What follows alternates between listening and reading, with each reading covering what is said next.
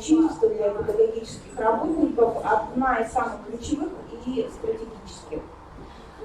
Мы с вами сейчас, да, вот, передаем микрофон для приветственного слова, да, и обозначения ракурса республиканского проекта «Учитель будущего» проректору Института развития образования Габовой Марине Анатольевне.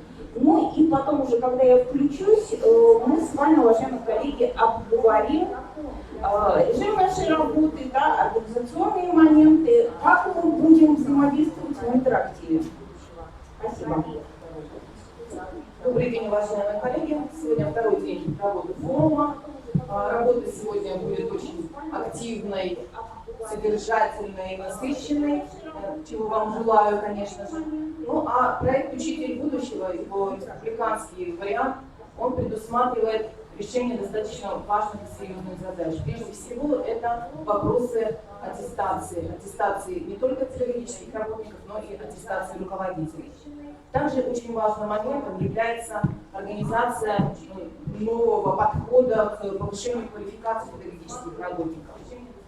Контрольные точки проекта, которые предполагается решать с 2019 по 2024 год, они предполагают, что постоянно будет расти количество тех педагогов, которые пройдут повышение квалификации в центрах независимой оценки и в центрах повышения профессионального мастерства педагогических работников.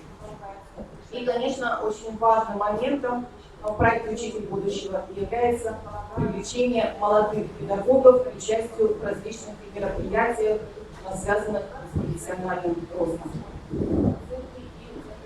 Мы уже реализуем подобный проект «Молодые педагоги», и 4 октября всех ваших молодых педагогов, и вас в том числе, ждет на Дне молодого педагога. Ну а сегодня мы желаем вам успешной работы, продуктивной работы. И я передаю слово организатору площадки Светлане Анатольевне.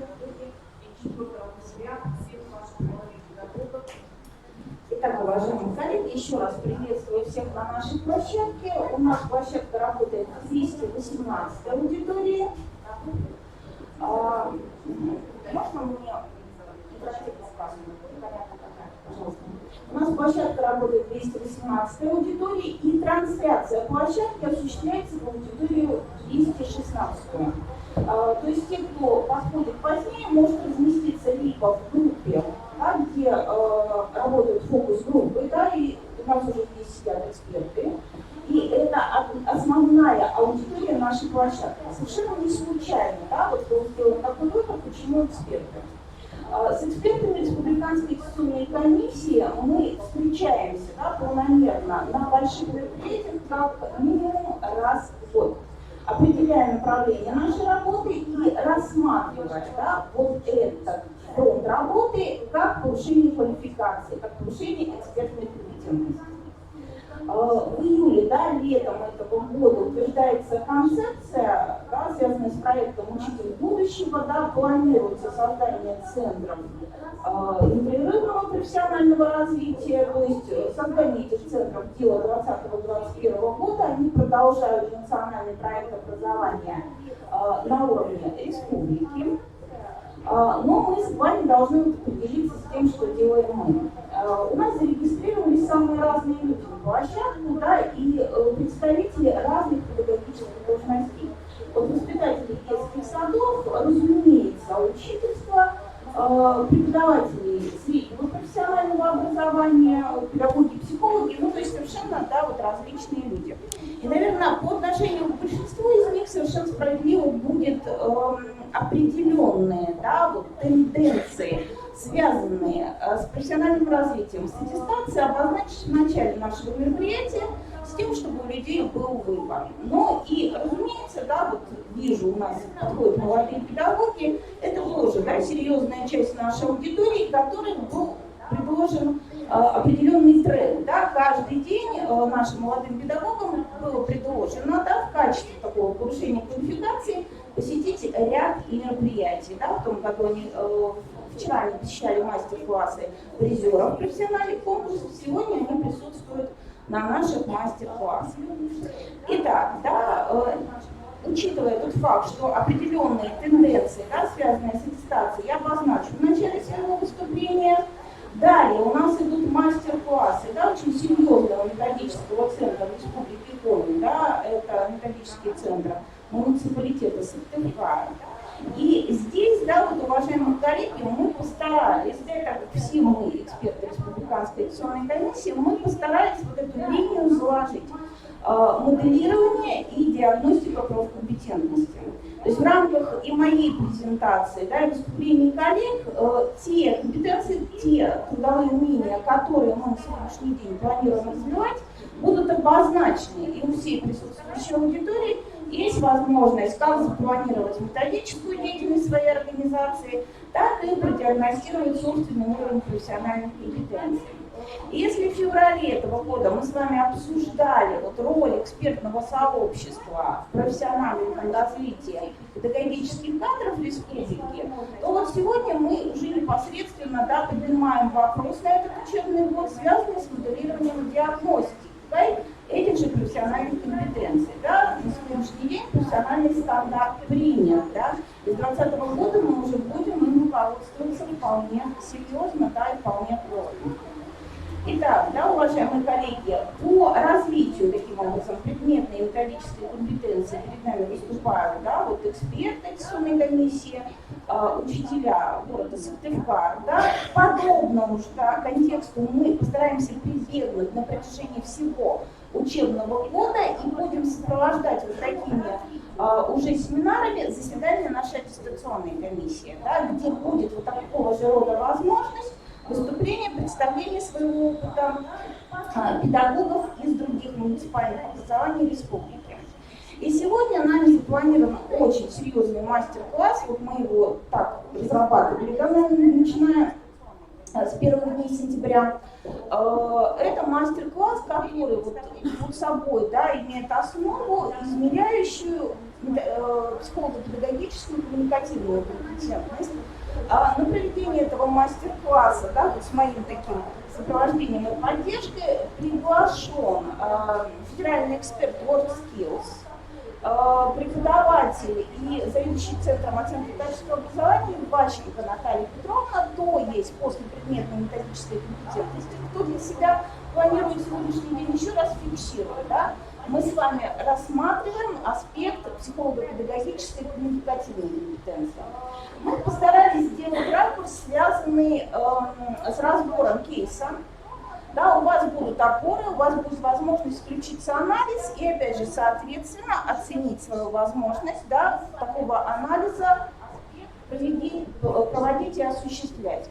То есть аспект, да, чрезвычайно важный, очень непростой, да, поэтому вот именно этот мастер-класс мы запланировали как и с вашей, да, работой, так и с представлением, ну, такого условного, эталонного образца, да, что из себя представляет такой анализ и на что вот в будущем, через несколько лет, да, придется обращать внимание. Спасибо учителю.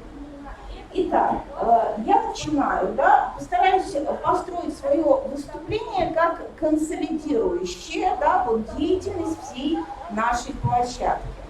И еще один такой момент организационный. Уважаемые коллеги, мы не обозначили, да, в программке то, что называется пауза на кофе, когда можно спуститься к нашему кофейному аппарату, да, попить воды. Поэтому давайте договоримся о такой логике здравого смысла. Примерно через 1,5 часа, да, когда заканчивается, да, какой-то мастер-класс, мы делаем перерыв на то, чтобы проветрить помещение, на то, чтобы, да, немножечко размяться, и двигаемся дальше. У нас совещание не выгодно, да, даже и до часу чуть-чуть с хвостиком, поэтому мы можем, да, вот, занимать определенное время аудитории. Ну, разумеется, да, мы постараемся закончить к часу, но вопрос у нас непростой, да, предполагается дискуссия. И вот здесь хочу обратить ваше внимание еще на такой аспект. К модерации, да, вот этой дискуссии мы привлекаем заместителей директора методического центра, да, он теперь еще имеет образовательные функции, муниципального образования города Сыктывкар, Политову Татьяну Николаевну, микрофон я передам, спасибо.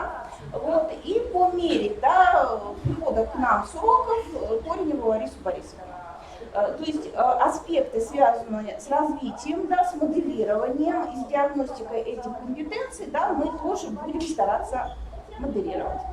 Итак, да, уважаемые коллеги, мое вступление связано, да, вот, и называется диагностика и самодиагностика профессиональной компетентности. И буквально один слайд, посвященный основам. Да? Да. Наверное, лучше это если мы хотим, чтобы нас там регионы... Да, если мы хотим, чтобы нас регионы слышали, но, к сожалению, аудитория будет тогда видеть меня только фрагментарно, но буду работать голосом.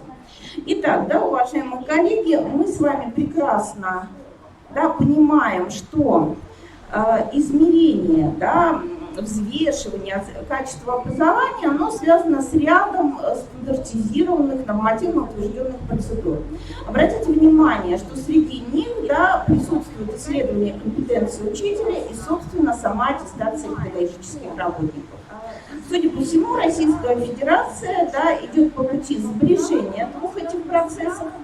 И эти процессы, да, будут сопровождаться, если, да, такие центры у нас, да, будут развиваться продуктивно, центры непрерывного профессионального развития педагогических работников, о чем свидетельствует, да, уже республиканский проект «Учитель будущего», они будут сопровождаться, собственно, вот таким еще повышением квалификации и, надеюсь, да, развитием индивидуальных траекторий в этом повышении.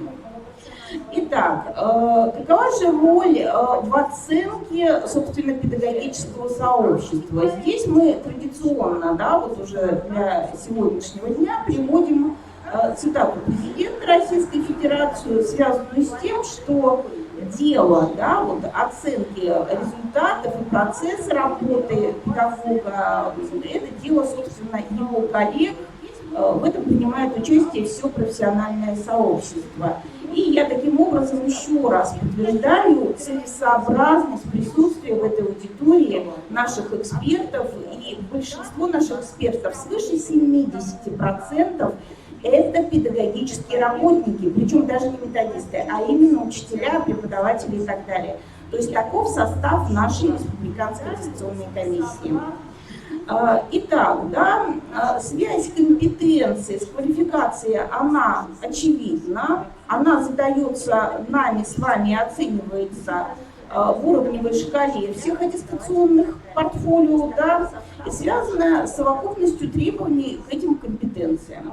Итак, да, измеряется компетенция, да, и обозначается как способность применить знания, а вот уже оценивается и присваивается квалификация за то, что человек эти знания применил и продемонстрировал в процессе аттестации готовность, да, выполнять и продемонстрировал продукты профессиональной деятельности, иллюстрирующие эту реализованную готовность. Итак, приняты в мире и в Российской Федерации методы диагностики профессиональных компетенций. Ну, вот чаще всего называют три, да, как вы видите, связанные, собственно, с экспертизой, вариациями тестирования, ну и обязательно самооценкой. Они взаимосвязаны на сегодняшний день в Республике Коми, они дополняют друг друга, и они дают возможность педагогу развиваться. Если, конечно же, педагог готов этими рекомендациями воспользоваться. Итак, инструменты для оценки деятельности учителей, вот, которые приняты, да, и зафиксированы на сегодняшний день в мировом сообществе. Обратите внимание на них, что это наблюдение за уроком, само портфолио, достижения, разумеется, учеников, опять же, тестирование, кейсы, анкетирование. Мы можем сказать, что может быть в меньшей степени последняя позиция, но все остальные на сегодняшний день так или иначе используются при аттестации. Обратите внимание, даже включенное наблюдение за учебным занятием связано с тем, что мы с вами даем возможность участникам наших профессиональных конкурсов аттестоваться, да, собственно, по продуктивности такого участия в этих конкурсах. Элементы кейса уже содержатся в портфолио, да, вы, уважаемые коллеги, должны не просто методическую разработку некого урока разработать, а именно связанного с теми проблемами, которые вы выявили у своих учеников. Тестирование – это, да, наш экзамен, ну и образовательные достижения учеников – это одна из основ аттестации, та, которая зафиксирована нормативно. Итак, разумеется, эти составляющие преемственные, опять же, получают отражение в новой модели аттестации на основе единых федеральных оценочных материалов. И мы с вами 3 года назад сталкиваемся с двумя новыми аббревиатурами – НСУР и ЕФОМ. Здесь уже подразумевается, что таким, да, вот процедурам, связанным с оценкой компетенций и компетентностей, будет подвергаться учитель, тот, который еще дня не проработал в школе, да, собственно, выпускник. И такие модели действуют в Российской Федерации, особенно где высокая конкурентность среди педработников. Чаще всего среди таких территорий называют Татарстан. Итак, профессиональные компетенции, обозначенные в национальной системе учительского роста, вам здесь присутствующим хорошо известны. Но для наших новых, да, вот, участников еще раз их назову. Предметная, методическая, психолого-педагогическая, коммуникативная.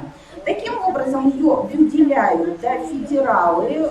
Разумеется, да, на тему этих компетенций, в целом профессиональной компетенции педработника, написано немало, да, трудов, как российских, так и зарубежных. Нам есть чем гордиться. Именно их мы тоже использовали при разработке в 2014-2015 году наших моделей портфолио.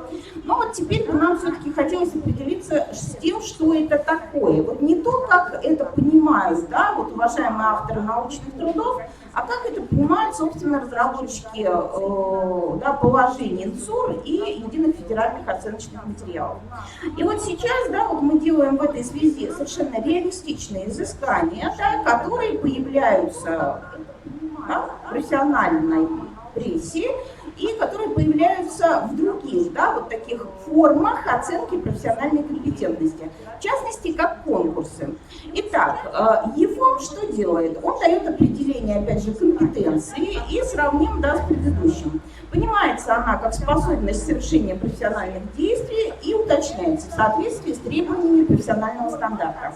Диагностируем, да, свою позицию. Мы не отходим именно от такого понимания, и все наши показатели и критерии оценочные, да, системы оценки квалификации Республики Коми прежде всего опираются, да, и на профстандарт, и на ФГОС еще, да, помним мы об этом.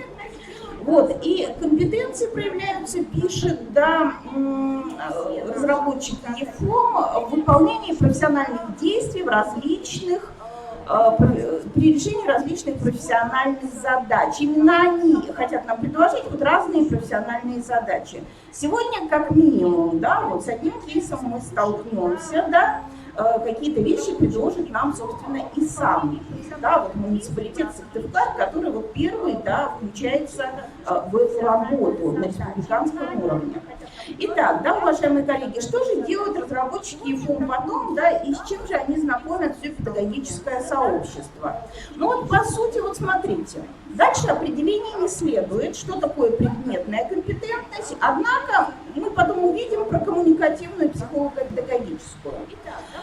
Мы напоминаем, да, себе, что предметная компетенция, знание, эрудиция в области предмета. Мы напоминаем, что методическая компетентность имеет свою эволюцию, она развивается, да, переходя с одного уровня на другой, таких уровней 4, от элементарной образованности, грамотности, собственно, к компетенции как к искусству.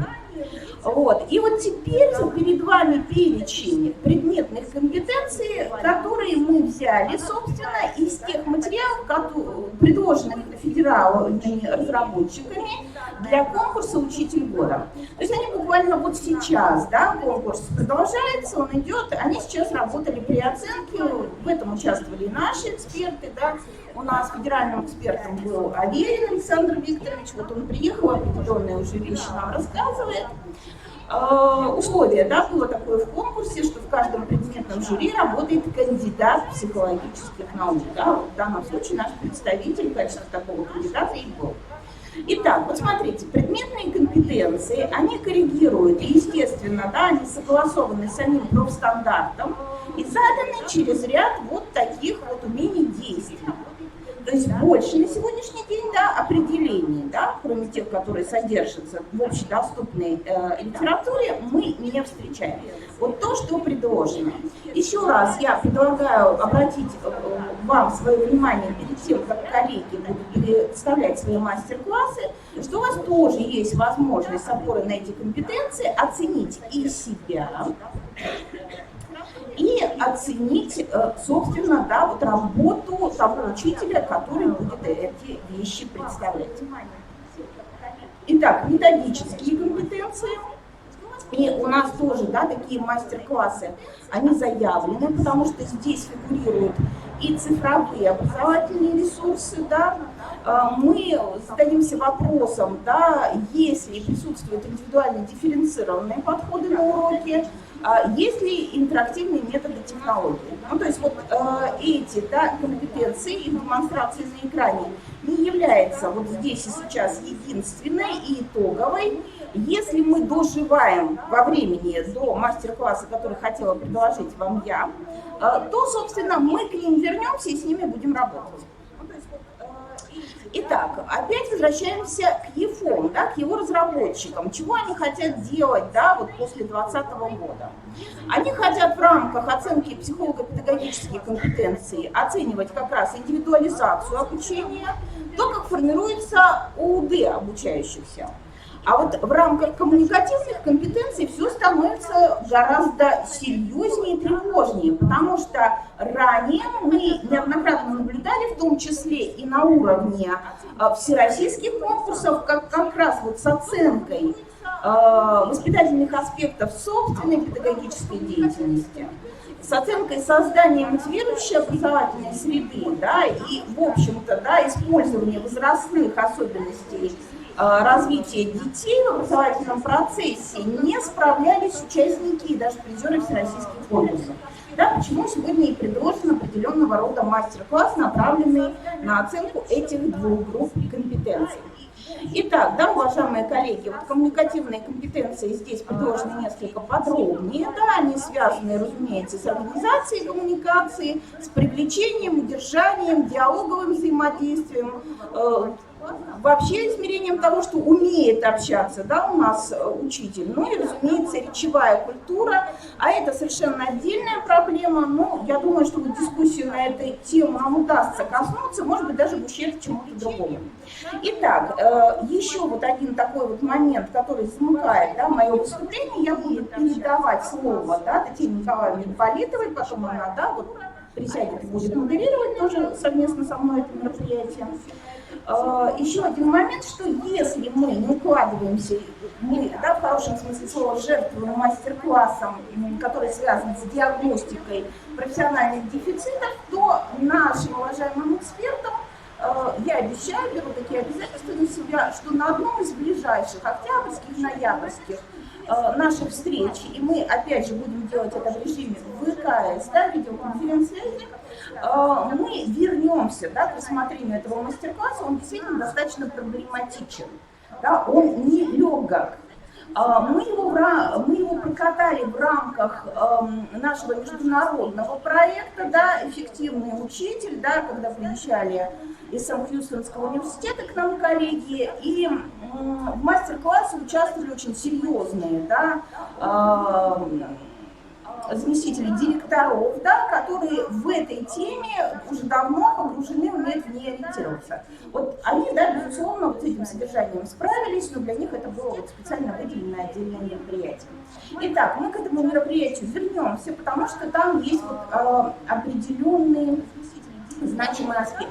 А он заключается вот в чем, да, нужно оценить, как я умею оценивать.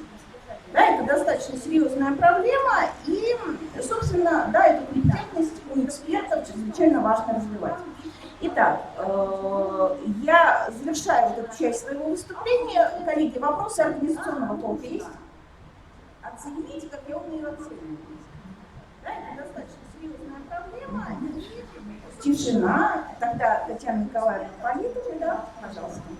Итак, я завершаю эту часть своего выступления. Уважаемые коллеги, Добрый день. Мне очень приятно представлять сегодня город Сыктывкар.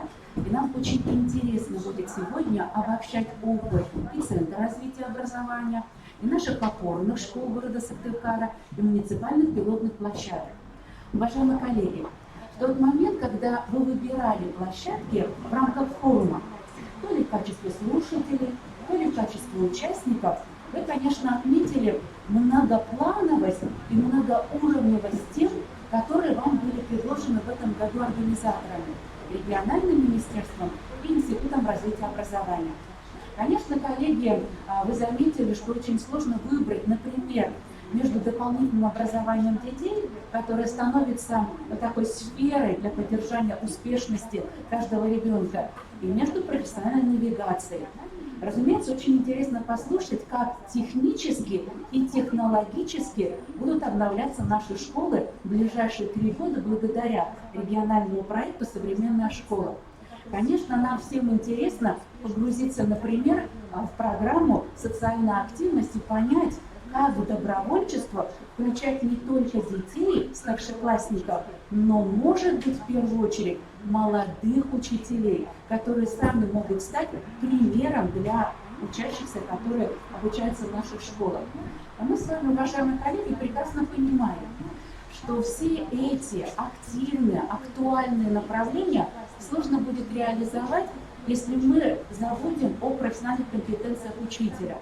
Забудем не в том смысле, что мы все с вами штудируем стандарт, а упустим из виду то, в каких формах и через какое содержание нам эти профессиональные компетенции диагностировать и моделировать. Уважаемые коллеги, перед мастер-классом педагогов из города Сыктывкара позвольте тезисно представить тот опыт, который мы бы хотели вынести не столько в качестве информации, сколько в качестве обсуждения на всю республику. Уважаемые коллеги, в рамках города Сыктывкара уже накоплен очень интересный и богатый опыт взаимодействия с разными регионами. В частности, буквально 2 недели тому назад здесь, в Сыктывкаре, работал Тюменский региональный институт развития образования. К нам приехали преподаватели федеральной площадки. Уважаемые коллеги, очень много институтов, не только Коми Республиканский институт развития образования, стали федеральными площадками, получили гранты в рамках конкурсного отбора и могут с нами сотрудничать по самым разным аспектам методической компетенции учителя. Буквально неделю назад были у нас тюменцы, позволю себе такое слово, и через неделю к нам приезжает Челябинск. И вот для нас работа с преподавателями этих институтов не только возможность повысить педагогическую компетенцию, но еще и использовать их материалы в качестве диагностики, инструментов для диагностики наших учителей. Ну, в частности, коллеги. Обучаясь на курсах повышения квалификации в институте, в республиканском, приглашая других коллег, приглашая педагогов на свои курсы в Центр развития образования, мы все запускаем анкеты, в которых просим слушателей поделиться тем, с какими идеями, целями, задачами они пришли на курсы, что получили и что бы еще хотели получить.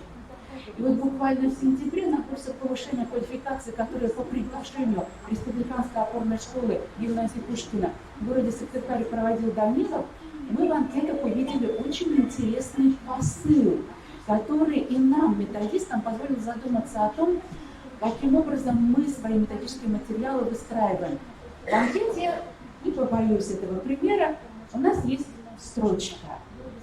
Я пошел на курсы повышения квалификации, потому что меня направил руководитель. Педагоги нам дали очень интересный инструмент для оценки вот такой профессиональной компетентности, готовности к самообразованию.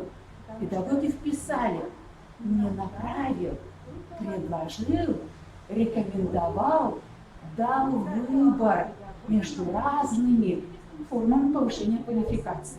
Смотрите, уважаемые коллеги, как, казалось бы, такой привычный механизм работы с профессиональной компетенцией, направление на курсы, позволяет нам еще и отработать такой элемент диагностики. Конечно, коллеги, в качестве повышения квалификации мы используем профессиональные конкурсы. И здесь у города Сыктывкара тоже накоплен интересный опыт, который можно использовать в том числе и для диагностики профессиональных дефицитов, но еще и для профессиональных диагностики профессиональных запросов. Мы, конечно, проводим муниципальные этапы конкурса «Учитель года России», муниципальные этапы конкурса для молодых учителей педагогический дебют, но в то же время мы конкурсное пространство расширяем и используем возможности наблюдения за учителем в его непосредственной работе, когда проводим конкурсы методических разработок. И казалось бы, заочный конкурс. Что можно с его помощью раскрыть, кроме того, что есть затруднения при подборе содержания урока, при использовании дидактических материалов? Но, коллеги, оказывается, методическая разработка урока не случайно внесена в портфолио. Она как раз и показывает то, насколько учитель умеет не только проводить, презентовать урок, потому что технологическая карта – это форма презентации урока не предметнику, не специалисту. Вот здесь как раз позиции деятельность учителя на уроке и деятельность ученика становятся максимально проблемными, потому что мы диагностируем, что учитель затрудняется соотнести результат урока и каждого этапа урока вот как раз тем заданием, которое он и подобрал. Уважаемые коллеги, представлю еще, пожалуй, две формы, которые мы пробуем свои силы. Мы, я имею в виду методическая служба, наша образовательная организация, но и надеемся на то, что эти формы возможно будет обсудить вот в рамках нашей работы и в рамках наших мастер-классов. У нас есть в городе несколько стажировочных площадок. Это школа номер 30, стажировочная площадка для молодых учителей начальных классов. Это школа номер 36, тоже стажировочная площадка для молодых учителей и учителей-стажистов начальных классов. И это, конечно, стажировочная площадка гимназии имени Александра Сергеевича Пушкина. И казалось бы, что сложного в том, чтобы провести стажировочную площадку? Мы находим инициатора, учителя с большим стажем, который готов проводить уроки в режиме нон-стоп. То есть он может остановить урок, и такая форма проведения урока тоже понятна детям. Он может прокомментировать этот прием и предложить сразу коллегам включиться в использование этого приема на этом же уроке с этими же детьми. Но и здесь-то и оказалась трудность. Оказывается, прием, опыт сразу снять с чистого листа очень сложно. Поэтому такой формат стажировочных площадок мы, конечно, и дальше будем развивать в городе Сыктывкаре.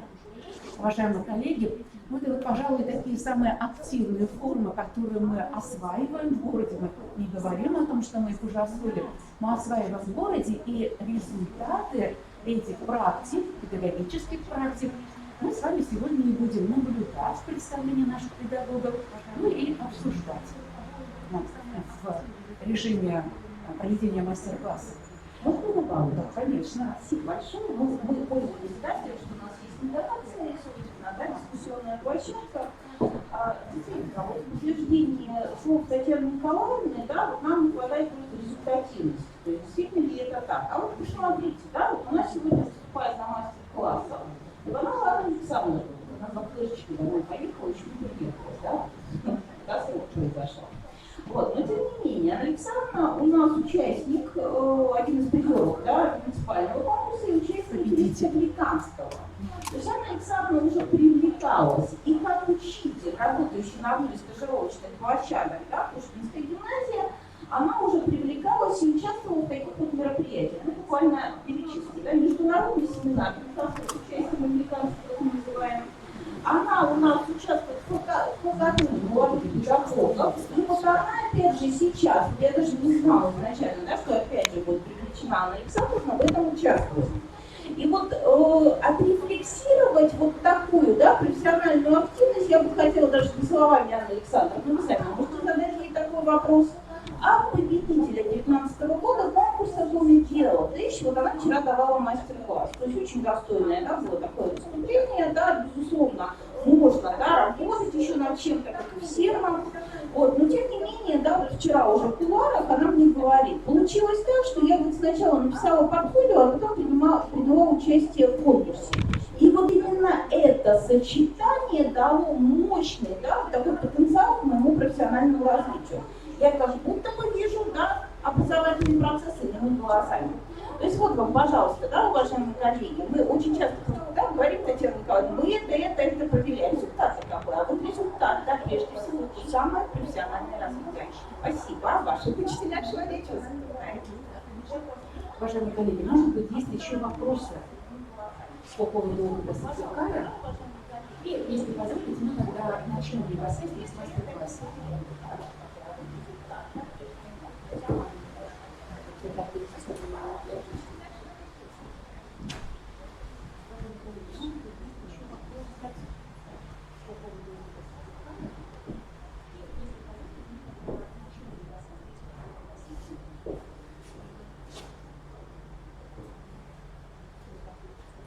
Есть хочется. Есть. Так хочется.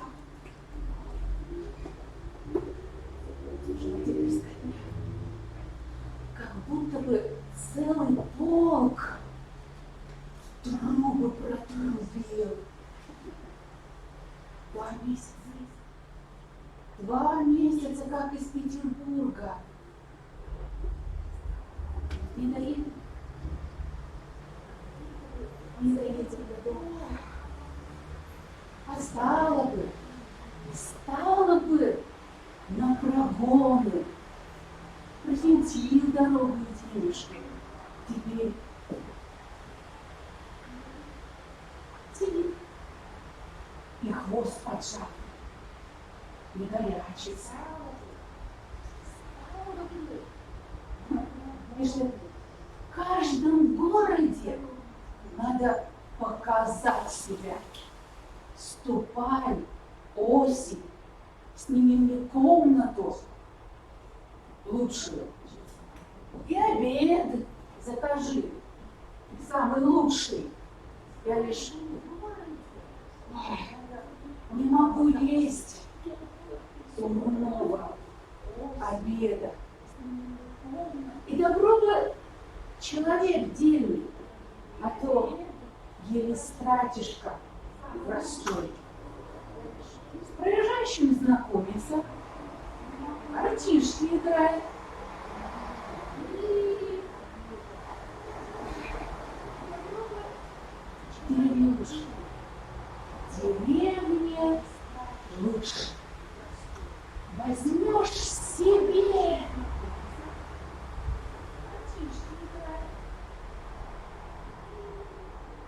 бабу, сядешь на печи и ешь пироги. Конечно, конечно, в Петербурге-то оно лучше, были бы только денежки, театры, собачки танцуют, пойдешь на Щукин, а там тебе купец кричит: почтенный, почтенный. Захотел компанию, идешь в лавочку, там тебе кавалер расскажет о том, что какая звезда значит, на ладонях покажет. Офицерша забредет. Старуха. А то что-то мешает.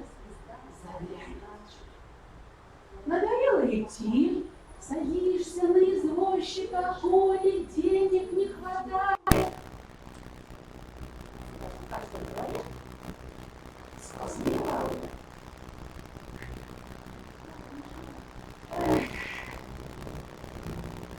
Иной раз славно наешься, а иной раз лопнешь, как сейчас, с голоду.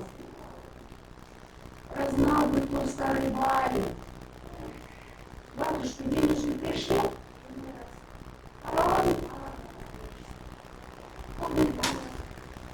он строчка остается. А ледяной флаг, судно такое важное, адресе, 150 рублев станет, а на рынке с пустая рублев по 20, а это говорит не буду, не хочу улыбнуть. Старый товарищ, забрал бы, ну драл бы, ну что он туда? Да и замечали, почесывался.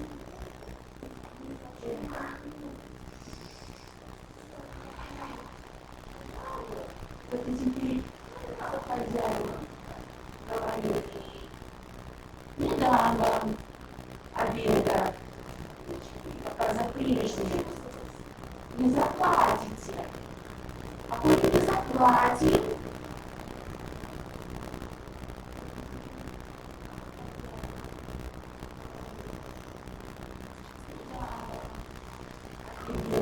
щи такие вот пустые.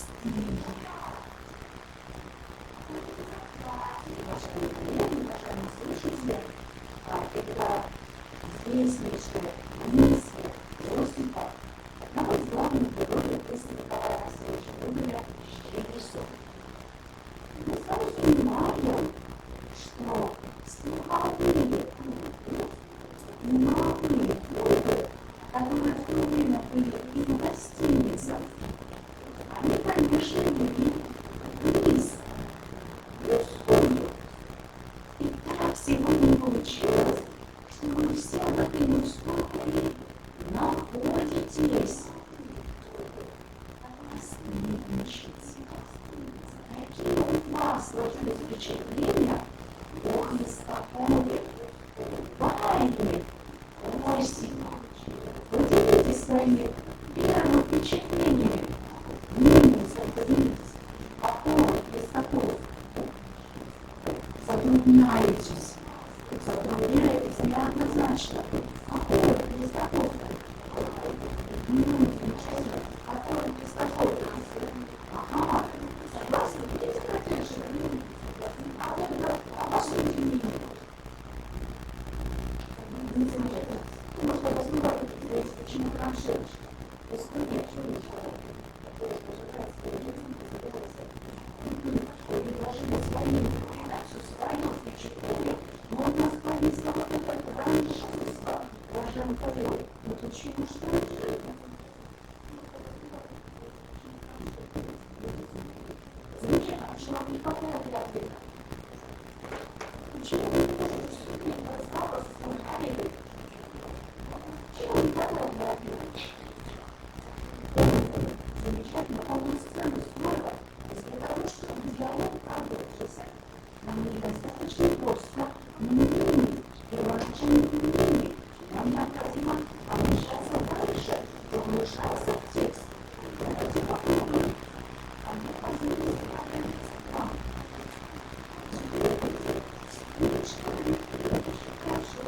знакомый. Мы с вами в квартире встречались. Вы тоже своего хозяина ждали там, в Лене. Ваш будет парень, другой будет. Сразу вижу. Скажите, дорогая.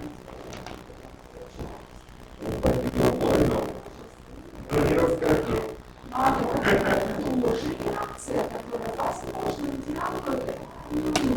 Пойди много платить. Но не жалуюсь. Ну, ты не жалуешься. Может, что?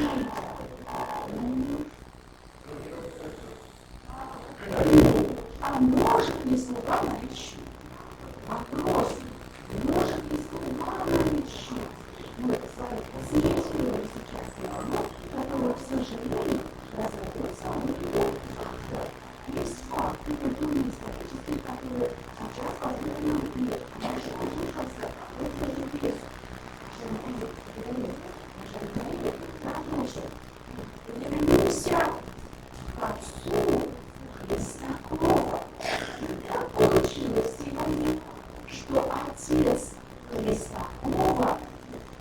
тоже находился за дверями. Что забыл? Не совсем забыл. Он находился за дверями. Развернулся, уехал, а записка-то в дверях осталась. Найдите эту записку. Найдите записку. Что написал отец Чистякова? Он, который услышал, вот эти мысли, то есть, что он написал отец Чистякова? Большой вопрос, и это здорово. Рождается следующий навык. И отец Чистякова мог написать до следующего вопроса браки. А таких книг я знала, мы же еще с не работаем. Уважаемые коллеги, у нас уже появляются партнеры, разные партнеры для разговора. Потому что записка могла быть нарисована после, могла быть нарисована после. Давайте мы с вами обратимся и положим, что это все-таки записка Христакова. Мы говорили, да, с вами вчера, запуталась хорошо, что он написал отец, услышал, но как Христаков живет в Петербурге. Стоит впечатление. Молодец, сынок, здорово. Ладно, что не тяжело. Ага, сынок, мне тяжело. Возможно, уважаемые коллеги, это тоже затруднение, которое сейчас мы с вами разрешить пока не слушаем, потому что мы не знаем контекста этого происхождения.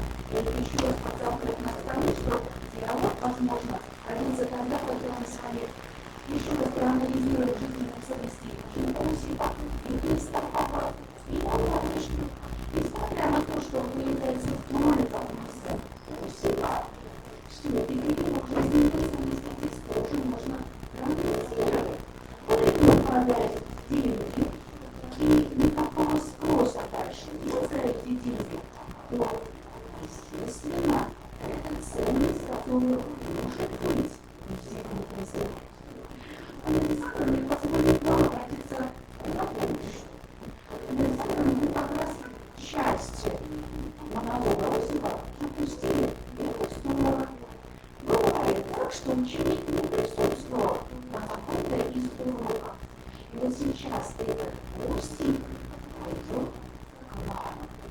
Вы теперь переместитесь мысли на улицу, на улице провинциального городка. Вы увидите Христакова на улице. Смотрите, Александр, вы что комментируете? Вы что комментируете Христакова? А вы говорите, конечно, цитату хорошо, конечно. Он важно перемещается в порядке, сидит, развалившись в карбаре, одетый как план, и стреляет глазами по улице, пытаясь показать свою значимость. Он опять красивый, самодостаточный. Замечательно. Вот вы посмотрите, пожалуйста, у нас была ребенка. У нас как мы знали, с чего в принципе состоит диалог.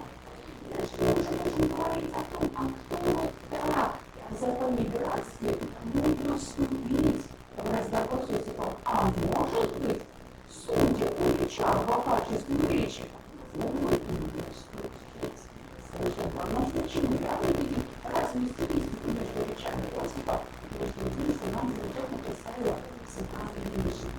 Уважаемые коллеги, а теперь давайте попробуем представить себе, что Осип все-таки осмелился. И он нашел в себе силу, он осмелился и поговорил с Христаком. Уважаемые коллеги, у нас здесь есть наука, которая запомнилась.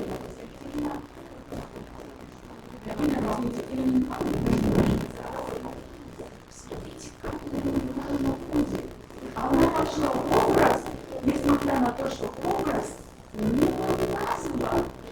Ребята, вот не помощные вместе с ними.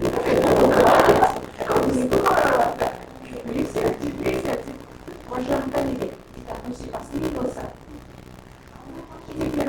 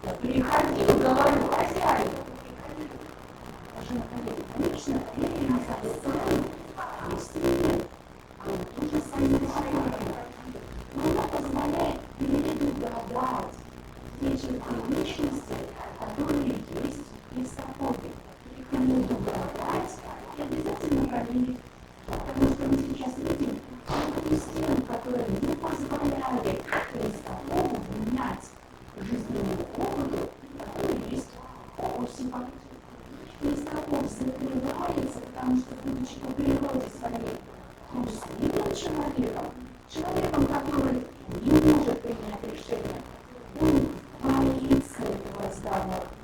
Он устраняется от этого разговора и старается вывести Осипа на религию, и сам при этом, конечно, ответ не дает. Итак, уважаемые коллеги, вот сейчас в продолжении нашего разговора мы с вами продиагностируем и свои такие профессиональные, я сказала бы, запросы. Уважаемые коллеги, перед нами очень такой простой инструмент. Поисковик, самый обычный поисковик. И перед нами открыт документ, который я сейчас не увеличиваю, не пролистывать не буду. Уважаемые коллеги, это основная образовательная программа, которая есть во всех наших образовательных организациях. И здесь в инструменте поиск задано всего лишь одно слово – диалог. Если мне не изменяет память, то мы с вами здесь видим в поле ответов 68 упоминаний этого межпредметного понятия диалог в основной образовательной программе. Но и, безусловно, мы понимаем, что слово диалог, понятие диалог,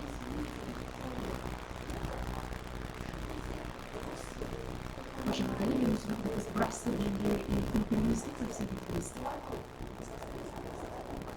Еще раз? В эту папку сбрасывали.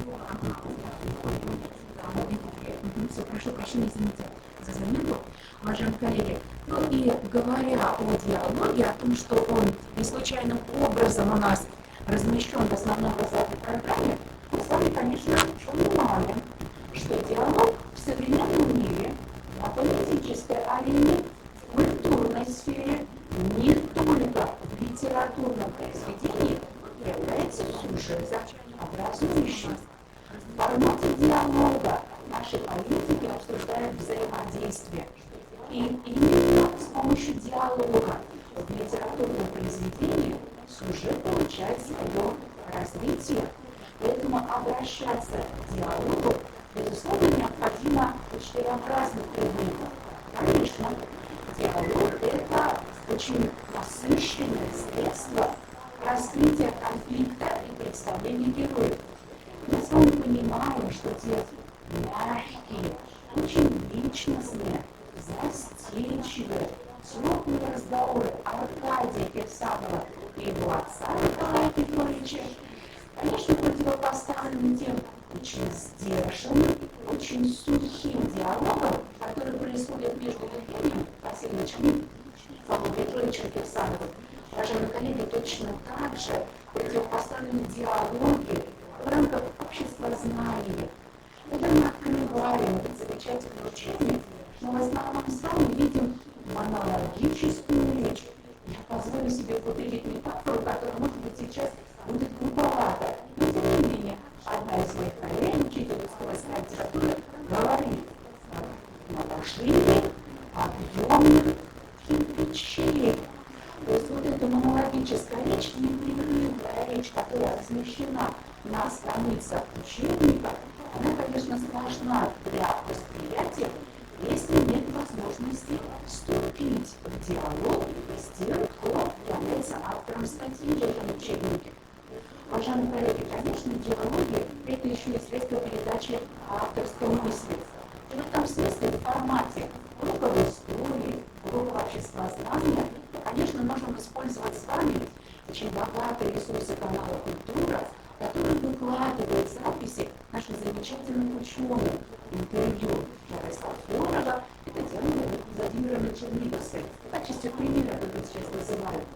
Конечно, уважаемые коллеги, в основных образовательных программах диалог рассматривается в первую очередь как вид речевой деятельности.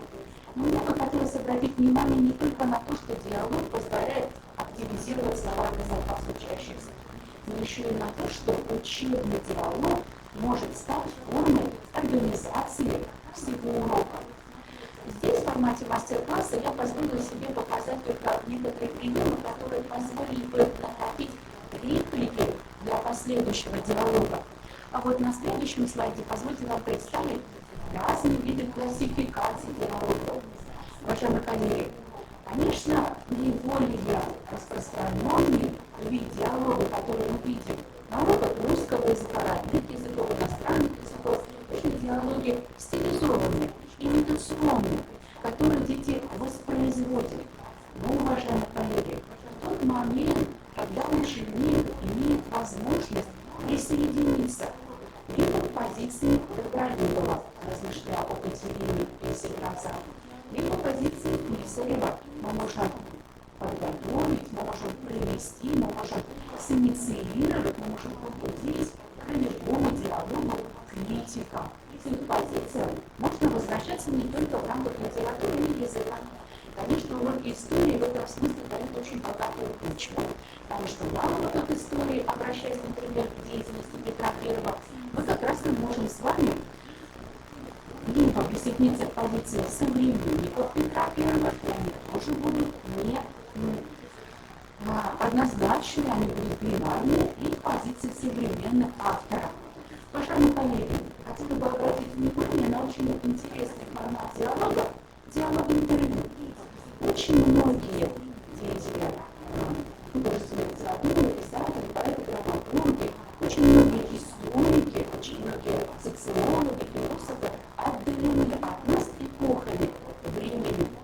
Но опираясь на их мемуары, дневники, письма, записки, мы с вами можем продумать то интервью, которое могло бы состояться в формате урока.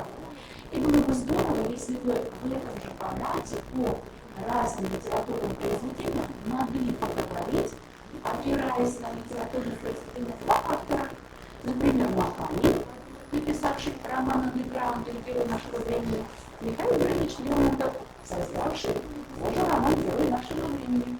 Уважаемые коллеги, и эти позиции позволяют учащемуся в то же время представлять и свое личностное отношение. Уважаемые коллеги, посмотрите, пожалуйста, вот на такую структуру диалога, которая рассыпана здесь в большей степени по умениям, которые необходимо проявлять.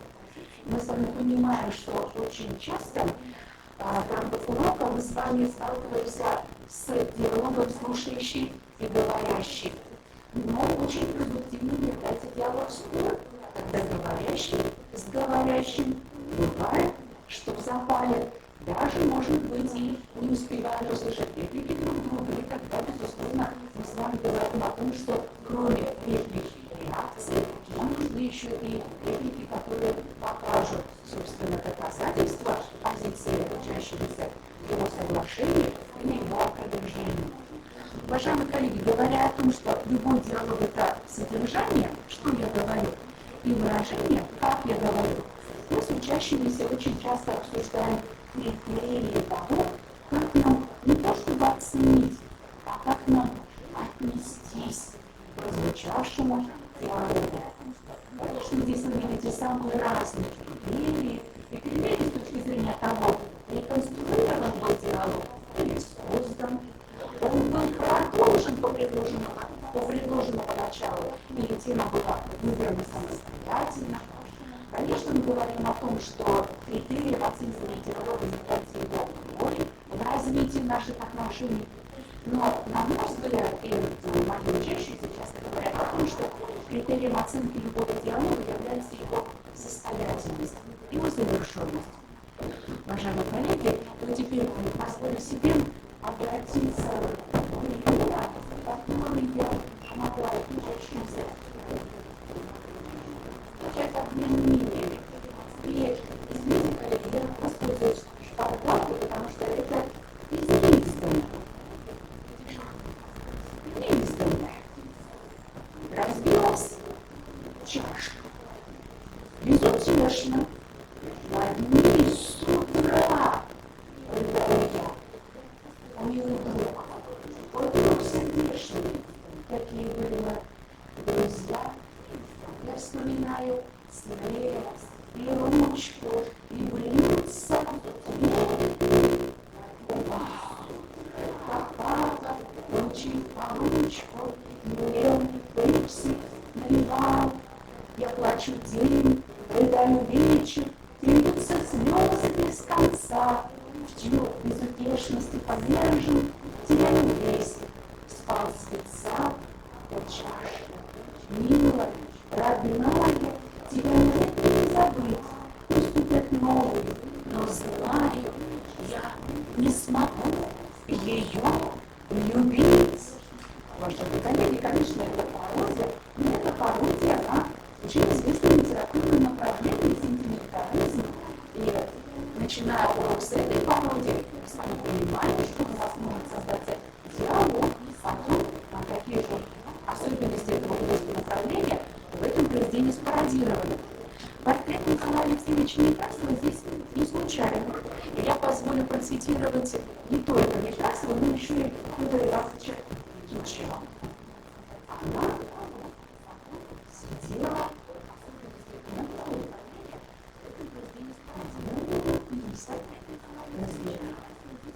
Когда слышали задумку, ломали руки и бросала.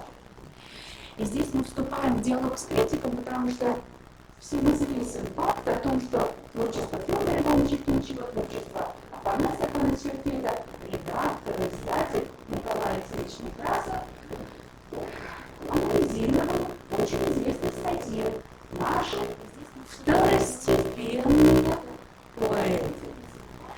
Уважаемые коллеги, перед нами сейчас будет и портрет Федора Ивановича Тютчева, и начиная разговор о Федоре Ивановиче Тютчеве, мы сначала диалога готовим с учащимися, обсуждаем то, какие у нас представления об Аршине.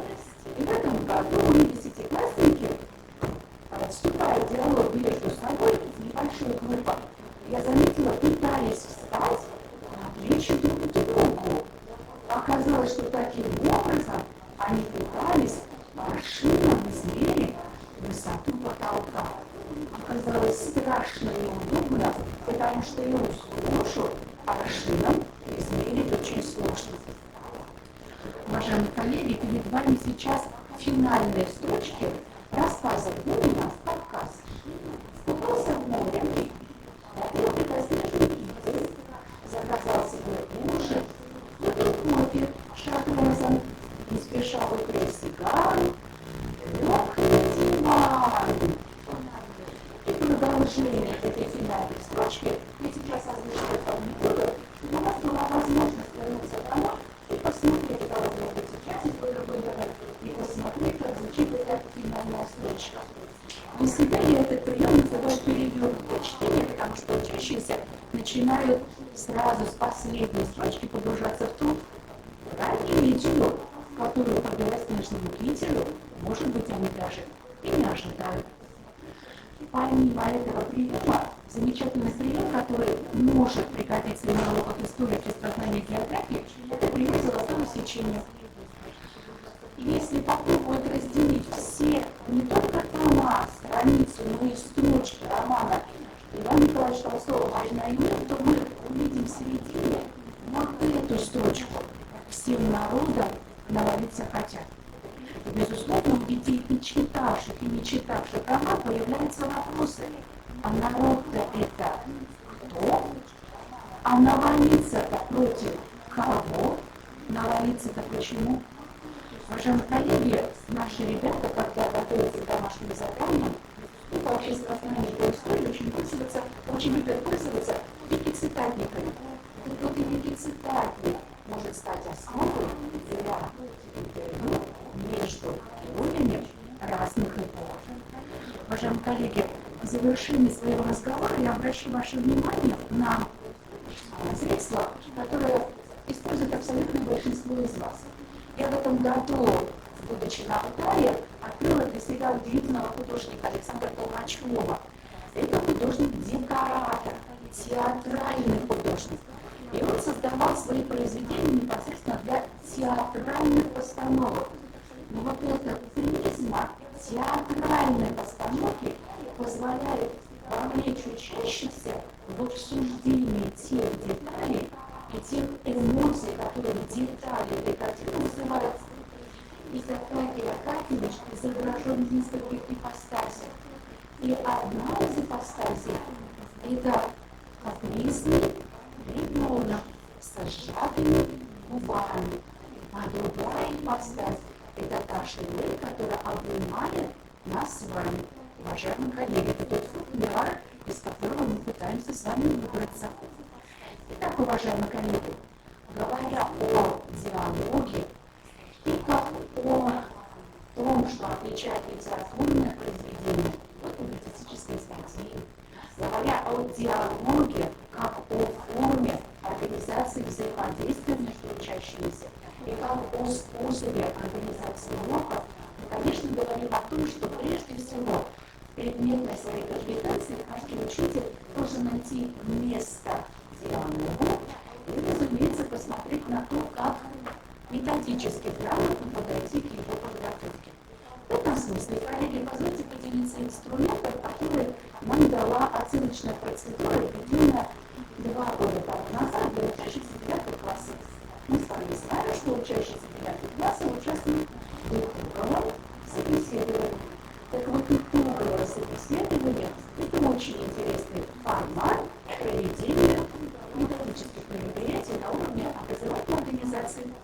Потому что оказалось, что собеседование учителям сложно строить после того, как ребенок справился с описанием картины, с повествованием из личного опыта и с рассуждением по заданному вопросу.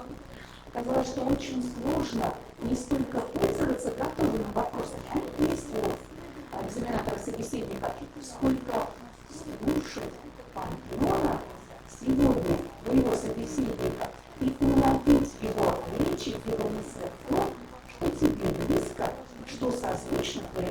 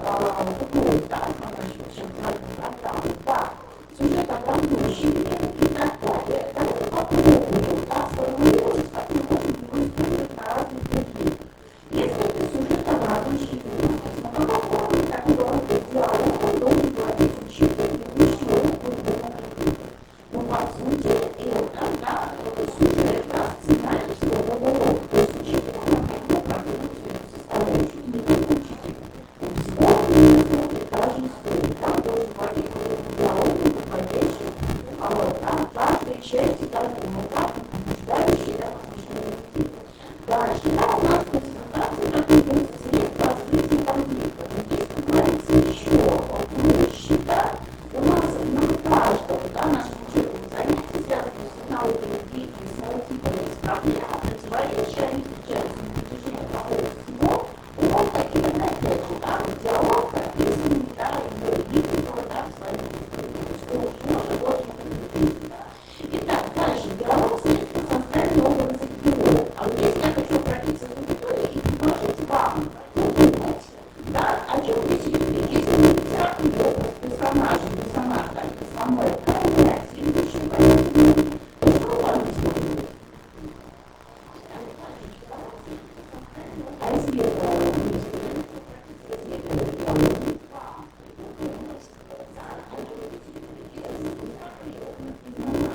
то есть, да, уважаемые коллеги, по сути, в своем вопросе я ответ сразу же, да, вот, вместила. То есть, да, работа с основанием, да, понятием, как новым знанием, да, на учебном занятии. То есть, опять же, как диалог работает в этой части. Здесь, вот, пожалуйста, так, если это разговор, мы будем говорить темы для фокуса методических разработок, да, почему бы и нет. Итак, диалог средства передачи авторской позиции. Ну, пожалуйста, комментарий на тему. Да, вот кто-то что это может быть, да, в каком ключе работает, да, может быть групповая работа, да, разные роли внутри правда? Это разные роли разных, да, которые, опять же, работают над открытием, да, новых знаний, обобщением, систематизацией.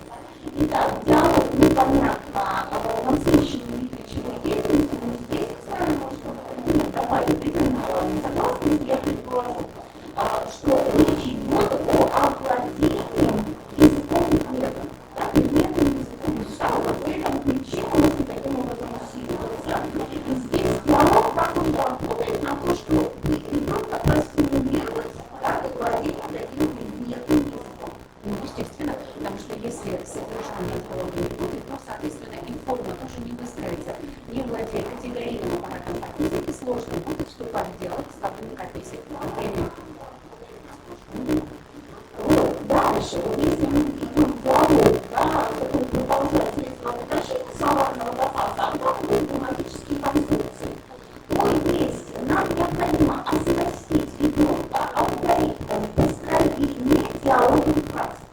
Не диалоговых, не диалоговых, это очень естественно, и в этом случае очень важно, наверное, не столько кооперироваться с учителями русского языка и иностранных языков, разных языков, сколько в своей среде как раз отрабатывать те реплики стимулы, те реплики побуждения, те реплики вопросы, которые ученик сначала может быть услышать от учителя, а потом уже будет использовать в своей среде. Я когда выступала, отметила, что на уроках литературы я в своем опыте чаще всего начинаю с диалогов обмен мнениями, потому что диалог, когда мы начинаем задавать вопросы, действительно стоит детям сложнее. Оказывается, задать вопрос, потому что ты сейчас услышал, достаточно сложная задача, потому что внимание рассеивается. И это еще одна такая педагогическая проблема, которая возникает на уроке, каким образом удержать это внимание, с помощью каких я говорю, чтобы это внимание каждый раз возвращать к тому диалогу, о котором идет речь. Потрясающе, да, потому что вы действительно переходите уже к более высокому уровню, да, общения, связанному с самостоятельностью позиции, да, собеседника. А вот я бы хотела завершить предыдущий, да, перечень элементов именно потребностью выработки учителем или сообществом, вот определение, привлечение даже таких, да, очень серьезных учителей русского языка, литературы, по алгоритму, да, отметалогии, если это потребность сообщества, да. То есть литература, наверное, будет такой алгоритм открыть. Совершенно открывать алгоритм. С одной стороны, такие алгоритмы уже существуют, и мы с вами можем опробировать в своей среде. Я думаю, что здесь затруднение немножечко другого характера, я могу в этом смысле ошибаться. Здесь затруднение в том, чтобы найти место диалога на моем уроке. Потому что всем известно, что говорить легче, легче самому, нежели простить первым и услышать других. Потому что в этом случае учитель тоже становится очень активным слушающим. Сейчас постараюсь продемонстрировать то, что я слушала Татьяну Николаевну. Совершенно примерно как раз на следующей составляющей я успею организации коллективного отношения. Уже выше предлагать согласитесь, услышать несколько мнений, объединить их, сформулировать на их основе такие целеполка, да, это раз. Можно принять сразу. Извините, пожалуйста, уважаемые коллеги. Все получается. Я прошу прощения. Попробуйте подышать. Подышите. Очень хочется уже подышать. Уважаемые коллеги, мы в этом году, 3 сентября, это первый год наших хороших сентября, он держит себя на держи. Очень уважаемые коллеги. Уважаемые коллеги, 3 сентября у нас был период литературы, мы его проводили на улице. И не говоря о том, что это исключительный прием, который использует только я. Нам нужно было понять, что есть дыхание. И в этот момент, когда мы осваивали, что есть дыхание, мы выйдем к следующему моменту, уважаемые коллеги, я позволю с вами сейчас поработать. Старайтесь, пожалуйста, старайтесь. Очень здесь, к сожалению, если будет очень мало, Татьяна Петровна, пожалуйста, вставайте, слава Богу, вставайте. Коллеги, вставайте. Да, замечательно. Слава Богу, пожалуйста, вставайте. Да, вставайте. Уважаемые коллеги, вставайте. Вы, пожалуйста, если можно, сделайте руку, пожалуйста. Ну, замечательно. И вот вставайте, пожалуйста, внутри этого круга. Ой, здорово, идите сюда, пожалуйста. Вставайте к ней спиной. Уважаемые коллеги, нам не очень хорошо сейчас будет видно, но суть в чем. Уважаемые коллеги, мы сейчас просто будем двигаться как много. Это все известный прием вертушки. Вам можно проводить и все эти захватные тоже, просто нужно определиться, где внешний кровь, где внутренний кровь. Уважаемые коллеги, разговаривать можете о дыхании. Но пока есть уже тема, но не предмета, есть содержание. Поэтому позвольте мне начать. А вас, коллеги, прошу, ровно на один шаг двигаться. Нас, к сожалению, уже там здесь не хватает. Вставайте еще сюда, уже вовнутрь. Раз, два, три, и вы тоже вставайте вовнутрь. И спасибо огромное. Вроде бы нас... Ага, тут. Не буду чисто математически. Уважаемые коллеги, я позволю себе начать. Мне кажется, дыхание бывает прерывисто. Торопишься. Оно должно быть. Уважаемые коллеги, теперь меня не слышите, просто рассказывайте друг другу на шаг, двигайтесь, рассказывайте, какое бывает дыхание, а уже что будет слышно. Извините,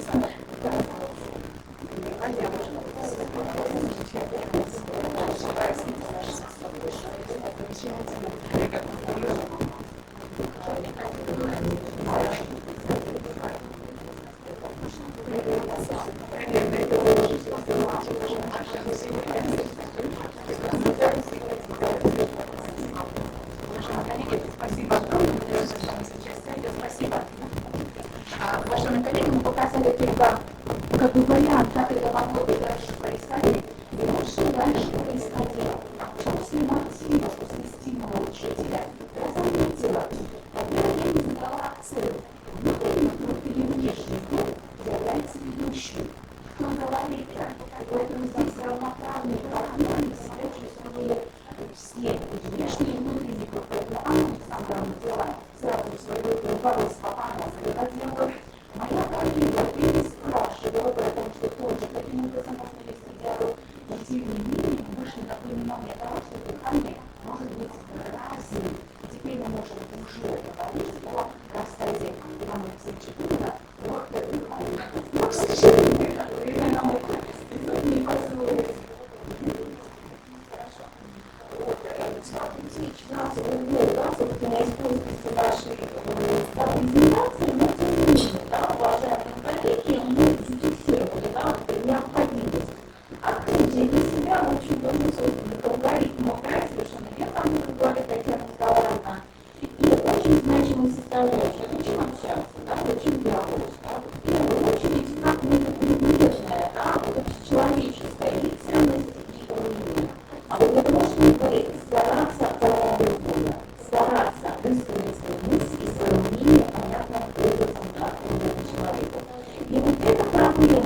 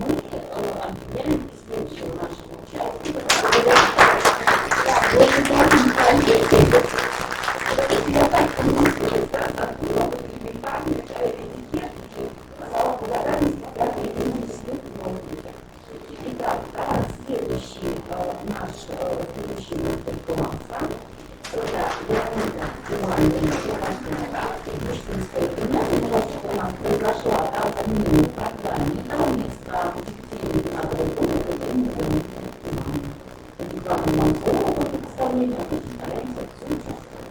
Спасибо большое.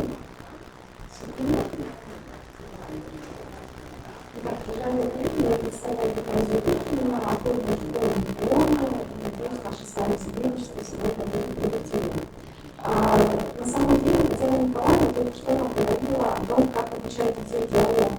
Мое выступление, наверное, будет посвящено тому, на основе чего можно обучить диалогу детей на уроке, причем это будет те материалы, которые созданы ими же. Помните, созданы ими же, и вам будут предложены учителями. Моя тема выступления звучит, собственно, так. Общая педагогическая компетентность учителя как реальных цифровых образовательных ресурсов. Вы понимаете, регламент нашего мастер-класса 20 минут, что, собственно, такое реакция человека в течение 20 минут. Ну что у вас называется право? Вы это можете понять, да?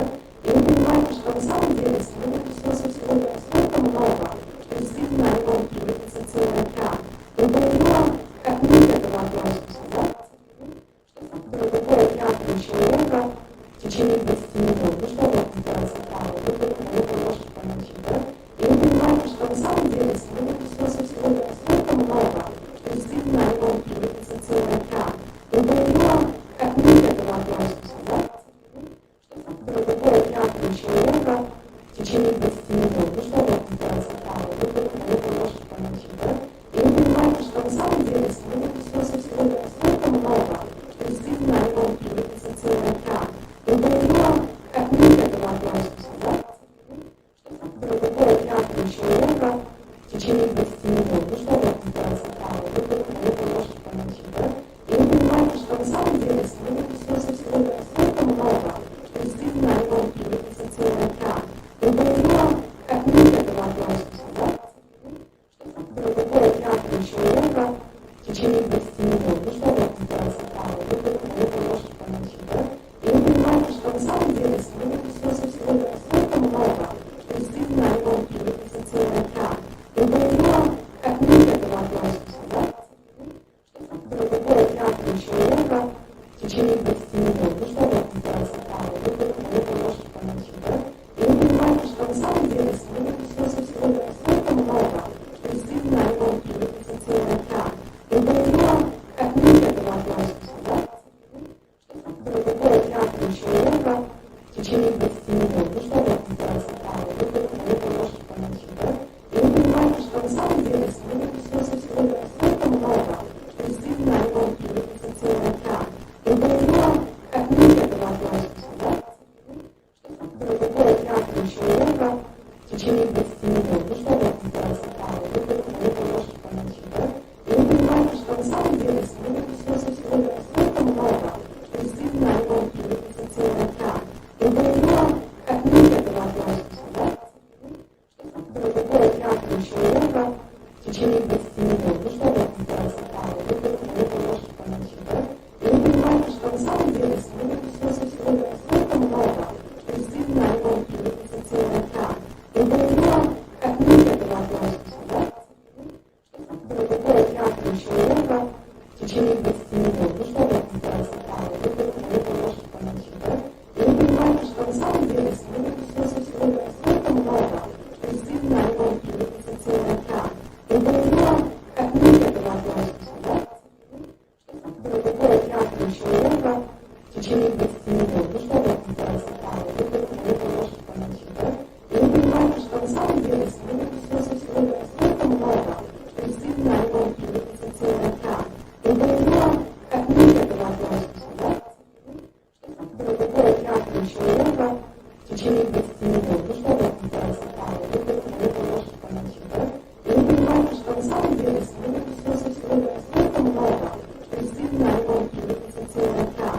Вы понимаете, как мы к этому относимся, да? Что такое реакция человека в течение 20 минут? Ну что у вас называется право? Вы это можете понять, да? И вы понимаете, что на самом деле сегодня ресурсов сегодня настолько много, что действительно они могут превратиться в целый океан.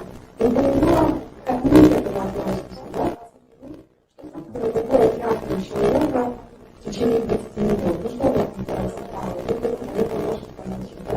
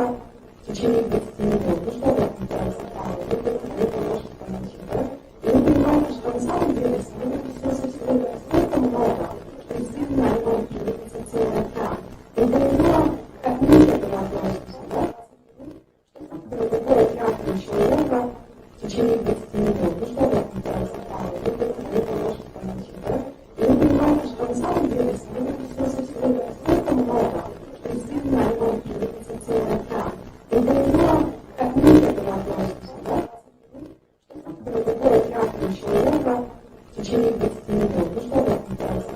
Это немножко поночи, да? И вы понимаете, что на самом деле сегодня все сегодня настолько много, что действительно ремонт репетиционный экран. И для него, как мы к этому относимся, да? Что такое театр человека в течение 20 минут. Ну что вы отвечаете? Это немножко поночи, да? И вы понимаете, что на самом деле сегодня все сегодня настолько много, что действительно ремонт репетиционный экран. И для него, как мы к этому относимся, да? Что такое театр человека в течение 20 минут. Ну что вы отвечаете? Это немножко поночи, да? И вы понимаете, что на самом деле сегодня все сегодня настолько много, что действительно ремонт репетиционный экран. И для него, как мы к этому относимся, да? Что такое театр человека в течение 20 минут. Ну что вы отвечаете?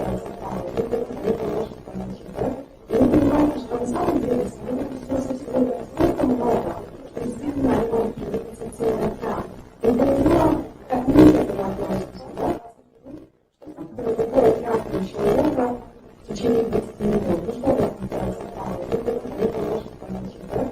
И вы понимаете, что на самом деле сегодня все сегодня настолько много, что действительно ремонт репетиционный экран. И для него, как мы к этому относимся, да? Что такое театр человека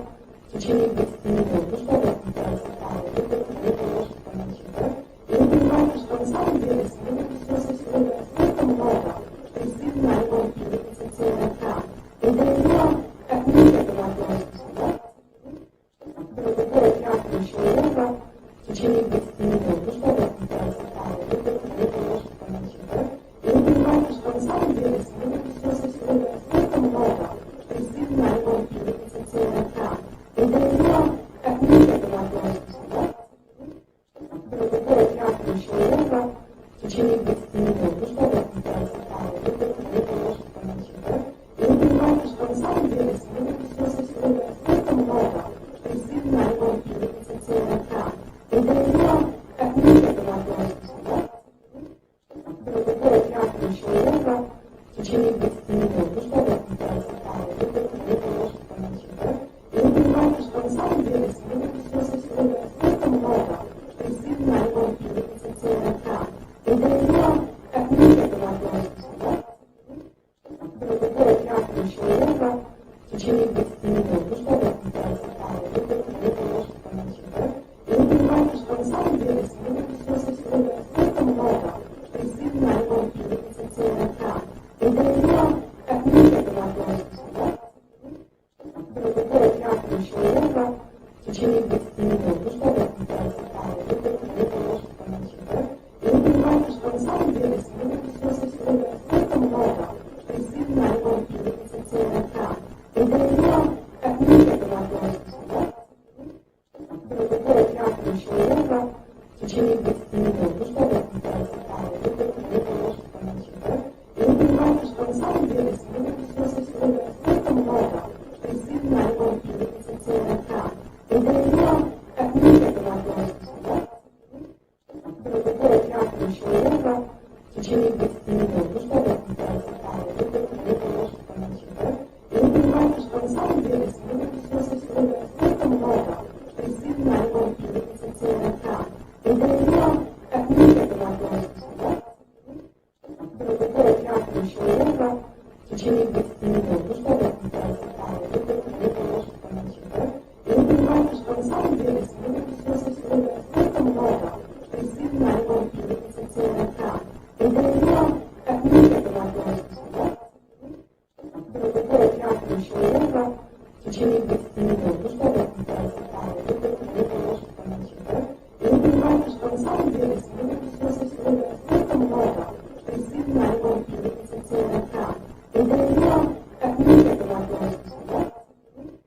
Что такое театр человека в течение 20 минут. Ну что вы отвечаете? Это немножко поночи, да? И вы понимаете, что на самом деле сегодня все сегодня настолько много, что действительно ремонт репетиционный экран. И для него, как мы к этому относимся, да? Что такое театр человека в течение 20 минут. Ну что вы отвечаете? Это немножко поночи, да? И вы понимаете, что на самом деле сегодня все сегодня настолько много, что действительно ремонт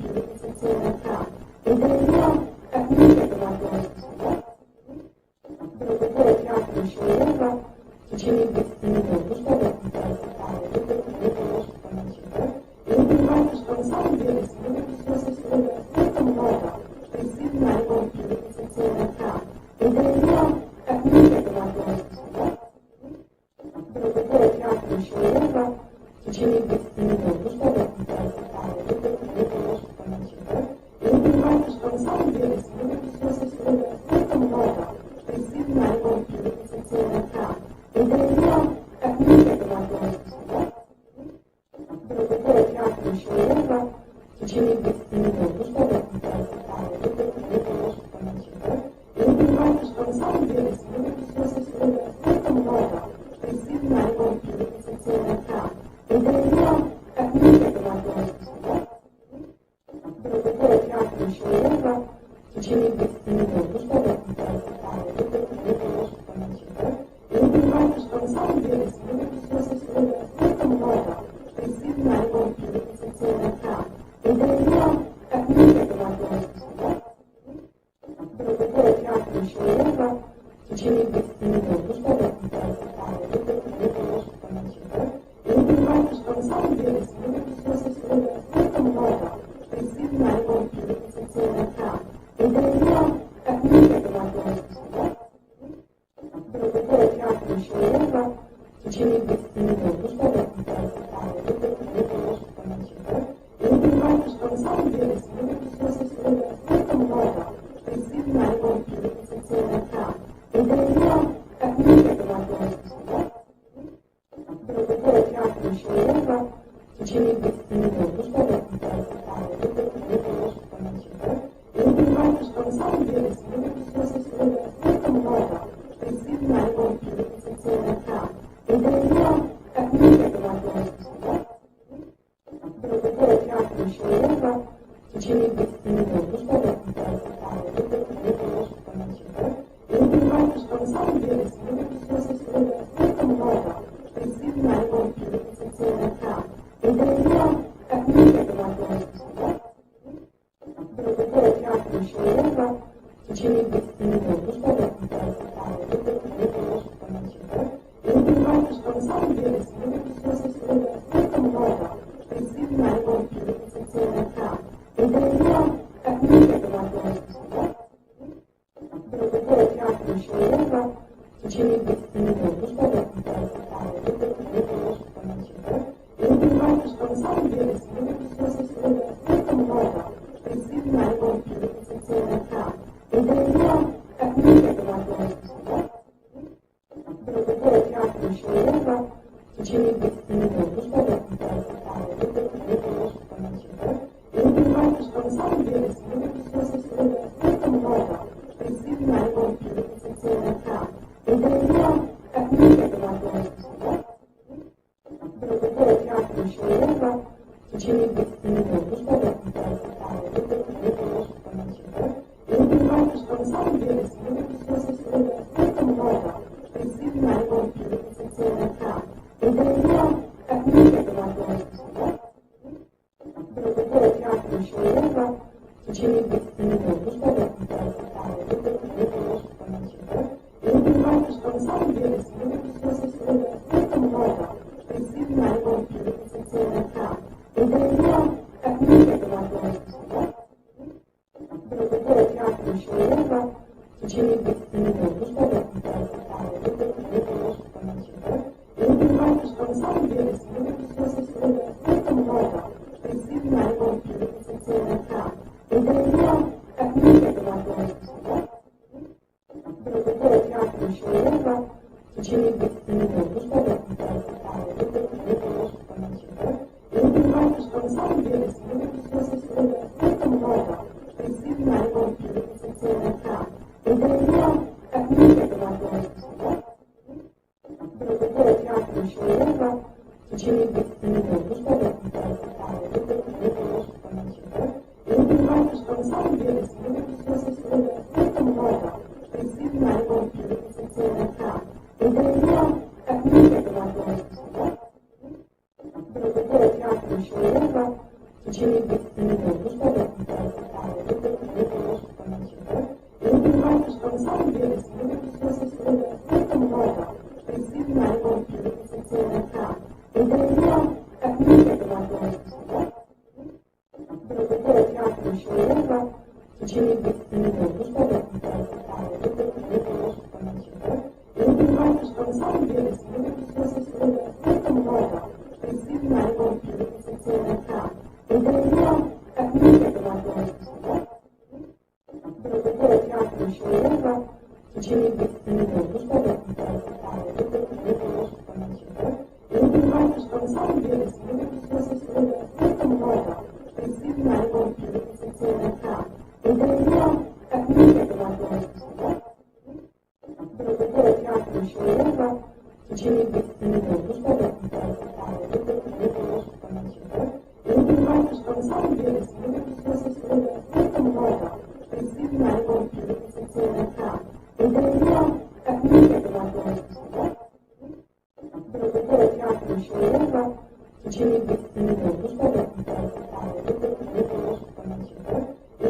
понимаете, что на самом деле сегодня здесь столько много.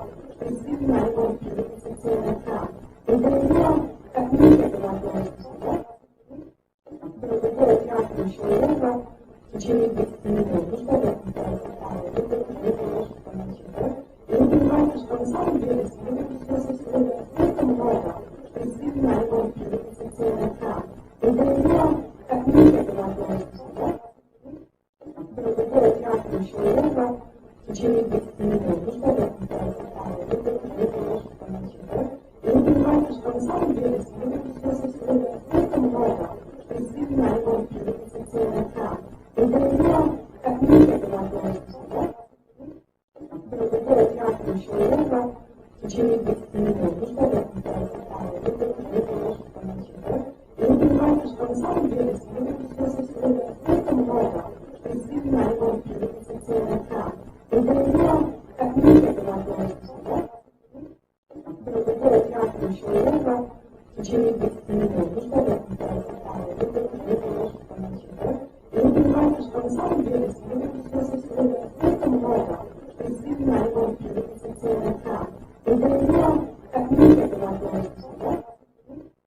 Другой экран человека в течение 20 минут. Ну что вы отмечаете? Вы можете понять, да? И вы понимаете, что на самом деле сегодня здесь столько много.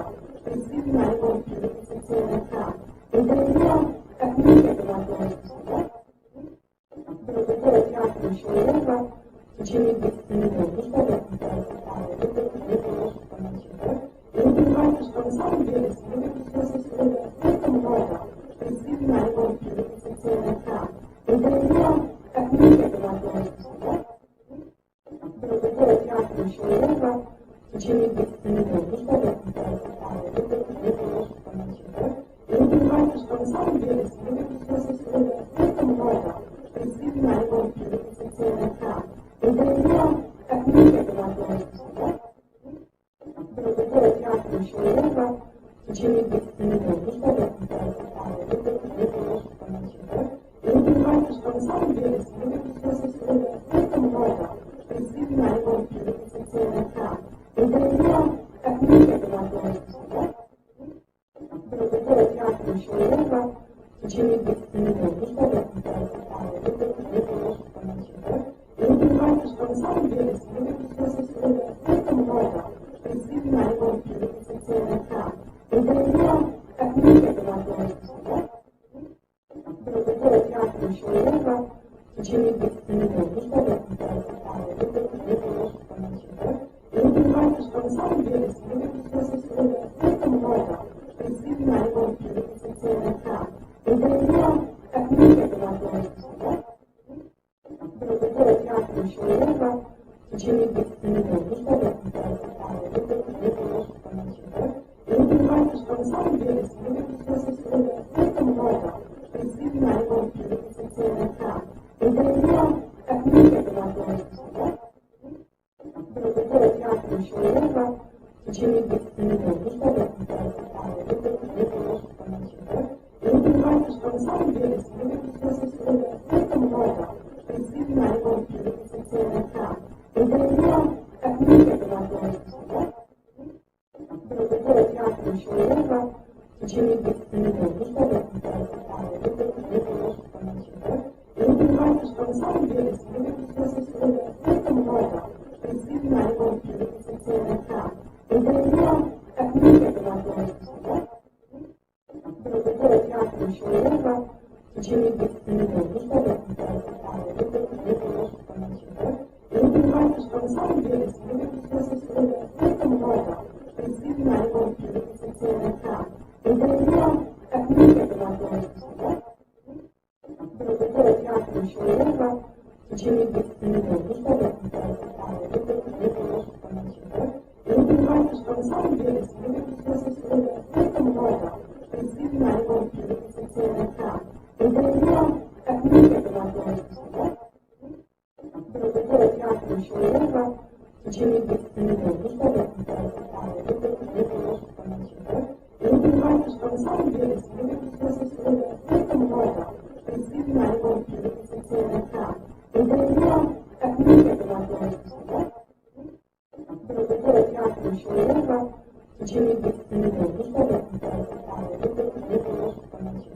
и вы понимаете, что на самом деле сегодня процессов настолько много, что действительно ремонт инвестиционный экран. И например, как мы к этому относимся, да? Приготовить реакцию человека в течение 10 минут. Ну что вы и вы понимаете, что на самом деле сегодня процессов настолько много, что действительно ремонт инвестиционный экран. И например, как мы к этому относимся, да? Приготовить реакцию человека в течение 10 минут. Ну что вы и вы понимаете, что на самом деле сегодня процессов настолько много, что действительно ремонт инвестиционный экран. И например, как мы к этому относимся, да? Приготовить реакцию человека в течение 10 минут. Ну что вы и вы понимаете, что на самом деле сегодня процессов настолько много, что действительно ремонт инвестиционный экран. И например, как мы к этому относимся, да? Приготовить реакцию человека в течение 10 минут. Ну что вы и вы понимаете, что на самом деле сегодня процессов настолько много, что действительно ремонт инвестиционный экран. И например, как мы к этому относимся, да? Приготовить реакцию человека в течение 10 минут. Ну что вы и вы понимаете, что на самом деле сегодня процессов настолько много, что действительно ремонт инвестиционный экран. И например, как мы к этому относимся, да? Приготовить реакцию человека в течение 10 минут. Ну что вы и вы понимаете, что на самом деле сегодня процессов настолько много, что действительно ремонт инвестиционный экран. И например, как мы к этому относимся, да? Приготовить реакцию человека в течение 10 минут. Ну что вы и вы понимаете, что на самом деле сегодня процессов настолько много, что действительно ремонт инвестиционный экран. И например, как мы к этому относимся, да? Приготовить реакцию человека в течение 10 минут. Ну что вы и вы понимаете, что на самом деле сегодня процессов настолько много, что действительно ремонт инвестиционный экран. И например, как мы к этому относимся, да? Приготовить реакцию человека в течение 10 минут. Ну что вы и вы понимаете, что на самом деле сегодня процессов настолько много, что действительно ремонт инвестиционный экран. И например, как мы к этому относимся, да? Приготовить реакцию человека в течение 10 минут. Ну что вы и вы понимаете, что на самом деле сегодня процессов настолько много, что действительно ремонт инвестиционный экран. И например, как мы к этому относимся, да? Приготовить реакцию человека в течение 10 минут. Ну что вы и вы понимаете, что на самом деле сегодня процессов настолько много, что действительно ремонт инвестиционный экран. И например, как мы к этому относимся, да? Приготовить реакцию человека в течение 10 минут. Ну что вы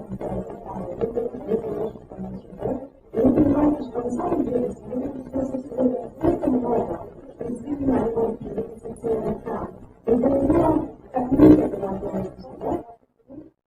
Приготовить реакцию человека в течение 10 минут. Ну что вы и вы понимаете, что на самом деле сегодня процессов настолько много, что действительно ремонт инвестиционный экран. И например, как мы к этому относимся, да?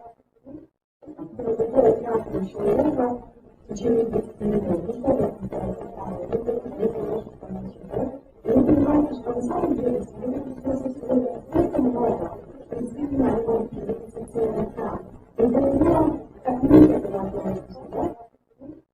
Приготовить реакцию человека в течение 10 минут. Ну что вы и вы понимаете, что на самом деле сегодня процессов настолько много, что действительно ремонт инвестиционный экран. И например, как мы к этому относимся, да? Приготовить реакцию человека в течение 10 минут. Ну что вы и вы понимаете, что на самом деле сегодня процессов настолько много,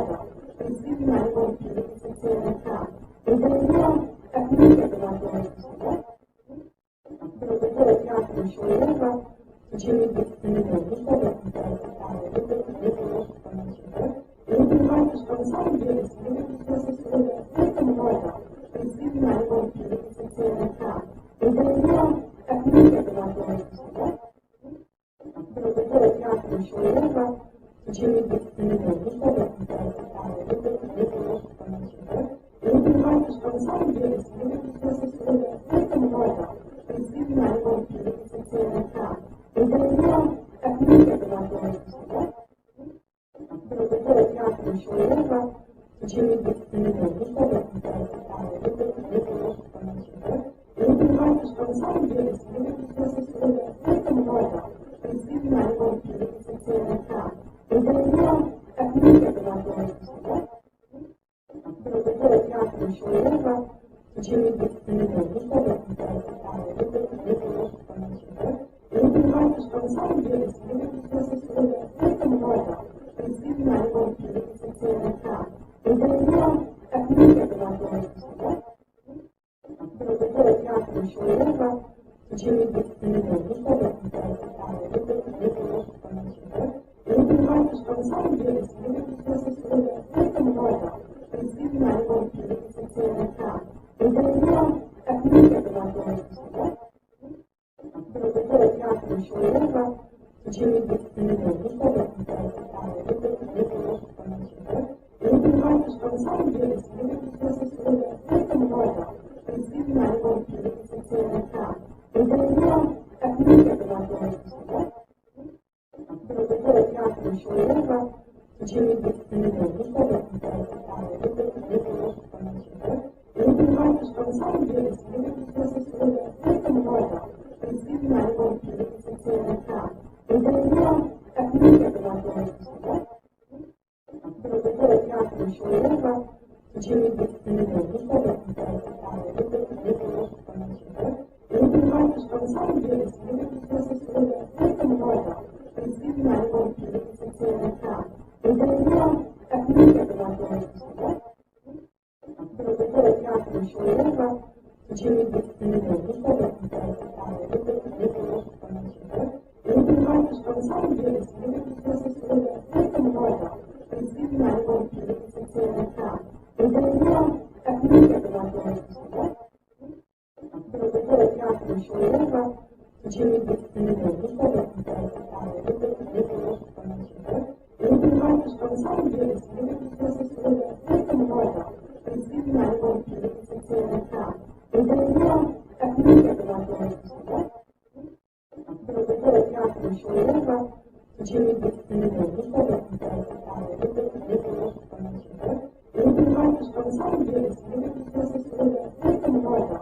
Действительно, ремонт цивилизационный храм. И для него как мир это возможность, да? Приготовить каждого человека в течение 20 минут. Ну что вы это может понять, да?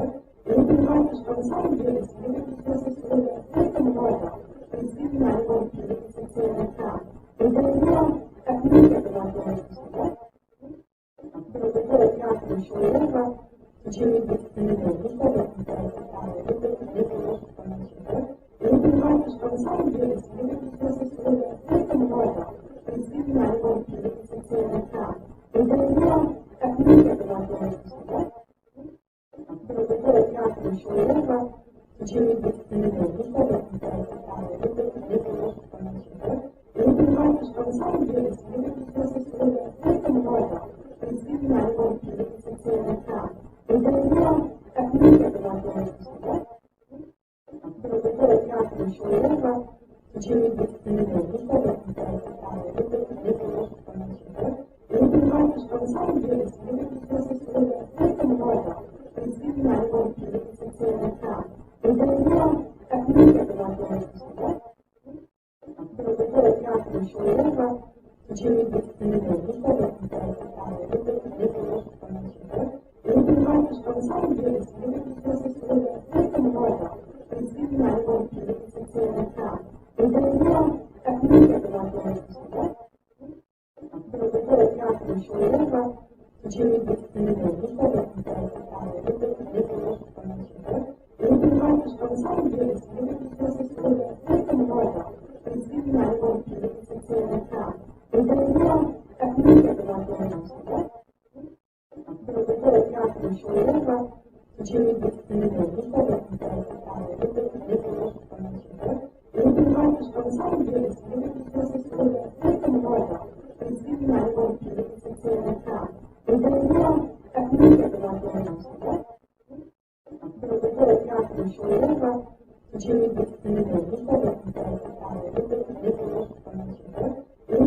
понимаете, что на самом деле слишком много действительно идентифицированных прав.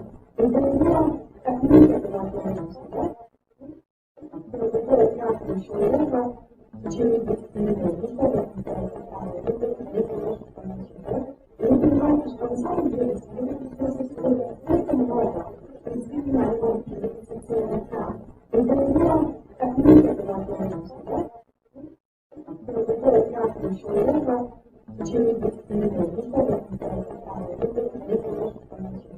и вы понимаете, что на самом деле слишком много действительно идентифицированных прав. И для нее как метод возможности, да? Который каждого человека в течение 10 минут. Ну что вы и вы понимаете, что на самом деле слишком много действительно идентифицированных прав. И для нее как метод возможности, да? Который каждого человека в течение 10 минут. Ну что вы и вы понимаете, что на самом деле слишком много действительно идентифицированных прав. И для нее как метод возможности, да? Который каждого человека в течение 10 минут. Ну что вы и вы понимаете, что на самом деле слишком много действительно идентифицированных прав. И для нее как метод возможности, да? Который каждого человека в течение 10 минут. Ну что вы и вы понимаете, что на самом деле слишком много действительно идентифицированных прав. И для нее как метод возможности, да? Который каждого человека в течение 10 минут. Ну что вы и вы понимаете, что на самом деле слишком много действительно идентифицированных прав. И для нее как метод возможности, да? Который каждого человека в течение 10 минут. Ну что вы и вы понимаете, что на самом деле слишком много действительно идентифицированных прав. И для нее как метод возможности, да? Который каждого человека в течение 10 минут. Ну что вы и вы понимаете, что на самом деле слишком много действительно идентифицированных прав. И для нее как метод возможности, да? Который каждого человека в течение 10 минут. Ну что вы и вы понимаете, что на самом деле слишком много действительно идентифицированных прав. И для нее как метод возможности, да?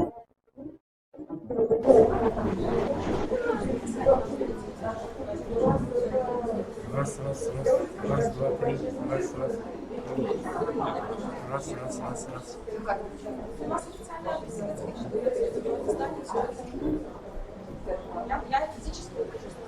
Сейчас все шумят, непонятно. Но вроде скрип прекратился. Я сейчас пойду через... Слушай, сейчас я пойду там... Камеру так оставить? Камеру так? Не надо поворачивать сейчас. Не надо ничего поворачивать. Нет, просто выступал здесь. Сюда.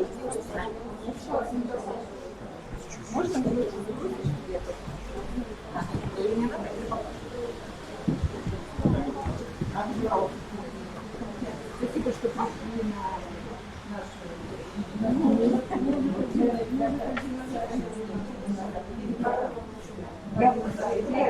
Сейчас я пойду там.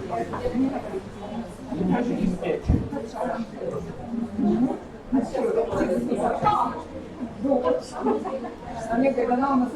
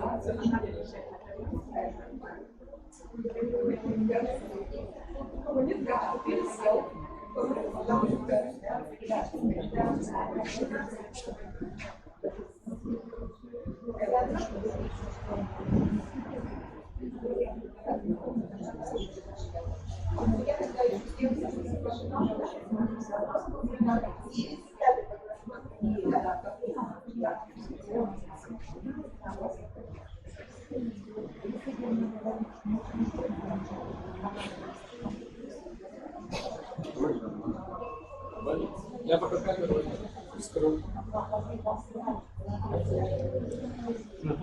Камеру пока скрыл. Скрыл, но я увидел. Но звук идет. А сложно? Ну, еще возможно, из-за того, что я ее таскал же, я же ее, да, Саша сказал. Нормально через переход. Да, Саша сказал ее поставить и не трогать. В 103-м там через переходник. Да, слушай, а приостановить трансляцию как-то можно, нет? Ой, я можно остановить полностью. Остановить. А приостановить ни там, ни там, да? Так, хорошо, а микрофон как-то отключить пока. Здесь же можно, да? Вот закладываю голову такая. Как? Тут? Не-не-не, лево. Остановить. А приостановить ни там, ни там, да? Так, хорошо, а микрофон как-то отключить пока. Здесь же можно, да? Закладываю голову такая. Как? Тут? Не-не-не, лево.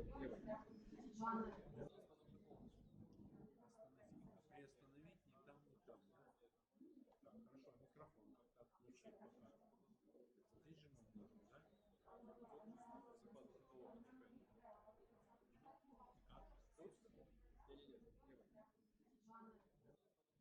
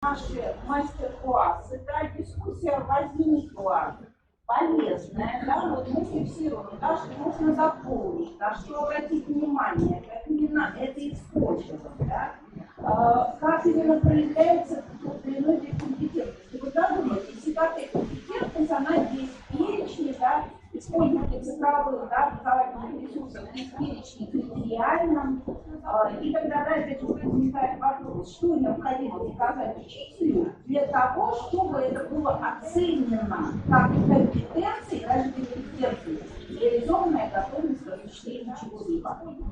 Вероника Ивановна, вы как считаете, да, вот наш с вами диалог позволяет усилить это? Вот с этими предложениями, да, дать возможность детям обосновать, выбрать, настроить, да, найти смысл, или суть. То есть все это позволяет достигать как предметных, да, так и собственных методов. Ну а мы продолжаем. Я вам уже анонсировала нашу Анну Александровну Иванову, ну а все остальное относительно мастер-класса расскажет настрой. Прошу вас.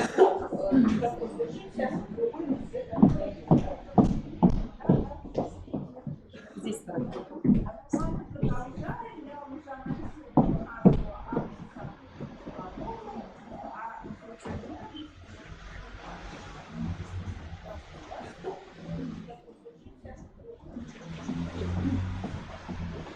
Добрый день.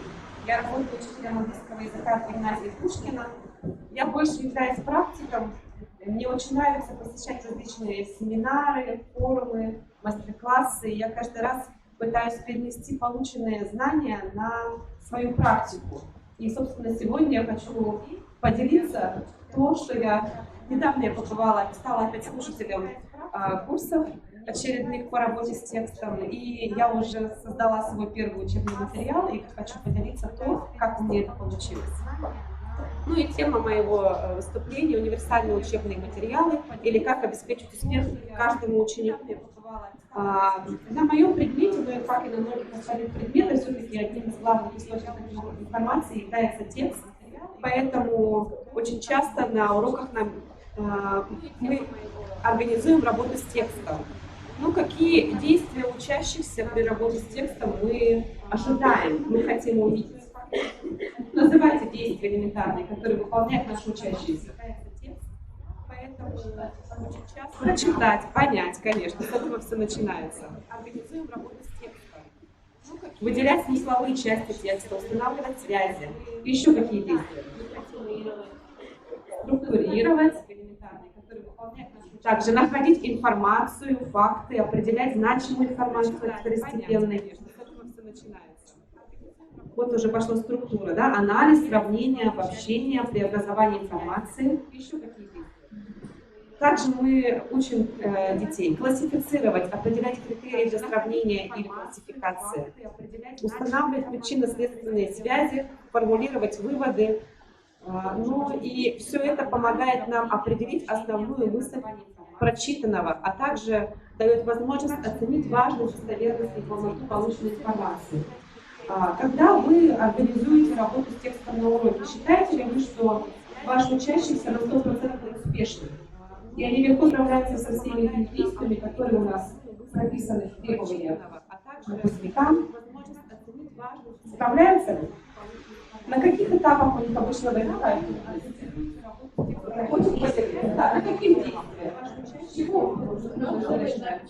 И они легко справляются со всеми этими чтением текста. То есть даже если тем задачи, которые читают, они могут либо прочитать неверно, либо не прочитать неверно. На каких этапах у них обычно возникает? То есть то действие, которое нам кажется самым элементарным, прочитать и понять, уже будет ставить перед ними некоторые проблемы. Кто-то еще хочет поделиться? На каких еще действиях возникает проблема?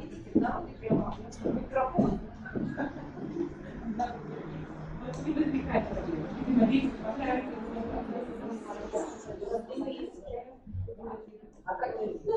На каком действии не затрудняется?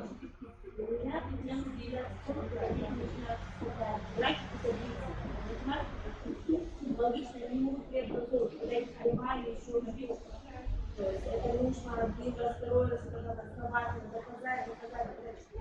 На каком действии не затрудняется? Наши программы даже разрешена на 20 заданий, а ты должен разрешить на 2. Спасибо. Это еще ну, очень прекрасно, что мы, по крайней мере, осознаем, что у нас эта проблема есть. Мы понимаем, с чем нам нужно работать и как с этой проблемой бороться. Но я для себя тоже вижу определенные проблемы. Очень часто, прочитав текст или поработав с текстом, я требую от детей определить основную мысль прочитанного. И если я сравню, буду сопоставлять начальный ответ учащихся и их попытку определить основную мысль текста после определенной проделанной работы, конечно же, мы входим совсем на другую концепцию, на другую мысль. Ну и почему дети не могут определить основную мысль прочитанного? Потому что некоторые из них просто не видят информацию, не могут отделить главное от второстепенного. Ну и в моем предмете иностранный язык здесь накладывается еще другая трудность, это лексическое оформление, поэтому для меня эта проблема очень актуальна. Соответственно, на уроках мы формируем определенные познавательные умения. Это извлечение фактуальной информации, подтекстовой информации и концептуальной. Именно это помогает вывести на полное понимание текста, понимание основной мысли. И именно только через определенные действия, которые мы с вами уже видели, учащиеся смогут выйти на оценку информации, на сформирование своих выводов, выражение своего мнения и на аргументацию. Поэтому наша задача помочь детям пройти все эти этапы мыслительной работы: анализ, сравнение, классификация, определение понятия, поиск причин и следствий, которые в итоге приведут к учащимся к правильному пониманию информации. Ну, я в своем выступлении буду ссылаться на разработки Данилова Дмитрия Даниловича. Он является автором проекта «Развивающее образование для всех». Именно на его курсах я уже побывала в этом месяце, извлекла для себя очень интересную информацию. И я соглашусь с ним, что перед нами стоит проблема, что дети не понимают текста. Соответственно, как предлагает Данилов Дмитрий Данилович, решением проблемы могут быть разработка материалов, которые учат понимать текст и решать аналитические задачи. Ну и, соответственно, все наши дети в классе очень разные. У них разный уровень владения умениями. А значит, мы должны создавать такие материалы, которые будут содержать задания по теме разного уровня. Таким образом, мы выходим на классификацию учебных материалов для ученика и для мастера. Ну и почему их называют универсальные учебные материалы? Универсальные, потому что их можно использовать в любом предмете, в сочетании с любым учебником. Учебные, поскольку они предназначены для обучения. Ну и, конечно же, они являются систематизированным дидактическим материалом. И одним из примеров Данилова был текст из предмета «История». И поскольку это тот предмет, который всегда построен на причинно-следственных связях, то одним из шаблонов, которые он предлагает для использования в разных предметах, является следующая таблица. Это причины, факты из текста и следствия. Когда следствие детям уже известно, и дети должны задаться вопросом, а почему так? То есть у них появляется мотивация к дальнейшему прочтению этой информации. Затем дети выдвигают версии. Ну и мы хотим, конечно же, проверить версии. Для этого мы находим факты в тексте. И как я преобразовала данную таблицу, перенося всю эту информацию на свой предмет. Я понимаю, что в моем предмете трудность больше может быть связана с лексикой, поскольку дети не просто невнимательно читают текст, не пытаются позаимствовать детали, а возможно, даже если в тексте есть весьма знакомая лексика, то необходимо особое внимание уделить этой лексике в определенном контексте. То есть понимание лексики и концентрация на ее значении в этом контексте тоже снизит определенную трудность для учащихся.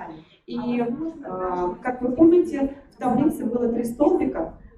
Перенося на свой предмет, я добавила еще 1 столбик.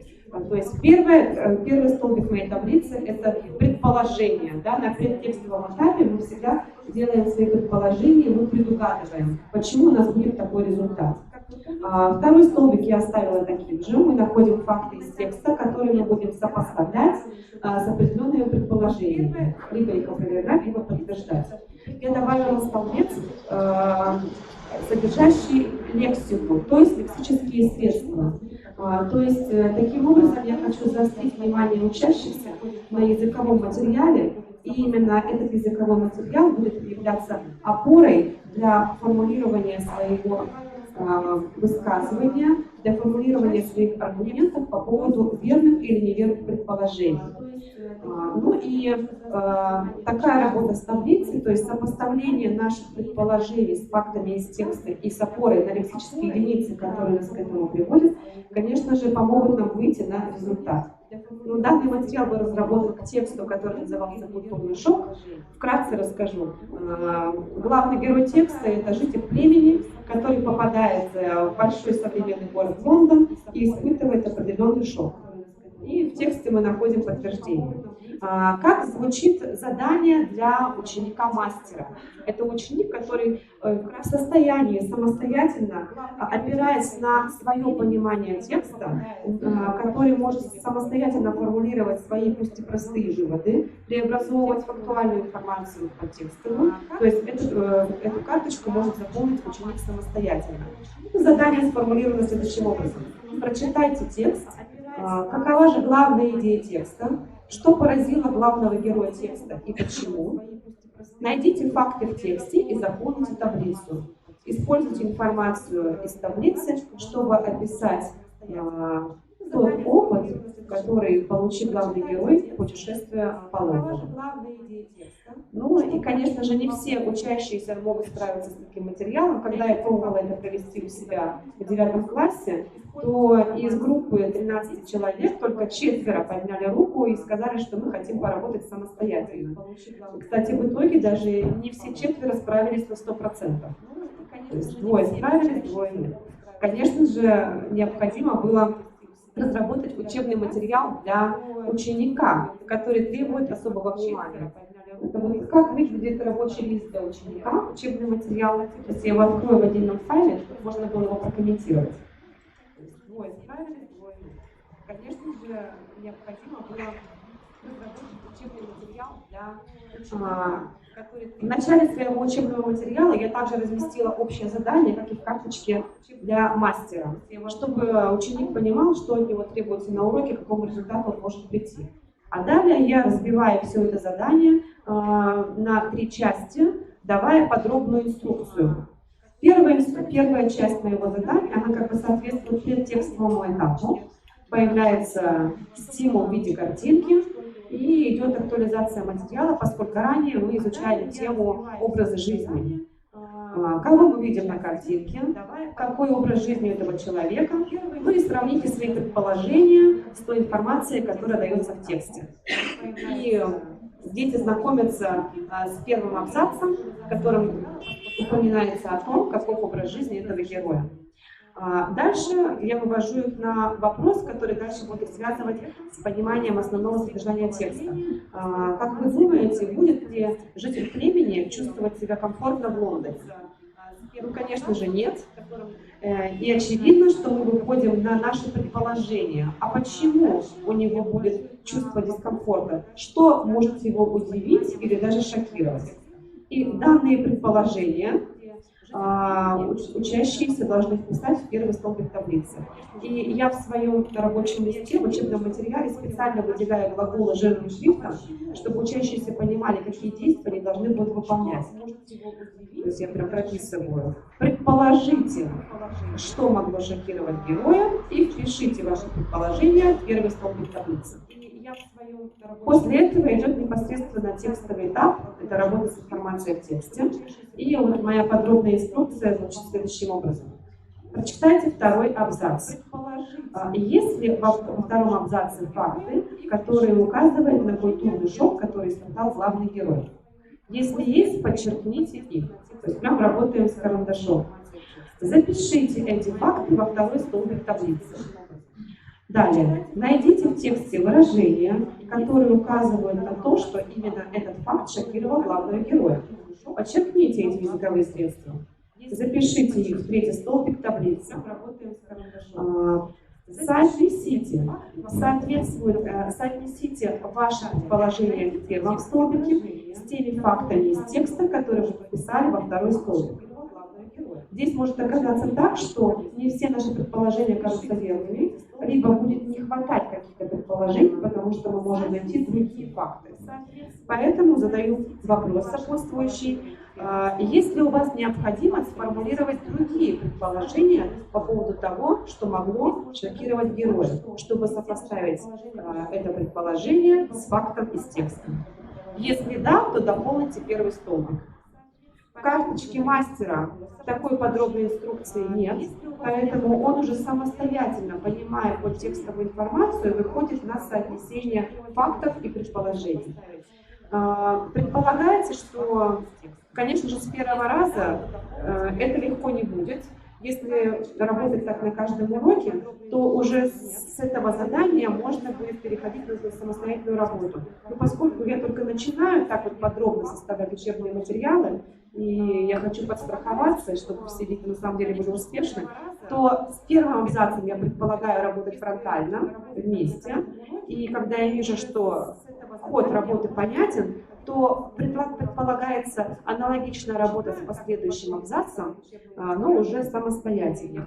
Задание сформулировано точно так же. Прочитайте абзац, если здесь факты, если есть, подчеркните, выпишите их, найдите выражения, подчеркните, впишите. Необходимо ли дополнить ваши предположения, соотнесите. Далее идет этап проверки. Таким образом, проделав такую работу на текстовом этапе, мы фактуальную информацию преобразовываем в подтекстовую, поскольку именно соотнесение своего предположения с тем фактом, который мы нашли в текст, это и есть некие формулирование своего вывода, то, как я понял этот факт. После этого, конечно, в моем предмете мы не всегда выходим на концептуальную информацию, поскольку не всегда в текстах по английскому языку есть причинно-следственные связи. Это все-таки у нас есть много художественных текстов, не всегда концепция — это самоцель на наших уроках. Но все же, проделав такое преобразование фактуальной информации в подтекстовую, можно уже выйти на главный вопрос, а какова же главная мысль текста. То есть вот для нас вот в этом будет заключаться концепция. И уже после такой работы, конечно же, дети выходят на правильную мысль. Далее, когда мы заполнили эту таблицу, то, конечно, иностранный язык — это всегда урок, где приоритетным является выход в устную речь.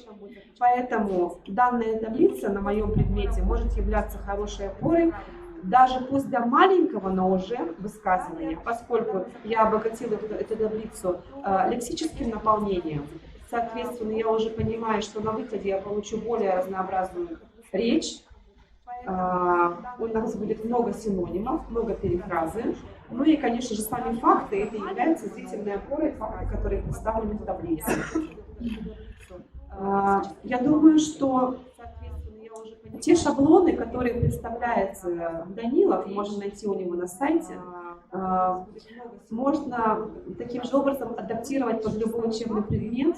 У него есть также много хороших примеров, как он работает с математическими задачами, задачами с физики, экологии и так далее. То есть даже та задача, в которой, казалось бы, есть только цифры, это тоже текст.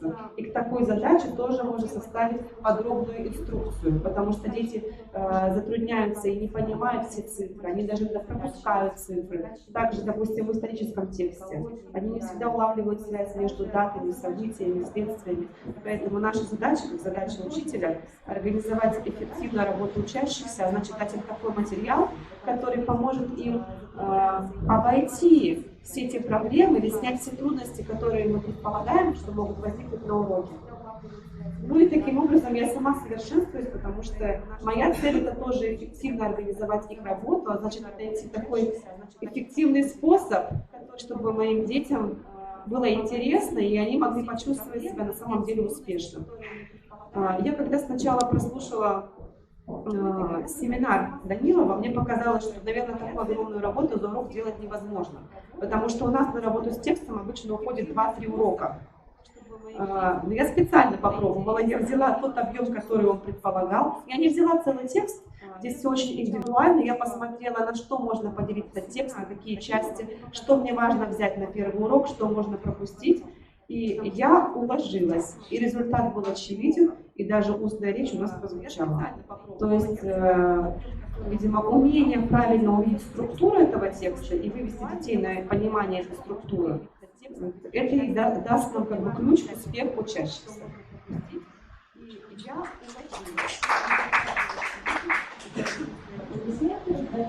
Сразу, не случайно, да, я анонсировала официально, потому что вот, Анна, уж извините, да, что если посмотрю, да, может быть, я не вправе, но я пытаюсь эволюцию ваших видений, да, ваших умозаключений, какие-то вещи, да, мы пытаемся сделать вместе.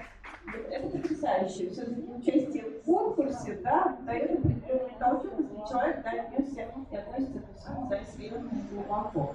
Уважаемые коллеги, здесь возможны вопросы, наверное, с вашей стороны, потому что вот на все мои вопросы Александр ответил. Да. Анна Александровна, во-первых, спасибо вам очень, потому что мне нравится ваша тема.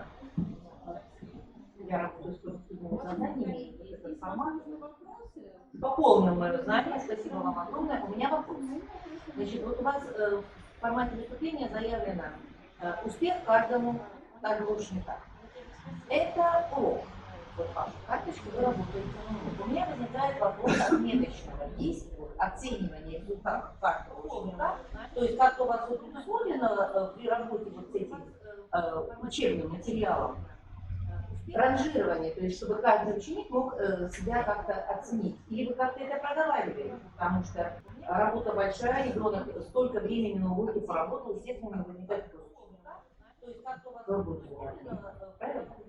Вот у вас как-то это вот уже ваше вот это выстроилось? Спасибо за вопрос. Всегда очень тонкий вопрос в плане оценивания. Здесь, мне кажется, очень много мнений. Мы такой же вопрос задавали Данилову, когда он нам представлял материал. Это, наверное, мой вопрос.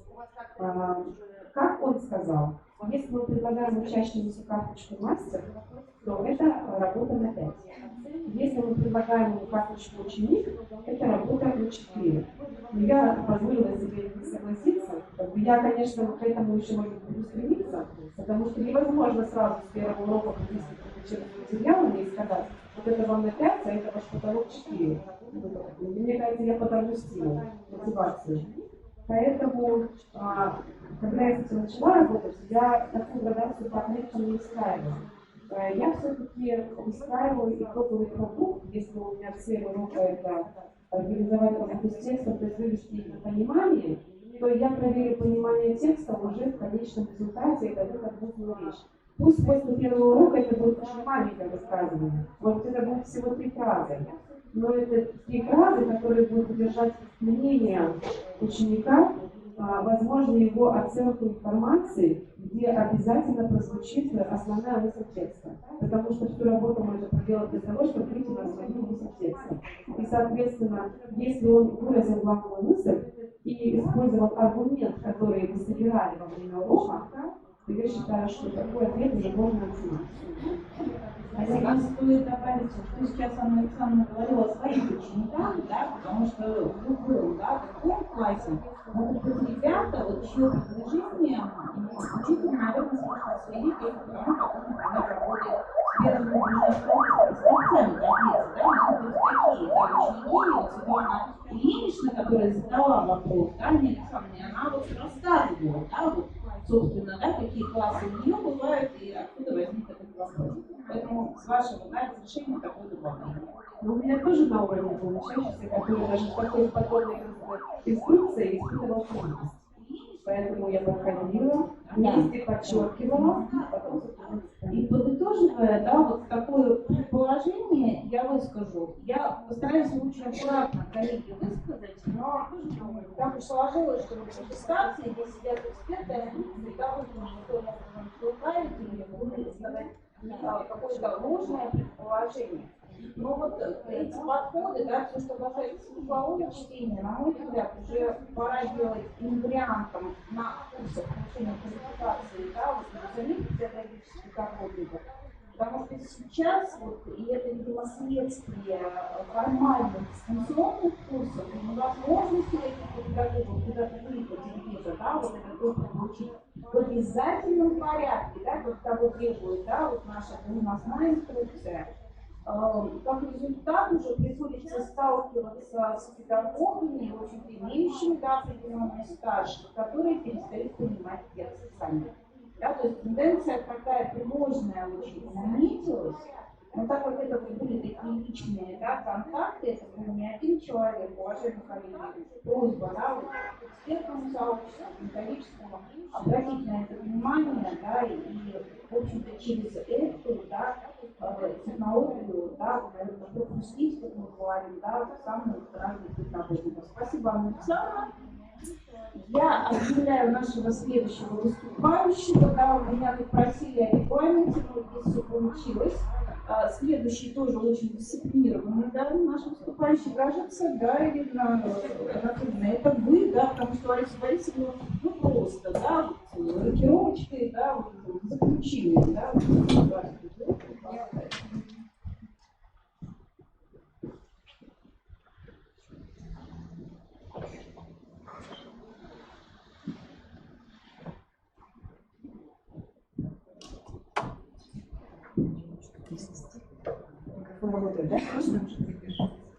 Добрый день, уважаемые коллеги. И начать свой мастер-класс я бы хотела с вопроса. Что для каждого из вас является вашим учительским счастьем? От чего учитель получает удовольствие? Ваши слова какие будут? От еды. Замечательно. От саморазвития или развития учеников? Развитие что имеется? Саморазвитие тоже. То есть развитие учеников тоже играет немаловажную роль. Еще будут какие-то реплики? Получить удовольствие от урока. Совершенно верно. И, конечно же, нет такого учителя, который не мечтал бы, чтобы его учительский труд был вознагражден хорошими результатами его учеников. Посмотрите, пожалуйста, на слайд.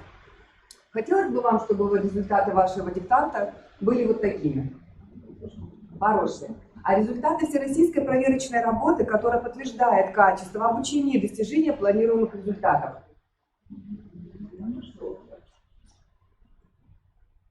Конечно, есть к чему стремиться, безусловно, но тем не менее результаты радуют. Это результаты моих учеников, которые мы получили в этом году в 4 классе. В чем же секрет? Как же можно и нужно организовать деятельность учителей и учащихся, чтобы результат приносил радость как учителю, так и самое главное, успешность его ученикам? Как сделать так, чтобы процесс образования был наполнен смыслом? То есть устанавливать связи между целями и мотивами, между результатами учения и тем, ради чего совершается учебная деятельность. То есть как помочь ответить ребенку на вопрос, какое значение и какой смысл имеет для меня учение. Один из таких подходов заключается в организации оценивания образовательных результатов учащихся. Давайте попробуем разобраться в особенностях такой деятельности и сравним разные подходы. Надеюсь, видно, ближе сидящим, надеюсь, они мне помогут. Итак, посмотрите, пожалуйста, задание, которое выполнял ребенок, это первоклассник, это наша первая работа, которую мы проводили буквально вчера. Задание было на первой строчке написать буквы изученные, на второй слоги и буквосочетания, на третьей записать слово из тех букв, которые мы пока изучили, их не так много. На четвертой строчке нужно было найти буквы звонких согласных и обвести в кружочек. Ну и последнее задание нужно было выполнить анализ слова звуковой. Да? То есть поскольку это обучение грамоте, то еще задания простые, но тем не менее. Выполняя эту работу, дети очень нервничали, дети очень переживали. Это была их первая проверочная работа. Один мальчик даже заплакал. Посмотрите, пожалуйста, почему же так получилось. Такую работу учитель проверил. Значит, кто отнесся к этой работе с оценочной позиции?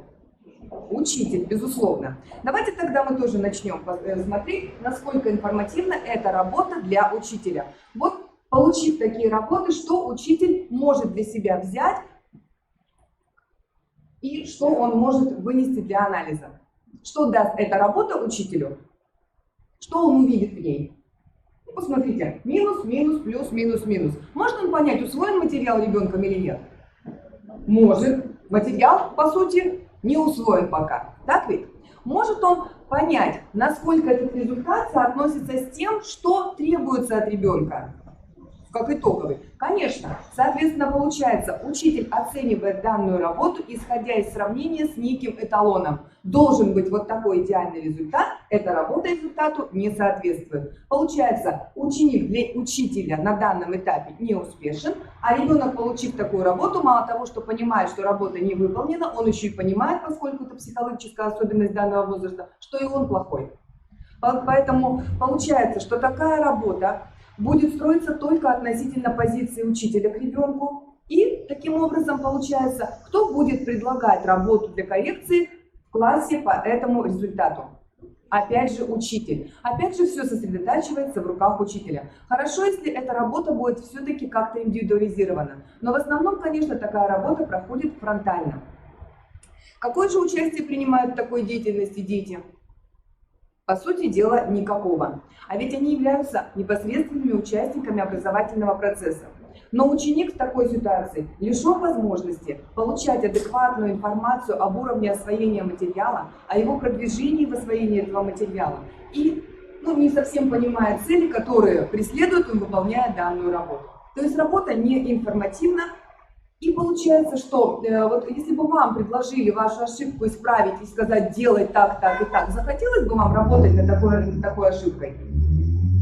Да, но вы бы вынуждены были это делать, но тем не менее ни удовольствия, ни понимания, ни осознания, ни принятия эта работа бы у вас не вызвала. Соответственно, мотивация формировалась бы к учению? Ну, как понятно, нет, да, вопрос риторический. Итак, работа навязана, да, детям, и непосредственный участник только учитель. Дети, как роботы, выполняют задания. Давайте теперь относимся с позиции ребенка. Итак, такой ребенок видит усвоенные знания или нет? Видит. Он понимает, что задание не выполнено, так ведь? Может ли он понять и локализовать, что конкретно ему мешает достичь успеха? Конечно же нет. Здесь просто исправлены, да, поставлены просто минусы. Увидев одни минусы, ребенок уже не захочет ничего смотреть. А относительно чего, опять же, оценивалась ребенком эта работа? Опять относительно некого эталона. И я ему не соответствую. Все ли учащиеся способны достичь идеального результата? Нет, а некоторые вообще его не достигнут, согласитесь, да? Бывает и такое. Соответственно, получается, возможно ли создать при выполнении такой работы ситуацию успеха для ребенка? Естественно, нет. И тогда получается, что желание что-либо исправлять осознанно, мотивированно тоже не появляется. Может ли эта работа показать, насколько я продвигаюсь в освоении знаний? Да? Опять же нет, поскольку она одна и больше никаких материалов ребенку не предложено. Соответственно, получается, что ребенок не может оценочно отнестись к этой работе. Да? И зачастую он переоценивает свои возможности, переоценивает уровень своего притязания, особенно в начальной школе, в 1 классе. Да? И получается, что он вроде как думает, что он знает и умеет, а по факту у него нет возможности следить, насколько он успешно выполняет задания. Таким образом, давайте попробуем эту же работу предложить детям, да, но уже в неком другом варианте. Итак, это у нас получается вариант от сводной таблицы для учителя, где он ее составил, дети участия не принимали. А теперь эта же работа предлагается вот в таком варианте. Посмотрите, что появляется в этой таблице, в этой работе. Кто близко находится, да, появляется третий, 4 столбик, в котором есть предположение об усвоении знаний и умения, то есть ребенку предлагается до выполнения работы оценить уровень свой, и результат как фактический результат того, что он достиг, что он знает и что он умеет. Посмотрите, значит, получается, когда ребенок выполняет задание в таком месте, ну или в неком, да, варианте этого задания, он имеет возможность, получает возможность что сделать? Во-первых, проанализировать свою работу с позиции достижения результата. Во-вторых, он имеет возможность сначала предположить, а потом понять на основе уже проверенной работы, как он думал и совпал ли его результат с предполагаемым. Переоценил он себя, недооценил он себя, да, или он был объективен себе и понимает, над чем ему нужно работать. Да, соответственно, получается, когда ребенок получает такую работу, да, он видит возможность по каждому умению. И когда эта работа уже выдана, учитель обводит те совпавшие предположения в кружочек, то, что не совпало, да, и то, что не является объективным оцениванием, остается без кружочка и выставляются баллы. Таким образом, если за первое задание в той работе стоял просто минус, то в этой работе ребенок видит, что он набрал 2 балла из 5, что более комфортно для ребенка. Да, конечно, узнать, что он уже что-то умеет. Пусть не все, пусть не 5 букв написал, но 2 это уже результат. Это не минус, это не отрицание. Затем посмотрите, какие-то, да, работы он уже может оценить и увидеть, что его результат в некоторых заданиях идеален. Причем в последней работе, если стоял минус, то теперь задание разбито на части, и получается, что из всего задания вот этого, где нужно было выполнить звуковой разбор, я что-то уже умею, а над чем-то мне нужно поработать. Это не полное отсутствие результата, это уже какие-то достижения. Соответственно, получается, здесь мы можем говорить о том, что ребенок, получив такую таблицу, во-первых, видит, что у него уже получается, над чем ему нужно поработать, и если это, например, 0 из 3, то качественно, да, если это 2 из 5, то у меня уже есть какие-то знания, умения, мне нужно их только докорректировать, доработать, и насколько хорошо по отношению к максимальному баллу выполнена работа. Итак, получается, при этом ошибок есть, если у ребенка ошибки разного вида, да, вы видите, в этой работе так и произошло, то ученик можно учителю предложить ребенку самому выбрать ту ошибку, над которой он будет работать. Конечно же, и ребенок видит, что среди перечня данных ошибок, вот он, например, поставил для себя цель на сегодняшний день, реальную цель, это, например, научиться писать слоги правильно и красиво. Остальное он пока не в состоянии в силу своих возрастных особенностей, да, умений, знаний, базы, с которой он пришел в школу, выполнить. То есть у ребенка появляется возможность создать индивидуальную образовательную траекторию уже в 1 классе. Ну, естественно, с помощью учителя. И таким образом, получается, давайте посмотрим. После того, как ребенок выполнил эту работу, он получает вот такую сводную таблицу. Обратите внимание, в этой таблице такая работа проводится в системе в течение года. Таким образом, получается, что ребенок может не просто увидеть свой результат, но и сравнить, как он менялся в ходе освоения материала, насколько качественно осваиваются умения и насколько есть продвижение или наоборот нет его по разным умениям. И в конце сделать вывод о том, что освоено, что нет и на каком уровне. Давайте теперь попробуем подумать и спланировать, как же нужно организовать работу учителя Башакова при подготовке данной работы. Итак, что же первое должен сделать учитель, чтобы прийти к ученикам вот с такой работой? Первое что? Да, совершенно верно. Нужно вычленить те умения из рабочей программы, которые мы будем проверять. То есть, получается, такие задания появляются не случайным образом. Затем эти умения, вот голубенький столбец показывает, мы все-таки переформулируем для того, чтобы их понимал ребенок. Да? Что же он делает? Затем составляется работа уже на основе того, какие умения мы будем проверять. Да?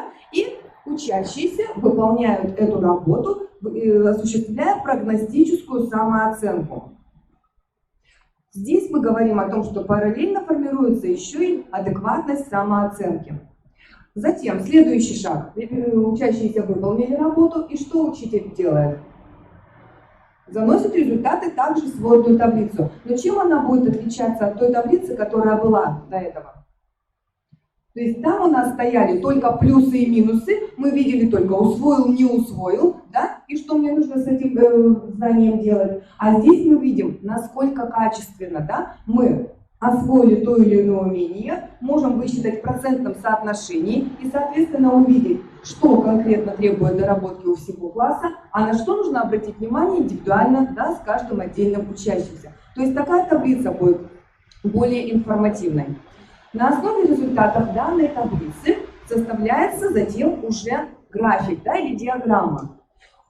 Очень хорошо, если учитель включает в такую работу детей. Обычно анализ, да, составляется только учителем. Ну и традиционно это делается в электронном журнале, в протоколе контрольной работы. Контрольная работа проводится не так часто, поэтому такая работа недостаточно системно. Все проверочные, мониторинговые, диагностические работы остаются как бы, да, за бортом нашего анализа. А если такую работу проводить систематически, то можно включать в нее и учащихся. То есть вот такую аналитическую диаграмму можно принести в класс и обсудить с учащимися. Причем эта диаграмма составлена относительно успешности. То есть здесь выписаны количество учащихся, которые справились с заданием, да, то есть не в минус, а в плюс.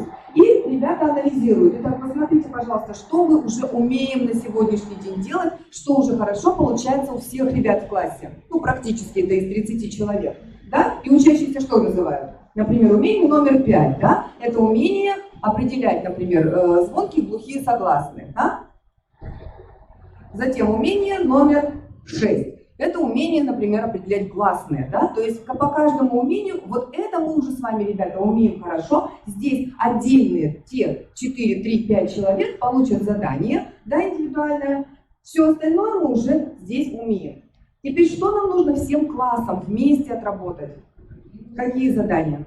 Да, то есть задание номер 1, где мы должны записать буквы, и задание номер 2, где мы должны записать слоги. Ну и неплохо бы, да, правильно и красиво уже складывать слова и получать целые слова. Соответственно, получается, что вот эта таблица, когда мы привлекаем детей, она позволяет задания, которые учитель подбирает на урок, сделать какими? Да, эффективными. Какими еще?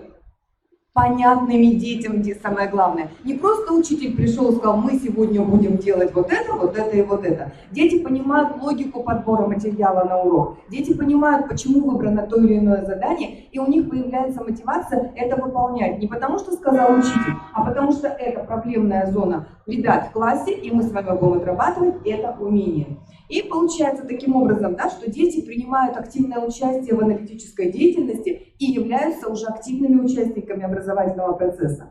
И следующее, да, то есть ребенок уже на основе того, что в классе получается, что нет, переходит уже на индивидуальный результат. И в эту сводную таблицу, с которой мы уже с вами знакомились, заносит новый результат, который он получил. И анализирует опять на предмет того. Писать буквы можно было набрать 5 баллов. В прошлой работе я набрал 2 балла, а теперь 3. Я успешен? Я успешен. Я не набрал 5 баллов, но я успешен. Писать слоги и буквосочетания. Было 0 баллов и сегодня 0 баллов. Пока что мне это не удается. Но ничего страшного, да, если у меня есть динамика, писать буквы, то я их слоги научусь складывать. И, соответственно, дети могут даже раскрасить и обозначить цветом те проблемные зоны, с которыми они будут работать.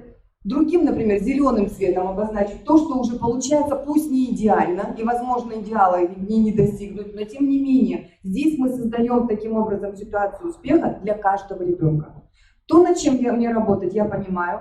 Есть продвижение или нет, пусть по одному какому-то показателю, но это значит, я уже что-то умею, и значит, я могу этому научиться, если у меня есть положительный результат. На основе того, что дети видят в предыдущей таблице, дети еще и делают вывод об объективности и адекватности своей самооценки. Вот вы предполагали, что здесь затруднение, а вы справились. Значит, вы себя немножко недооцениваете. Да? Или наоборот, вы завершали свой результат, а вам нужно поработать. А кто-то был молодец и правильно сумел оценить свои возможности. Таким образом появляется осознанная коррекционная работа, в которой включены и учитель, и учащийся, да? И получается мотивация учебной деятельности формируется правильная.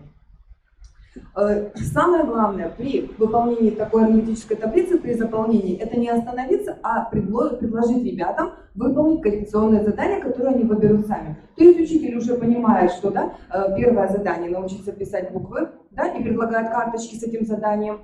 Кто-то будет писать слоги и так далее. То есть учитель предлагает разные задания по видам умений, которые проверялись. И дети сами выбирают себе задания для отработки этого материала. Таким образом, получается, главное, да, что ребенок индивидуально, на личностно значимом уровне присвоив, да, вот то, что он умеет и то, над чем ему нужно поработать, берут задания как на уроке, так и для домашней работы. То есть домашняя работа тоже становится индивидуальной для каждого ребенка. Время при такой организации работы на отработку того или иного умения увеличивается? Увеличивается, да? То есть, получается, ребенок работает над конкретно своей ошибкой, а не так, что 3 слова с одной программой, 3 слова с другой, 3 слова с четвертой, да? Мы отрабатываем конкретно на большом количестве слов, например, написание безударных гласных. Таким образом, эффективность повышается, естественная эффективность от такой работы повышается. Значит, эта работа как раз и направлена на то, чтобы ребенок смог достичь результата. Первый вид оценивания называется внешнее суммирующее, а второй вид оценивания называется внутреннее формирующее. Итак, давайте посмотрим. Мы уже сказали, что первый вид оценивания, он не настолько эффективен, да? Что же делает эффективным второй подход? Сравним оба. Итак, кто же оценивает и преобладает в первом виде оценивания? Учитель, да, ну или лицо, которое, да, уполномочено проверять знания. А во втором случае, ну понятно, что учитель, но еще и очень интенсивно, да, включается в эту работу учащийся. Соответственно, получается, внутри образовательного процесса находится учащийся, а это важно, да, поэтому оно и внутреннее. Затем, зачем осуществляется внешнее оценивание?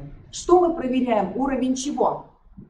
Достижение эталона, идеала, максимального балла. Мы уже сказали, что не все способны это сделать. Да? Таким образом, получается, что внутреннее формирующее оценивание, дает возможность как раз что? Отследить индивидуально, да? Пробелы в знаниях и восполнить относительно самого себя. Да? Следующее. Для кого? Да, ну понятно. Да, следующее. Для кого осуществляется оно? Для директора, для администрации, да, для контролирующих органов. Ну и понятно, что ориентировано на всю совокупность учащихся. То есть класс в целом успел, да, в выполнении этого задания. Класс в целом не успевающий вот по этому показателю. А внутреннее оценивание, оно относительно кого? Самого себя и конкретно взятого ребенка. То есть каждый ребенок индивидуален, каждый ребенок личностно ориентирован на свой результат. Как процедура оценивания в этом случае осуществляется? При внешнем оценивании сравнивается работа учащихся с эталоном, а в формирующее оценивание учащийся сравнивается с самим собой. Результат сравнивается только относительно самого себя и по достижению конкретно взятого учащегося. Соответственно, получается, что первый вид оценивания суммирующего не выполняет главной функции помочь конкретному учащемуся максимально достигнуть запланируемых результатов и восполнить свои пробелы. Да? Поскольку изменения в знаниях фиксируются, да, ну, плюс-минус это, да, такая формальная фиксация, не фиксируется. Поскольку ребенок не имеет возможности понять о том, как он продвигается в освоении материала, какие дополнительные усилия ему нужно приложить, чтобы все-таки достигнуть запланированных целей. А вот как раз формирующее оценивание, оно позволяет работать ребенку именно в основе выявления тех ошибок, пробелов в знаниях, над коррекцией своей работы для достижения этого результата. И получается, что учитель благодаря такой целенаправленной работе позволяет зафиксировать, да, ошибку, зафиксировать то, как ее можно исправить и дать возможность это сделать, то есть корректировать процесс учения. Как варианты могут быть предложены не только таблицы для проверочных работ. Вот вариант таблицы, например, которые дети ведут в течение всего года, они хранятся в папках достижений. Да? В папках достижений. И посмотрите, это, например, таблица для оценки диктантов по русскому языку. При этом посмотрите, результат, он везде одинаковый.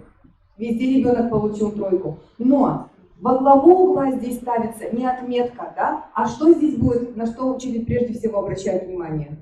Да, на количество ошибок, на то, почему, да, результат у нас уже лучше, несмотря на то, что отметка 3. Но посмотрите, динамика есть, и ты большой молодец.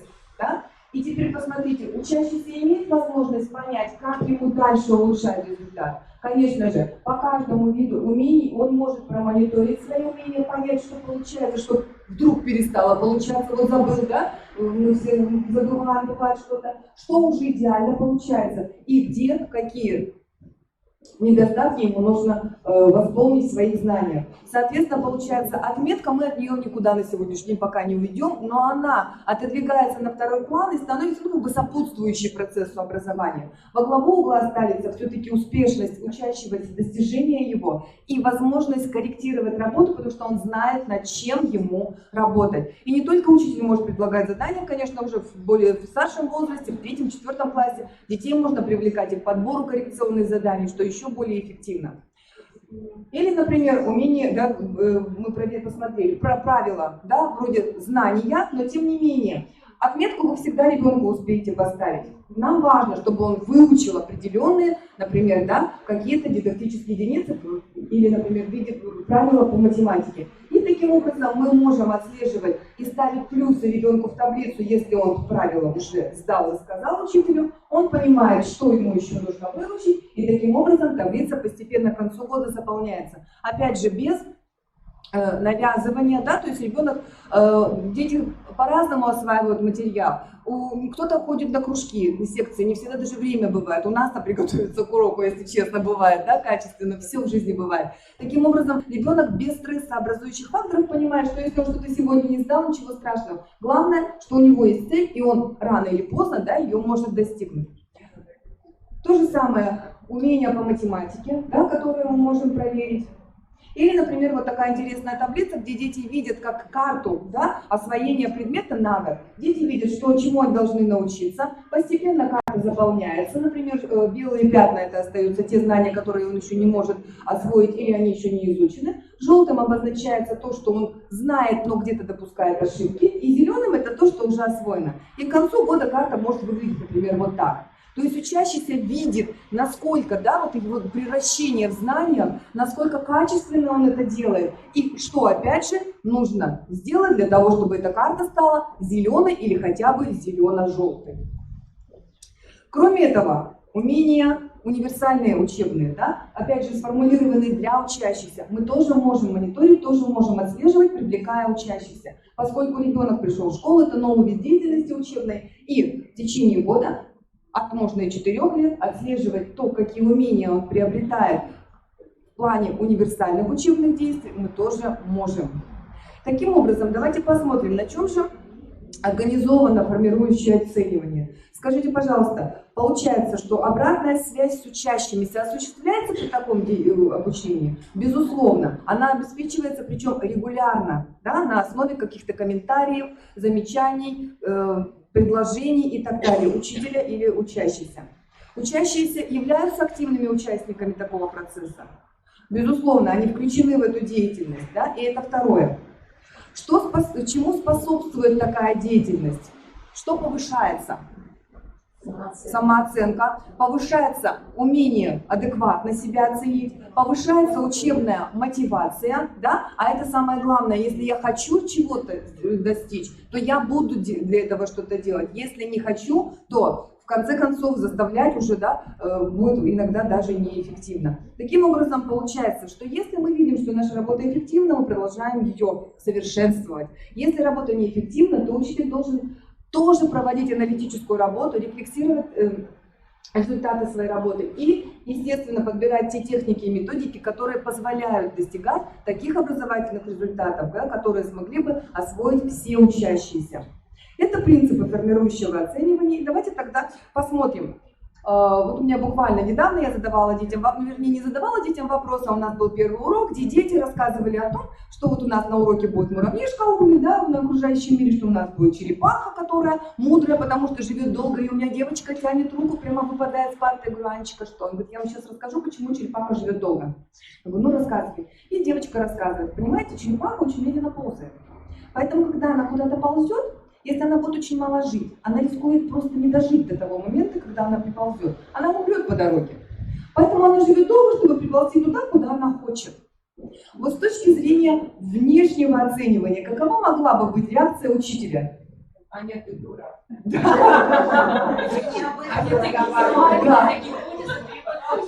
Да, то есть получается, неправильно, возможно, да, это и так далее. С точки зрения формирующего оценивания, как раз эта гипотеза требует подтверждения. Это может быть интересным, опять же, выходом на проект какой-то, да, интересным рассуждением с целью урока. Да, а еще действительно с этим нельзя не согласиться, с точки зрения, да, нашей жизни это имеет право быть, имеет право на существование. Да, относительно, опять же, да, того, к чему мы стремимся. Поэтому, действительно, говорят же, что некоторые люди, да, например, даже тяжело больные, живут, потому что у них не закончены, возможно, это принцип черепахи. Да, поэтому посмотрите, действительно, относительно одной и той же позиции ответа ребенка может быть с позиции разного вида оценивания разные отношения учителя к его ответу.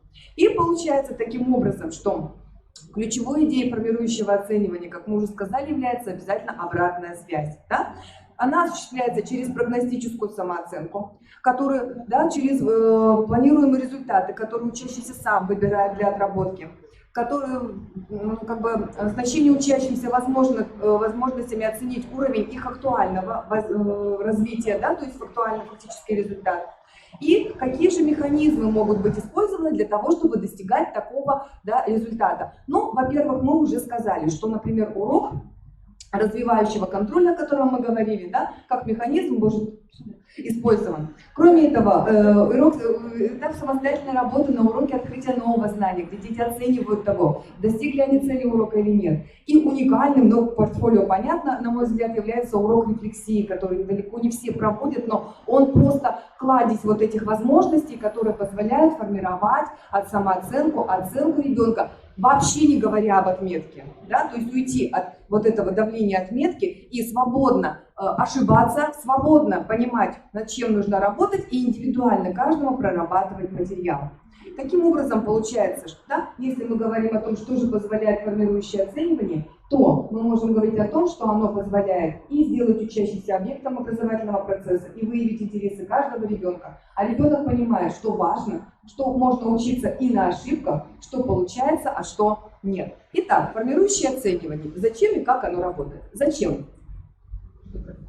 Чтобы развиваться. Как это можно сделать?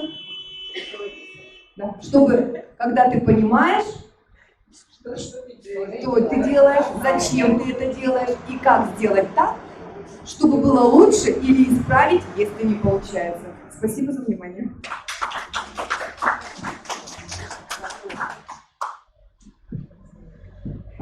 Перевела дыхание, уважаемые коллеги. Ну вот что значит, да, несколько лет назад написана диссертация о развитии учителя продолжается ежедневные изыскания. Слушайте, о Владимире Ильиче, потрясающе, да? Но опять же, да, опыт совместного взаимодействия, очень давно не виделись. Потрясающе, очень здорово, да, такое развитие. Извините за такую родственную, да, оценку, но тем не менее, огромное спасибо. И вопрос, уважаемые коллеги. Я тоже так рассуждаю, думаю, ну да, мы еле уговариваем, как лучший результат оценки портфолио, хотя бы начертить табличку и по отдельным умениям, да, вывести какой-нибудь процент, уже считаем, что здорово и можно давать первую категорию, да. Вот, на высшую сделать попытку хоть какого-нибудь анализа, да, вот как бы вот так. И вот, можно один вопрос, который, наверное, волнует. Скажите, пожалуйста, Ирина Анатольевна, когда вы спите? Нет, сколько времени занимает? Я вам скажу, что спрашивают вас. Нет, действительно, сначала, когда готовится, например, первый урок анализа, он такой вот, да, насыщенный, сплю мало. Но потом уже получается, что у нас же типичные умения проверяются. Так ведь? Получается, что мы просто меняем задание, а все остальное остается тем же самым. Таблица, они тем же самым просто вытаскиваем из рабочей программы умения. То есть вы теперь больше спите, чем вы? Ну, да, у меня получается. К вопросу диагностики и моделирования. То есть освоено умение 1, 2, 5, да, профессиональных умений, которые потом работают на уровне автоматизированного навыка и, соответственно, занимают гораздо меньше, да, вот, времени. То То есть, естественно, учитель будет, да, что-либо сначала моделировать долго, подробно, развернуто, потом, да, ряд действий сворачиваются в уме и протекают в разы быстрее. Но это закономерный процесс, в общем-то, подразумевается всем известный. А это живое доказательство такого. Ирина Анатольевна, как родители включают в себе это учителя, контролирующее звено? Вот вернемся к тому мальчику, который плакал. Там действительно такая очень доминантная мама, которая прямо вот требует, чтобы он был идеален, да. То есть пока ребенок не осознает, да, для чего проводится такая работа, дети нервничают. Как только до них доходит смысл происходящего, что это никак не карается, никакая ответка не выставляется, и что это действительно надо для того, чтобы расти, совершенствоваться, у ребенка вот этот стрессообразующий фактор совершенно исчезает. И таким образом мама тоже становится спокойнее, потому что ребенок спокоен, ребенок не приносит плохих ответов, да, которые являются мотиватором для мамы применять карательные меры, и, соответственно, маме тоже хорошо. Еще вопрос. Вот самооценка, когда ребенок выявил свое затруднение, и вы даете на работу, но в рамках урока понятно. Да? Я хотела спросить, вот у вас в рабочих тетрадях есть вариативность? Или вы вот по этим умениям, у которых у ребятишек не сложились, вы еще готовите дополнительные? То есть, карточки. Нет, два задания в учебнике, арсенал учебника, да, у нас более насыщен, чем мы можем на урок взять. Можно предложить, если оно подходит, если нет, то это карточки. Да. Тогда вопрос, когда Она же сказала, ей даже времени на танцы хватает. Да, я считаю, если что-то качественно, да, вот возделать почву, засеять, вы какими-то знаете, да, получается, то оно растет. Да, энергию дает. Ну вот это они предварили. Спасибо большое. Спасибо большое. Уважаемые коллеги, вы, да, можно вопрос, вы меня извините, что мы не соблюдаем регламент. Ну вот как его соблюдать, да, в реальной случае? Пока не выходит. Давайте вопрос. Формирующее оценивание, да, внешнее оценивание. Каким результатом приведет? Формирующее оценивание. А вы же видите первый слайд, да? Внешние оценки, то есть когда конкретные итоговые результаты. Ну вот в первой слайде я показывала, то есть мы в процессе учения используем как раз формирующее оценивание, которое нацелено, да, на такую глобальную цель, как выполнение вот этих вот Утверждение своих результатов в виде ВПР и, ну, не знаю, административный контроль. АКР. Да, то есть административный контрольный контроль, который они пишут в конце года. Да, то есть как некий итог, который мы подвели благодаря тому, что проводили вот эту целенаправленную коррекционную работу. Вопрос про текущее. Связано. Видите взаимосвязь? Конечно. Что там стало лучше. Да, такая, естественно, она становится более, то есть получается результат повышается. Да, да, я просто не поняла, то есть как оно. Ну просто даже есть риск того, что ее смиксовала вся школа, а если бы результаты кто-то увидел, мог бы подумать о необъективности, потому что 24 пятерки и 1 четверка по окружающему миру, это тоже такой, да, и по остальным это достаточно такой серьезный результат.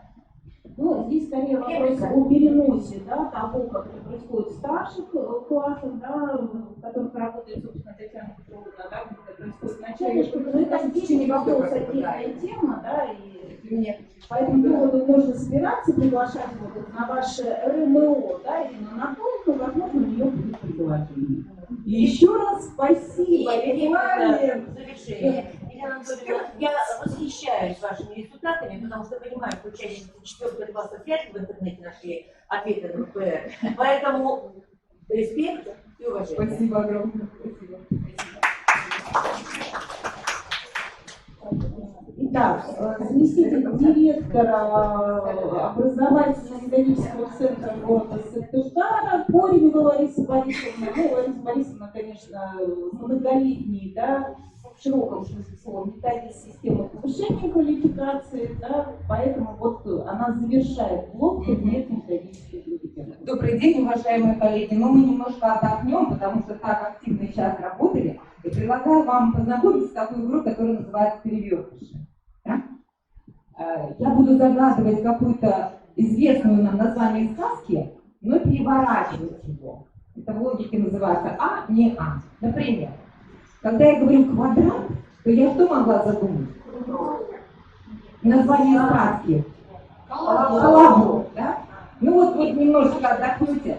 Скажите, пожалуйста, теперь я говорю перевертыш, а вы угадываете, какая это сказка. Аршинище. Нет, мальчик с пальчикой, дюймовочка, молодцы. Если вот теперь сделайте наоборот, вот красная шапочка, придумайте ей перевертыш. Перевертыш все-таки нам должен намекать, что будет шапка, а не часть тела, да? Поэтому синяя возможно, но борода уже, да? Косынка, синяя косынка, да? Черный футляр. Черный футляр. Футляр мы носим, ну это как бы не части нашей одежды, поэтому немножечко не тот перевертыш, да? Молодцы. Ну и еще один вопрос на отдых. Скажите, вы любите мыть полы? Как люблю их мыть я. Любите? Ну ладно. Ну мы приступаем к тому, чтобы понять, как эту ситуацию потом сделать для нас образовательной. Конечно, очень важно, когда наши дети научаются читать графики, тексты и так далее, и наши цели, но когда каждый учитель-предметник выходит на свой урок, он четко определяется со своими предметными планируемыми результатами. И поэтому для него становится очень важно понять, что это такое и как их вообще в принципе можно достигать. Поэтому, заявляя такую тему, я поделюсь некоторыми мыслями по поводу того, какие же сегодня могут быть дидактические материалы у нашего учителя для того, чтобы предметные планируемые результаты и метапредметные планируемые результаты и личностные нас только радовали. И позволю себе сейчас, наверное, начать показ слайдов с текущего. Давайте начнем его с того, что вы видите внизу. Вы видите кошку, правда? Кошку видите? А теперь посмотрите наверх.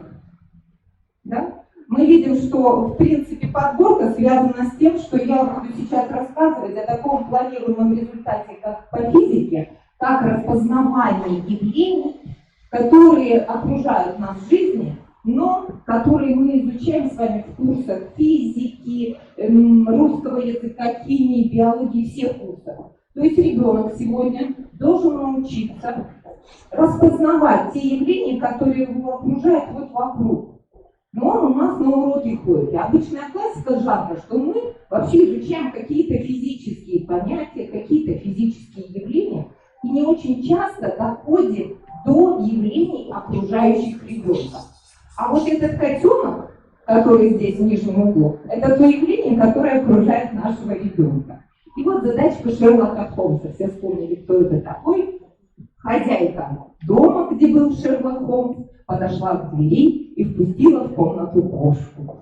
Посмотрев на кошку, Шерлок Холмс сказал: на улице холодно. Как он это определил? Вот тут, товарищи, есть одна версия, она ведь шерсть должна быть, да? Вот. А скажите, пожалуйста, какие такие, что распознали вы, когда сказали про шерсть дыба? Что должен внутри ребенок вообще делать, вот продумывать? Откуда такой ответ может у него появиться? Что он должен знать? И что он должен уметь делать с этим знанием? Он должен знать основные поведенческие явления из биологии, то есть как ведут себя животные, проявления их на реакция на холод и тепло. Да? Это биологическое? Нет. А после этого интерпретировать его. Да, просто когда мороз, вот, и в мороз без шапки. Когда вы выйдете в мороз без шапки, у вас волосы дыбом поднимутся. Может быть. А может и нет, не факт. Шерсть что? Белеть будет? Да. Менее покрыто, думаете, будет, да? Зачем чего? Вот знаете, когда, вы знаете, вот холодно, выходишь, и реснички как бы, да, становятся менее покрыты, да? Ага. Вот может быть, да, то есть сразу начинает. Видите, физикой попахивает, да? Те самые птицы, когда на холоде, да, они же у нас намокрились. А мы когда на холод пошли, что сделали? Что мы делаем, когда на холод? У нас же перья, да, вот перья. Они что делают у меня на холоде? Дымом встают. По крайней мере, если бы у меня был осенний покров, Топы тоже, да? А вот что делаем? Мы надеваем шубу, либо что-то. Да? У нас у гуманитария Да. абсолютно другая версия. Какая? Мы в данном случае противоречим Шерлоку Холмсу. Кошка просто быстро вбежала. А не могла настолько находиться на Вот, полке, чтобы у нее да. был передник. Смотрите, да, вот тут уже биология пошла, потому что что же она так бежала, у нее там, наверное, рецепторы, представляете, холодно же, да, она вообще кошка не спонтанно мерзнет, как бы бегает по снегу, какой бы ни было мороз, но предположение, смотрите, сколько у нас появилось предположений, которые можно проверить. И, конечно же, да, такие задачки Шерлока Холмса, наверное, будут очень интересны детям для того, чтобы разобраться в сути происходящего. Эту задачу можно использовать на проблематизации, ее уже можно использовать и на других этапах для того, чтобы накопить опыт распознавания явлений, которые мы изучаем. Тут явления, связанные с теплопроводностью. Да? И мы знаем, что теплопроводность разных веществ какая? Разная. Какая у всех меньше? У кого? У вакуума. Значит, кот, когда вышел на улицу, создал вокруг себя вакуум. И сделать он этого не может, поэтому обошелся газом. Итак, но теперь несколько слов по поводу того, на каких тогда вещах вот берем вот этот планируемый результат, и что мы тогда понимаем с вами, что ребенка очень важно научить, чтобы он, во-первых, из изучаемых нами явлений, понятий научился выделять признаки, свойства и научился соотносить их с фактами, которые есть в окружающей действительности. Да? То есть научить вот этой работе. Вот сегодня уже показывала коллега, которая занимается тоже универсальными учебными материалами, как это можно сделать. Работать с признаком. А признаков где скрыты? Где скрыты признаки? В определениях, да? То есть мы начинаем определение, вот такое малюсенькое, не зря определение считают вершиной мысли. Да? Вот такой ребенок, в котором скрыты и алгоритмы, и признаки, и свойства, вообще все в нем скрыто. И поэтому, не заметили, новый стандарт говорит, лучше ты знай меньше, но умей с этим знанием работать. Вытащить из этого знания, в принципе, все. И поэтому, когда мы научаем детей находить признаки, а потом в реальной жизни находить факты, то ребенок уже готов сказать, что же здесь есть, почему, да, как это происходит. Он может нам это уже объяснить. Ну и та профессиональная позиция, которую я тут заявляла в начале, явления происходят в реальной жизни, и дети могут научиться их распознавать. Но это профессиональная позиция учителя, который для себя такую, идею для себя выносит. Ну и то, что нам нужно, наверное, сделать, это, в принципе, накопить вот сегодня вот таких интересностей. Потому что это интересно. Это делает урок интересным. Вот сегодня мы решали задачу про тунеядца Сидорова во втором поколении. Тоже интересно, как он мог перегнать поезд. Ну, это относительность, но это тоже задача вполне реальная. И научить их строить вот эти суждения, да, которые мы берем из признаков суждения, из фактов, которые есть в ситуации, и умение делать выводы, умение делать умозаключения. Эти вещи, знаете, вот в этом плане очень хочется вот к высшей школе обратиться. Вот нам повезло, нам курс логики читали, а потом еще и сами мы туда заглядывали. Сейчас вообще в программе вуза нету курса логики. Надо его возвращать, а вообще вам, вот кто захочет разобраться с этими вещами, очень важно посмотреть, что же это такое. Ну а мы пойдем дальше. Вот это первая такая вещь, которую бы мне хотелось показать. Вот здесь, в принципе, демонстрация ума, но уже на физике. У нас на физике много текстов, и мы знаем, что у нас есть большая проблема, что дети не умеют решать качественные задачи. Ну, то есть, опять же, объяснять, что происходит, да? Не умеют видеть причинно-следственных связей. И, конечно, вот два уровня, про которые уже сегодня говорили, уровень мастера и уровень ученика, и вот задание. В принципе, мастер, он вот живет очень автономно. Он определяет, что надо сделать, он готов дать ответ, даже предположить, какой может быть ответ. И он может, в принципе, выстроить цепочку рассуждений, то есть цепочку причинно-следственной связи. Тот, кто ученик, он еще испытывает затруднения. И поэтому наша с вами задача помочь ему дать вот такую основу, чтобы он стал, вот извините за выражение, я сейчас скажу, борзым в мышлении. Понятно, про что я хочу сказать. Чтобы он разрешил себе мыслить. Потому что мы очень часто блокируем мышление детей в нашей традиционной системе. Он просто, ребенок в итоге затыкается и, в принципе, уже не хочет и не будет о том мыслить. А мы будем говорить, ну что с тебя возьмешь?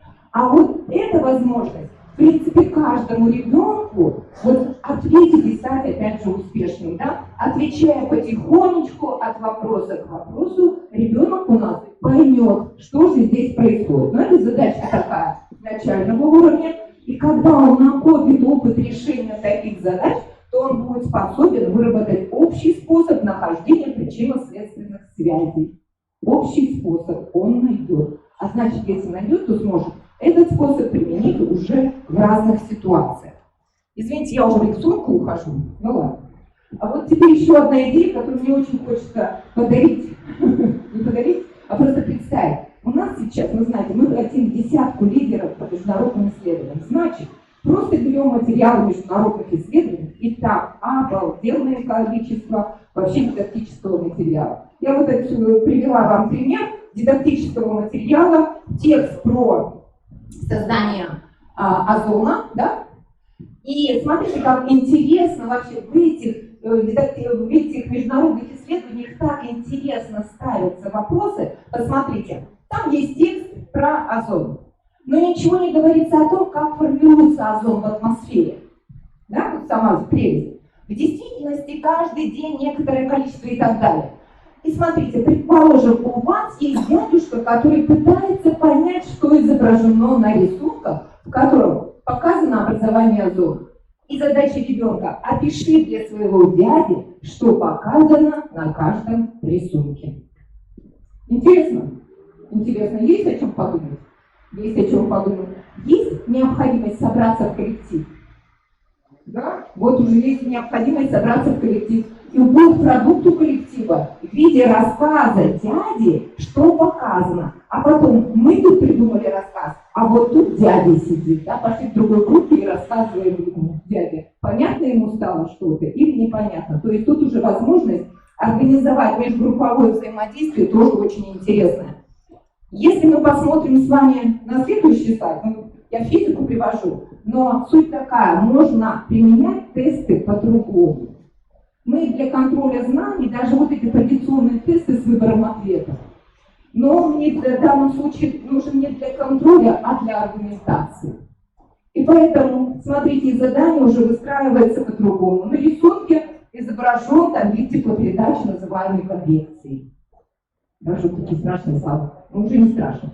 Правильно ли Витя определил, чем конвекция отличается от теплопроводности? Значит, про теплопроводность они уже что-то знают. Про конвекцию они что-то поймут из, да? То есть вытащат информацию, представленную уже другим образом, не текстом. Ну и объясните. И вот пошло. Первое берем. И что обсудить в группе? Да? Правильно Витя решил, что при конвекции происходит перенос вещества? Тут все правильно. Но мне важно, чтобы они что сделали?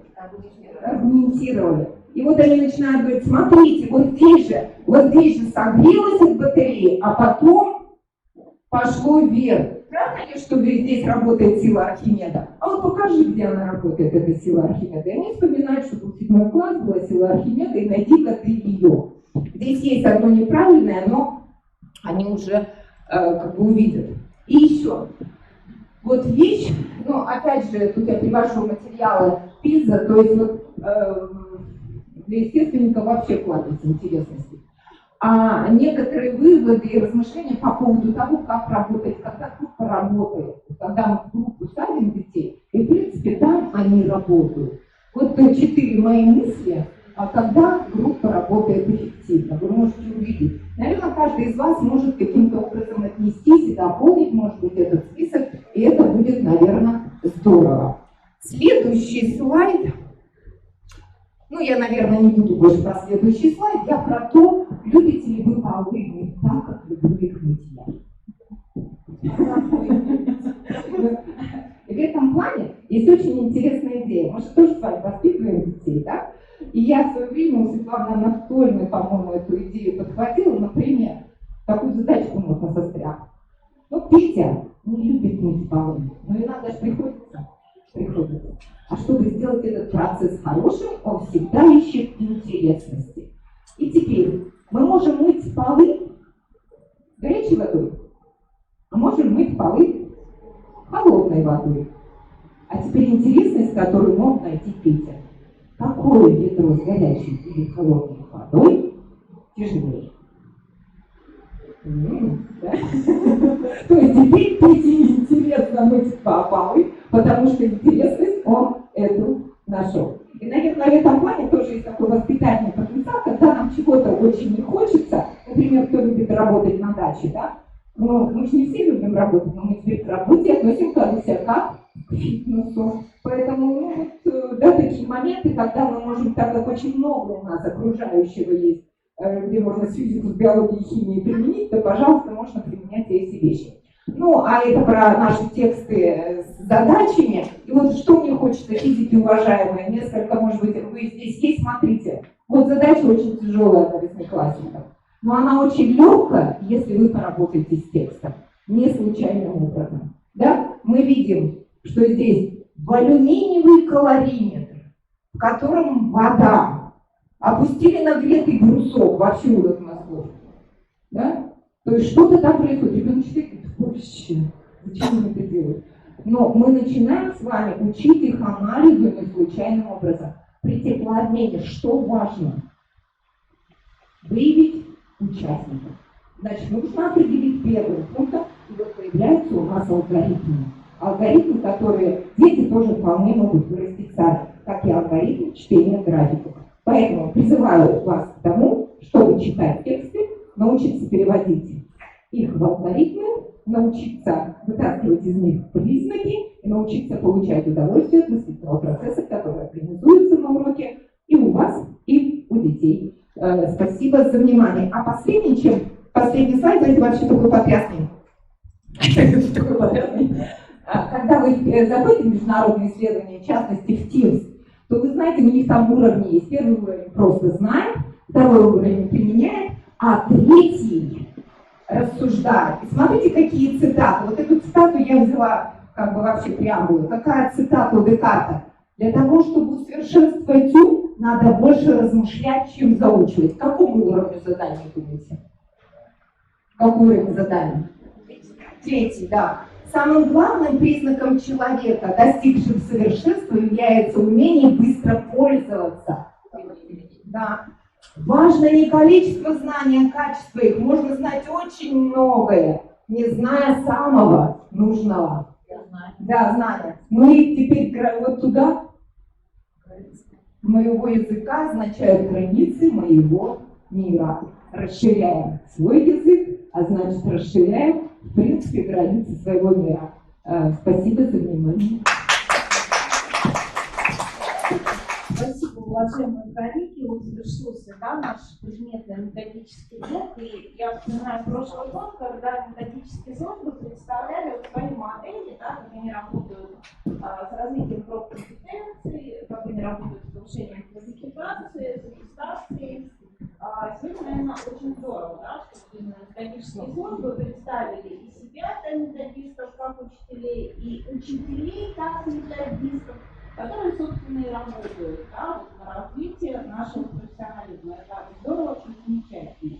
Итак, уважаемые коллеги, я знаю, что у вас в пространствах обозначен регламент. У нас остался еще один мастер-класс, он тоже непростой. Мы работу продолжаем.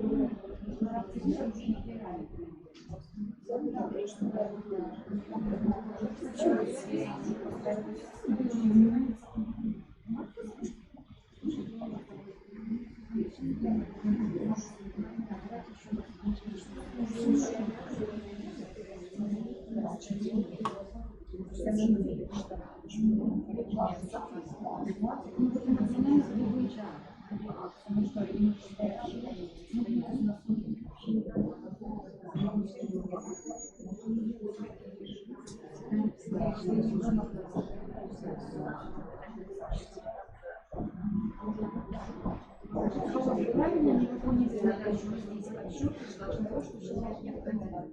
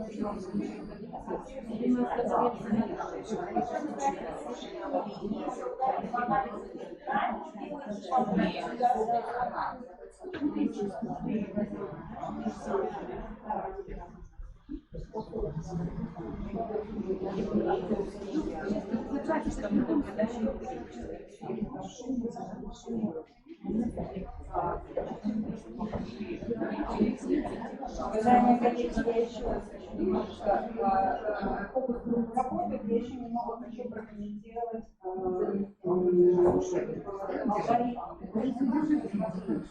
Вы обратите внимание, что первой частью алгоритма является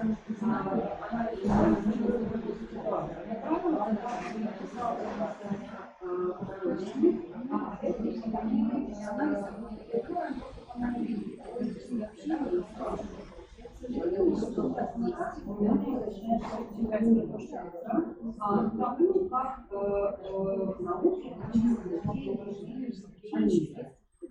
что вызывает определение причины, вызывает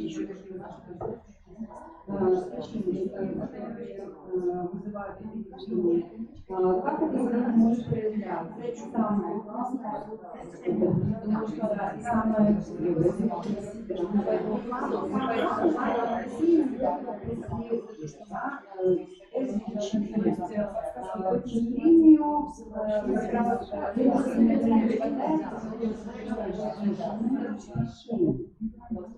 поэтому всегда, прежде чем анализировать какую-либо ситуацию,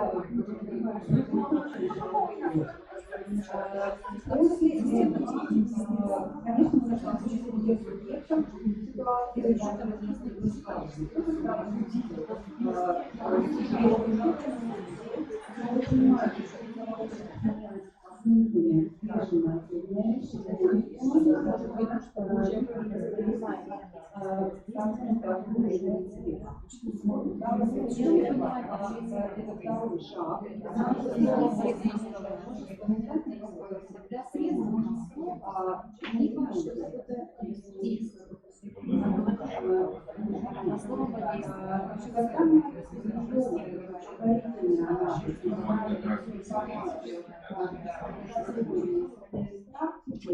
мы не можем проанализировать данную ситуацию, не понять, в чем причина.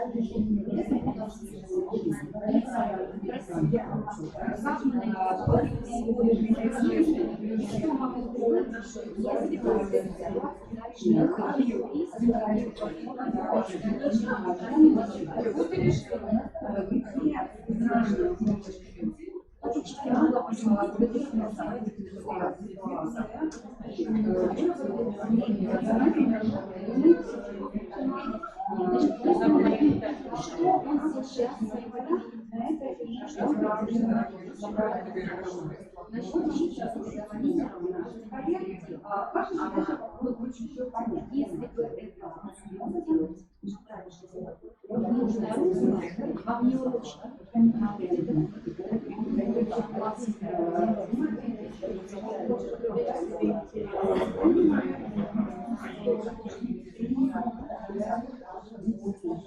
То есть средства общения, когда действия,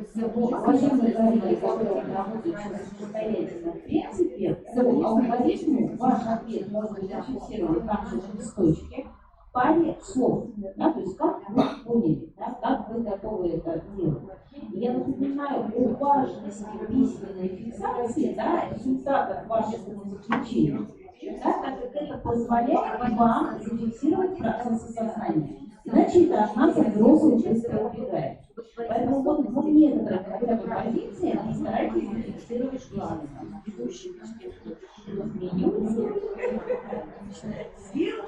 Если вы больше способны.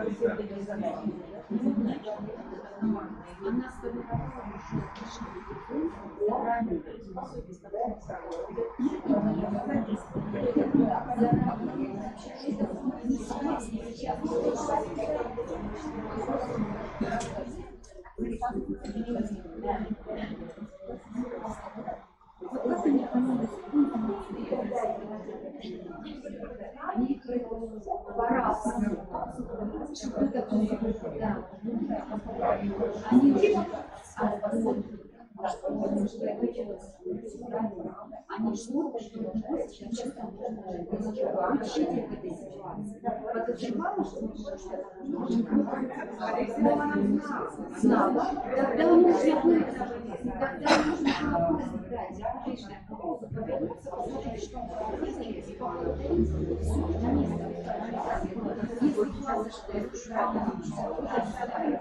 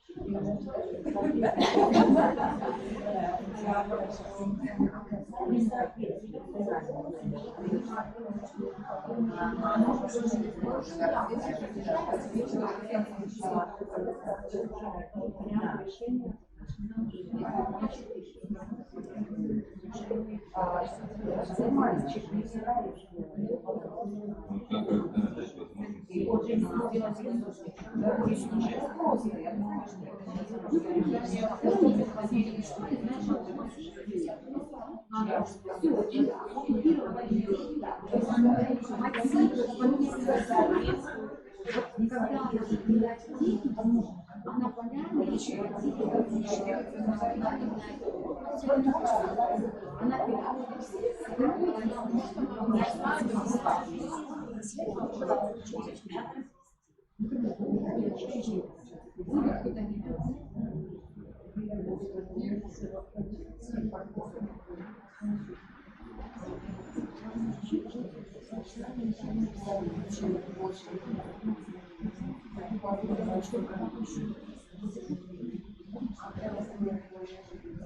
Александр Сергеевич, не всех глаз.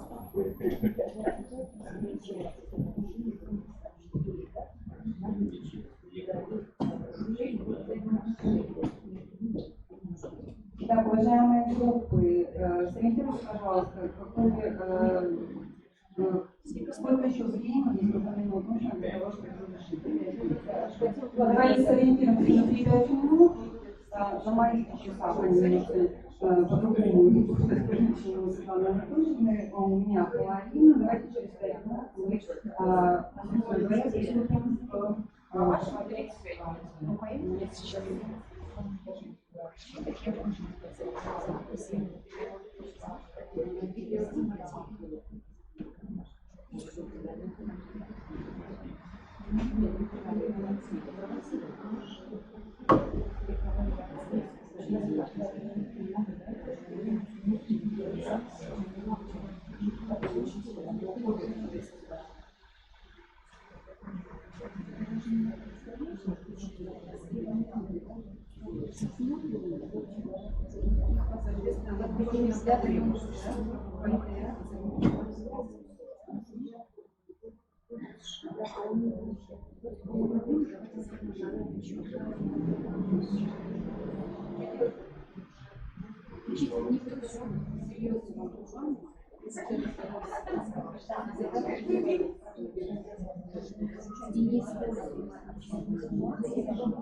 Почему он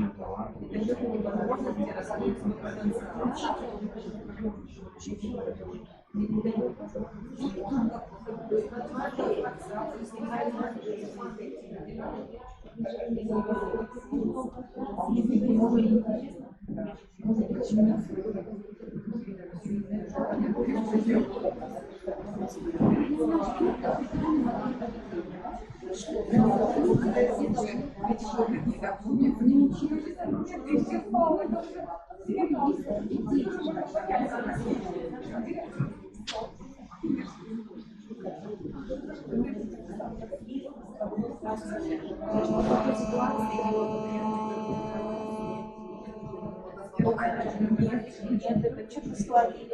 Нам же что Это не здесь. Я уже отключила.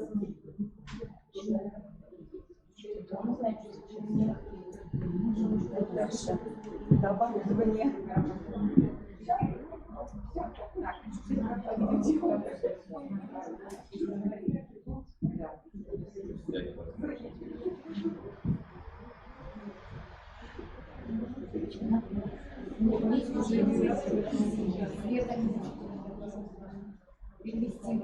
Его познавать надо.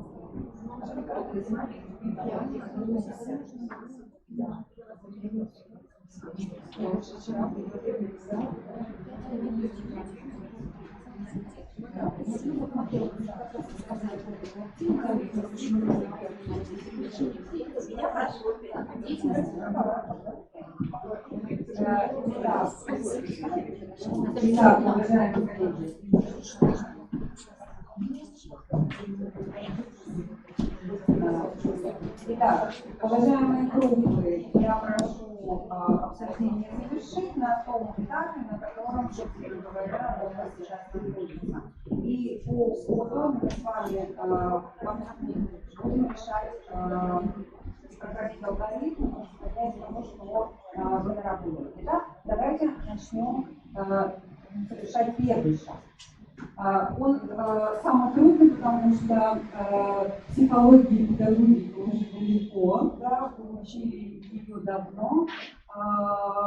Многие, конечно, обращаются к этим наукам, но так, эпизодически, наверное, да, кто-то, конечно, кто-то более серьезно, но чаще всего все-таки эпизодически, да, и я думаю, что даже то, как работали группа, показало, что вот сосредотачивались долго именно на этом шаге, потому что он требует таких хороших теоретических знаний. Итак, давайте посмотрим. Первый шаг. Нужно было проанализировать условия, представленные в ситуации. Да?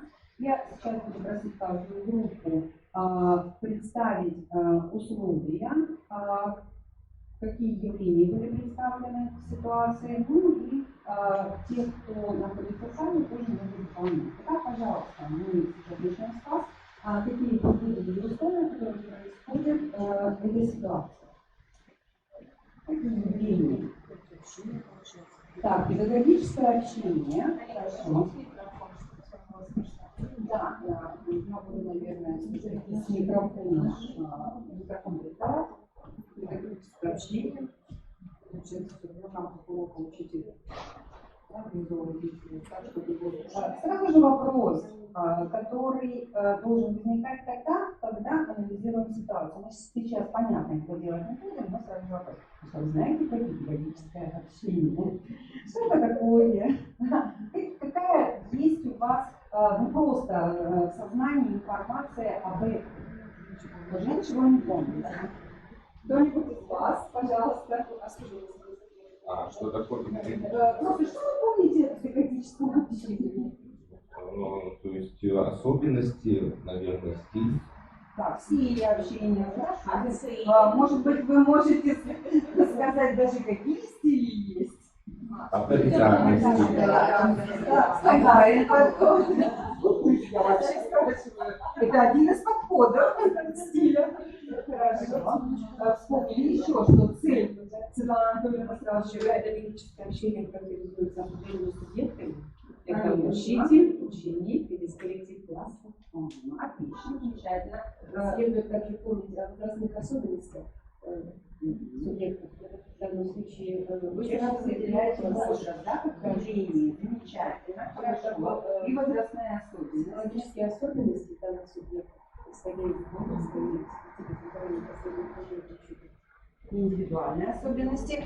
Отлично. Еще, то есть, когда вы говорите темперамент, сразу же возникает вопрос, что такое темперамент. Когда вы говорите возраст, сразу возникает вопрос, что такое возраст. Вы знаете, какие психологические особенности возрастных групп. Да? Может, точнее, можете ли охарактеризовать, что там происходит?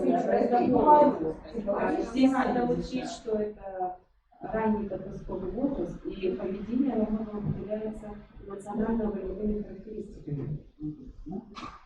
Важно определить мотив, какой мотив преследует, значит, ребенок, да, мы здесь видим, что он хочет выделиться, он сугубо психологический подход, да, он хочет обратить на себя внимание, и здесь явно видно, что у него присутствуют лидерские качества, а учитель, к сожалению... Давайте мы пока не будем характеризовать субъекта. Мы сейчас только выделяем явления. Какие еще явления вы выделили? Авторитарное немножко воздействие явления. Мы сказали педобщение.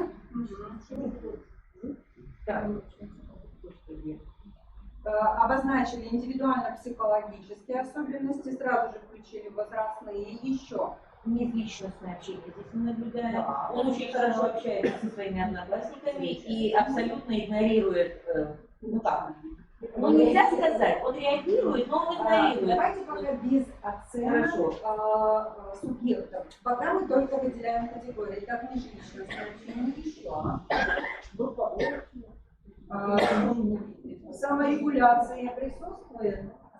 вообще необходимость регуляции должна быть, да, она считается. Другой вопрос, что здесь она представлена в другом варианте. Вот как раз и возникает необходимость перед тем, как анализировать ситуацию, естественно, нужно выделить категории, и при этом я неспроста задаю вопрос, а что за этим стоит, да? А что это за категория? Почему возникает это явление? Вот я хочу остановиться, опять как образец некий, о котором говорила Светлана Анатольевна, я хочу остановиться на саморегуляции. Да? Было сказано, что здесь ее нет. Возникает вполне закономерный вопрос. Нет вообще?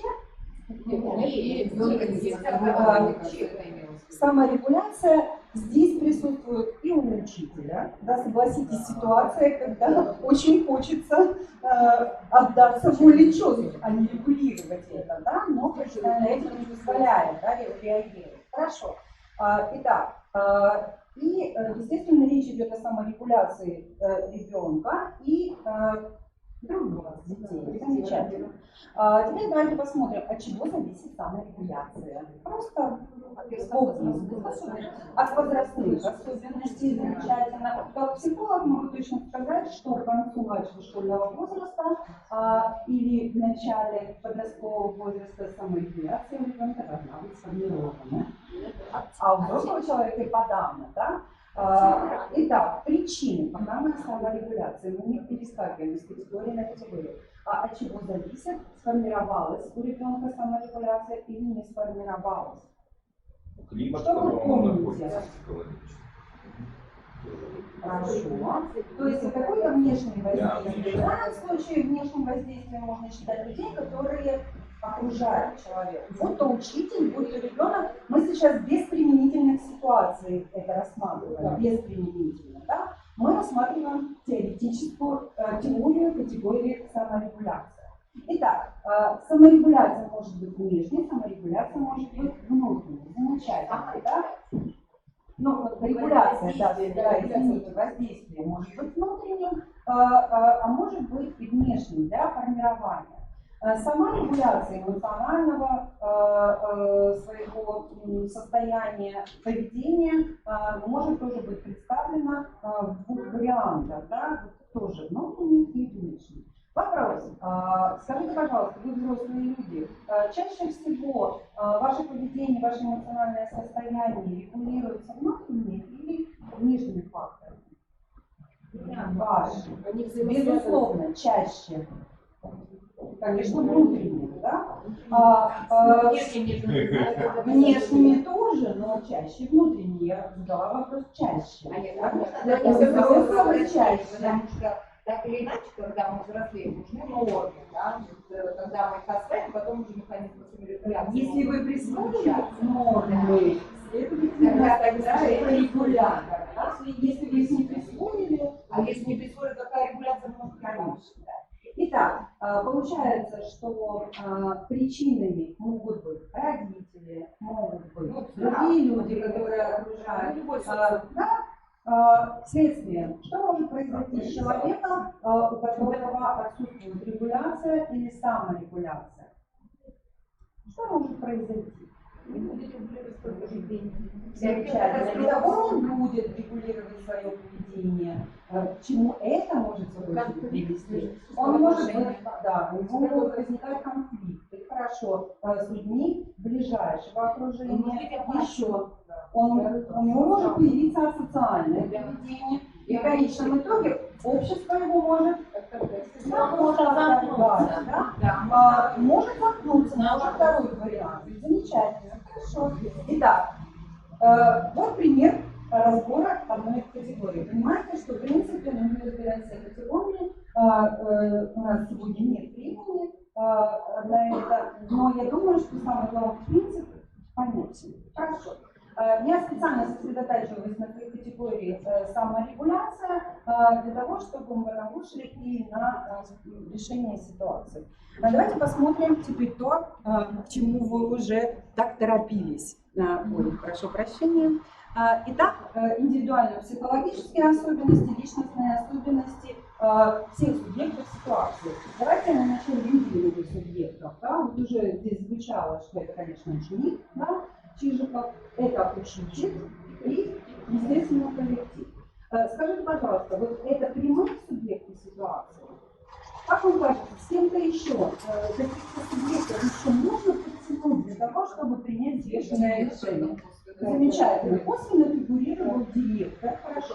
Кто еще может косвенно фигурировать? Родители, безусловно, да, потому что мы хотим работать с ребенком, мы хотим ему помочь, да, мы хотим помочь классу, соответственно, мы должны выделить не только прямых субъектов, но и косвенных субъектов. Замечательно, мы их выделим.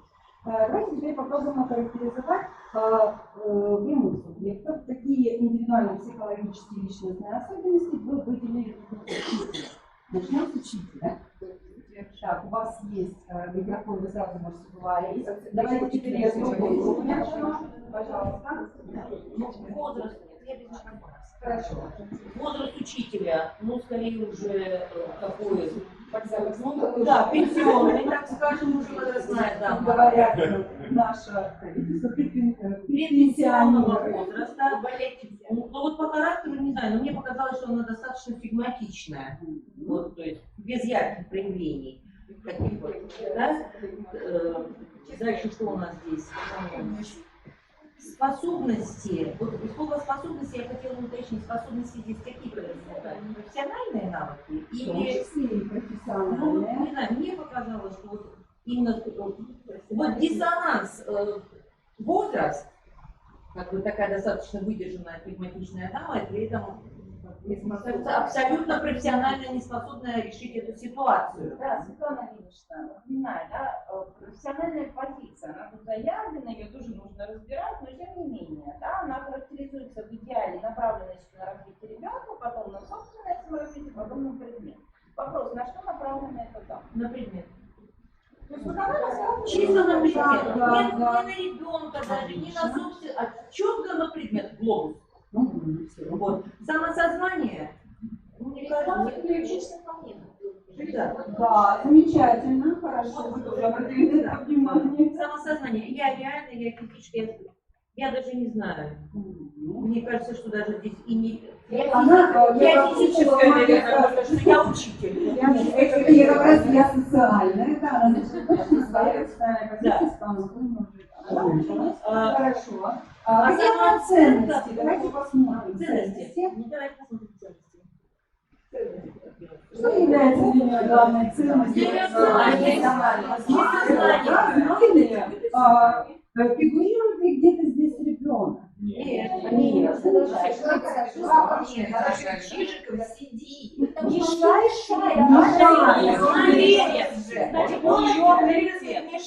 Он создает ей препятствия.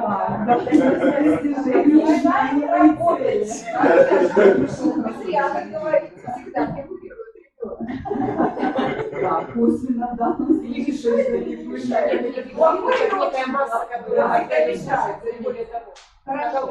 Хорошо.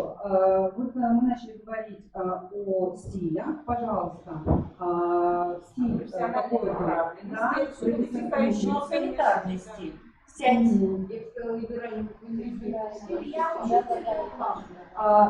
Почему вы решили, что все-таки это авторитарный стиль? Вот на мой взгляд, если бы это был учитель авторитарный, уже бы после первого полота вы все уже стояли по стойке смирно. В данном случае пришлось сделать очень много замечаний для того, чтобы, собственно говоря, она сделала замечания, но эффект этих замечаний просто никакого, да, то есть она не предпринимала действенных мер. Кстати, как вы оцените ее психолого-педагогическую компетентность? Ее замечательно, хорошо. А с позиции профессиональной психолого-педагогической компетентности? себя умеет, как человек.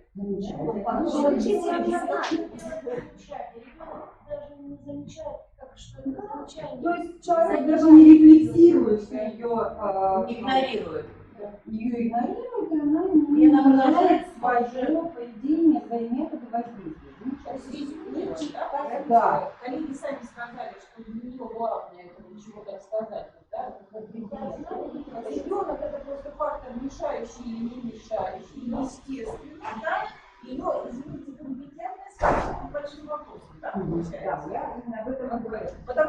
хотела бы прямо буквально подчеркнуть ее главную цель – дать знания. И неважно, усвоят эти знания дети или нет, потому что замечания позиции указывают. Очень хорошо, замечательно. Давайте теперь попробуем проанализировать индивидуальные психологические особенности ребенка. Такой замечательный персонаж. Итак, что выделили? Пожалуйста, включаемся все. Интерактивный. Ему неинтересно, то есть изначально ему выпущено страха, ему уже неинтересно. То есть у него явные проблемы с учебной мотивацией. Так, хорошо. Еще. Стремление к лидерству. Демонстративно стремится к лидерству, стремится сосредоточить на себе внимание. Кстати, демонстративность и желание сосредоточить на себе внимание. Каковы причины могут быть? Нереализованность, это может быть дома. А если еще глубже? Зачем ему нужно это внимание? Если бы человек получал внимание изначально, буквально от своего рождения, да, дефициты внимания, либо он в детстве получил столько внимания, что теперь Ему его не хватает. да, ему его не хватает, ему постоянно нужно это внимание прикреплять. Замечательно, хорошо. Идем дальше. Еще что нашли? Может быть, Вы сказали, он хороший актер. у него явные способности. Он еще подготовился к демонстрации. Креативен. И не причем совсем И на любое замечание нам идею. Хорошо, замечательно. Аудитория, может быть, добавит нам что-нибудь? Вы думаете, что понижено? Почему так решили?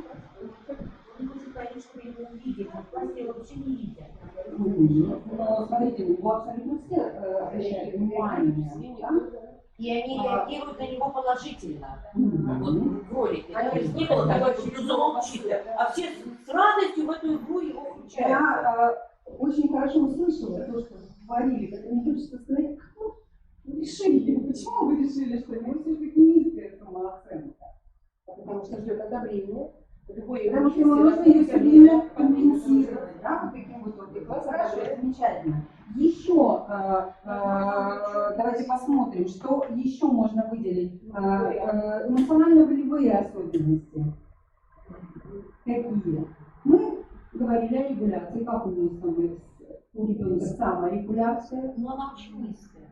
То есть он реагирует буквально сиюминутно.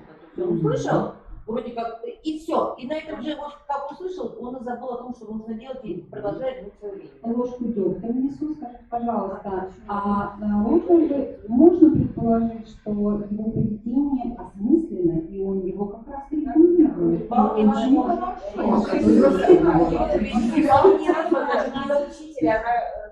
Да, он регулирует, исходя из своих целей, причем очень хорошо регулирует. Да? Замечательно, вот я специально фиксирую вас на этом, у него хорошая регуляция. Но в данный момент эта регуляция не задействована, потому что цели ребенка и цели учителя абсолютно разные. Замечательно, хорошо, что вы это выделили. Давайте посмотрим на еще одного субъекта. Это класс. Пожалуйста. Что вы можете сказать о классе? Класс поддерживает. Добрые дети. Замечательно. Класс поддерживает. То есть класс тоже готов отвлекаться. Да? Ему интересно не само знание, не то, что говорит учитель. А, собственно говоря, класс дал установку Рыжикову, когда хором сказали, Чижикову, когда мне хором сказали, вот они отправили его туда в дальнее плавание, и ожидали, уже предполагали, что ожидают, что. Да. Зато к чему было экспериментаторы. Они предполагают. Хорошо. Нет, вы не верите, да? Хорошо. Это соответствует возрастным особенностям? Да. Ну, конечно, да? Это все в рамках возрастных особенностей. Давайте теперь посмотрим на косвенных субъектов. Тоже краткую характеристику. Итак, директор. Можно предположить, здесь только можно предположить, что директор Да, это такой человек, которого, в принципе, все должны бояться, то есть, вероятно, у него такая репутация, да, и все знают, что если ты попадешь в директора, то это просто высший пилотаж наказания, да, и в данном случае учитель к этому придет. Родителям даже никто не обращался, заметьте, видимо, нет, родители Я сказала, что можно предположить, что за этим стоят родители. Тем более, что чижика – это продукт воспитания родителей. Поэтому не говорить о родителях и принимать решения без вот этого, да, косвенного воспитания, наверное, не совсем. Да, не совсем разумно. Давайте посмотрим, что могут представлять из себя родители. Итак, пожалуйста, что могут представлять из себя возможно, замечательное предположение, хорошо. Так, заинтересованы родители в достижениях, учебных достижениях ребенка. Нет, скорее всего, что они очень заняты, что они очень заняты своей карьерой, решением, потому что если вы посмотрите на внешний вид Чижика, он очень вполне цивилизованно одет, выглядит замечательно, у него нет внешне, да, никаких, то, что он заброшенный, социально неблагоприятной семье. Скорее всего, что там как раз родители могут быть заняты своей какой-то карьерой, и внимание, то есть если вначале, может быть, было внимание... Мы говорили о дефиците. Да, а сейчас этого внимания не хватает, поэтому так слышится фраза, что неоднократно опять Чижиков. То есть, что эта ситуация, вот эта, она имеет какое-то системное развитие, и что родители никоим образом на этого Чижикова, ну как? Я бы сказала, на администрацию, на учителя не реагируют, и ребенка, по всей видимости, тоже как-то, ну, нет, заметьте, хорошая семья, Чижиков тогда кожаный, да? Не то, что кожаный добрый, возможно. Может быть, даже родители его умение недооценивают, да? Он хочет стать таким же, как родители, но родители где-то его недооценивают, и ребенку ничего не остается, как мы такие вещи проявляем. Может, хотя бы здесь это пытается сделать. Хорошо. Итак, мы поняли, что родители тоже, по большому счету, неэффективны в воспитании. Я упомянула бы родителей здесь. Конечно. Но как сделали предположение, вероятно, эта ситуация носит системный характер. Дети Чижика уже все понимают, да? Учитель, в принципе, тоже это понимает. Поэтому не апеллирует к родителям, она не говорит, что я приглашу родителей, она сразу говорит детям. Да? То есть все становится на свои места. Хорошо, итак, мы с вами попробовали проанализировать индивидуально-психологические характеристики субъектов. Да? Кстати, здесь я вспомнила, что вот здесь в группе еще предположили, что Чижикова темперамент холерический, холерик. Хотела спросить, почему вы так решили? Отлично. Итак, давайте посмотрим теперь, какие отношения между ними сложились, между всеми участниками этой ситуации. Итак, между учителем и Чижиковым. Какие отношения? Но сама ситуация предполагает все-таки деловое общение. Мы же говорили, педагогическое общение, значит, предполагает общение деловое. Да? Здесь вроде как деловое. Или личностное, межличностное. Замечательно. Субъект объектное. Кто объект? Да.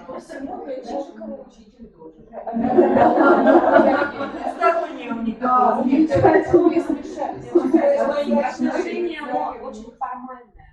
Она ему что-то говорит, он кивает, не реагирует. То есть, по сути, можно говорить о том, что деловые отношения, по сути, не реализованы. Да? Как таковых их нет. Хорошо.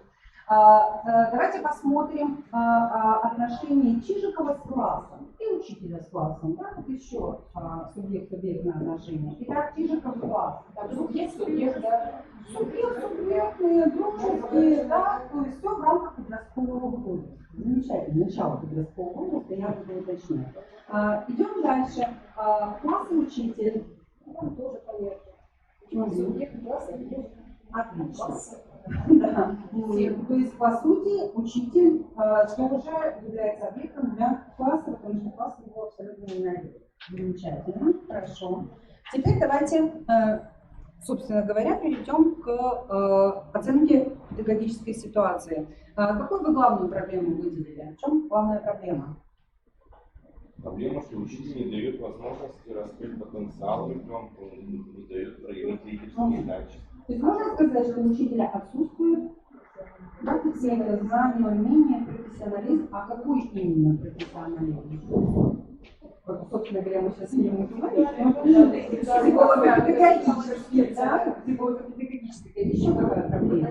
То есть вы увидели проблему учителя, да? То есть вы видели главную проблему, это не профессиональная деятельность, если ты сразу разумно призывает откуда и сделать его таким, чтобы их привлечь. Хорошо. Итак, учитель, у ребенка-то есть проблема, он выделит как-то одностороннюю проблему. Проблема самореализации. Самореализация и проблемы с учебной мотивацией. Да, с учебной деятельностью, с учебной мотивацией. Учебная мотивация как элемент учебной деятельности. Хорошо. Итак, у класса есть проблема? Есть, конечно. Уже низкий уровень мотивации. Они его поддерживают. Они поддержка. Конечно, они уже с учебной деятельностью проблема. Замечательно. Они же все спровоцировали. Я думаю, что это ситуативно. Нет, это заметьте, Чижиков все дружно, хором, это уже не ситуативно. Хорошо. Итак, смотрите, первоначально определили проблему у учителя. Проблема шире, да, если мы начнем опираться опять на тот анализ, который предварительно мы сделали, проблема шире. Можно ли сформулировать эту проблему, затронув сразу же учителя, ребенка и класс? Очень благодарю за это. Мне кажется, здесь такое равнодушие учителя к тому, как она организовала урок, к тому, что ученики не вовлечены в процесс. Равнодушие класса к тому, как ведет себя их одноклассник. Они его не пресекают, они вроде как в открытую не проявляют свой интерес, потому что рядом учитель. Это вот самое страшное качество, это равнодушие. Нет, мы можем даже предположить, что у учителя просто эмоциональное выгорание, да? Мы можем это предположить. Сейчас вопрос в другом. Проблема. Можно ли сформулировать все проблемы, которые мы только что описали, в одну, как одну проблему? Научить учиться.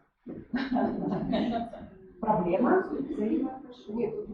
По сути, взаимоотношений мы же говорим. Может быть, они все-таки зеркалят пока, да? То есть мы детей можем делать. Проблемы все равно будут. Однозначно дети зеркалят, а у них доброжелательные отношения, они довольно дружные. То есть они могут собой представлять коллектив еще с уровня начального образования. Извините, что да, вмешиваюсь, просто время у нас тоже. Итак, давайте попробуем посмотреть на проблему. Если мы говорим о эффективности образовательной деятельности, и все участники, которые здесь есть,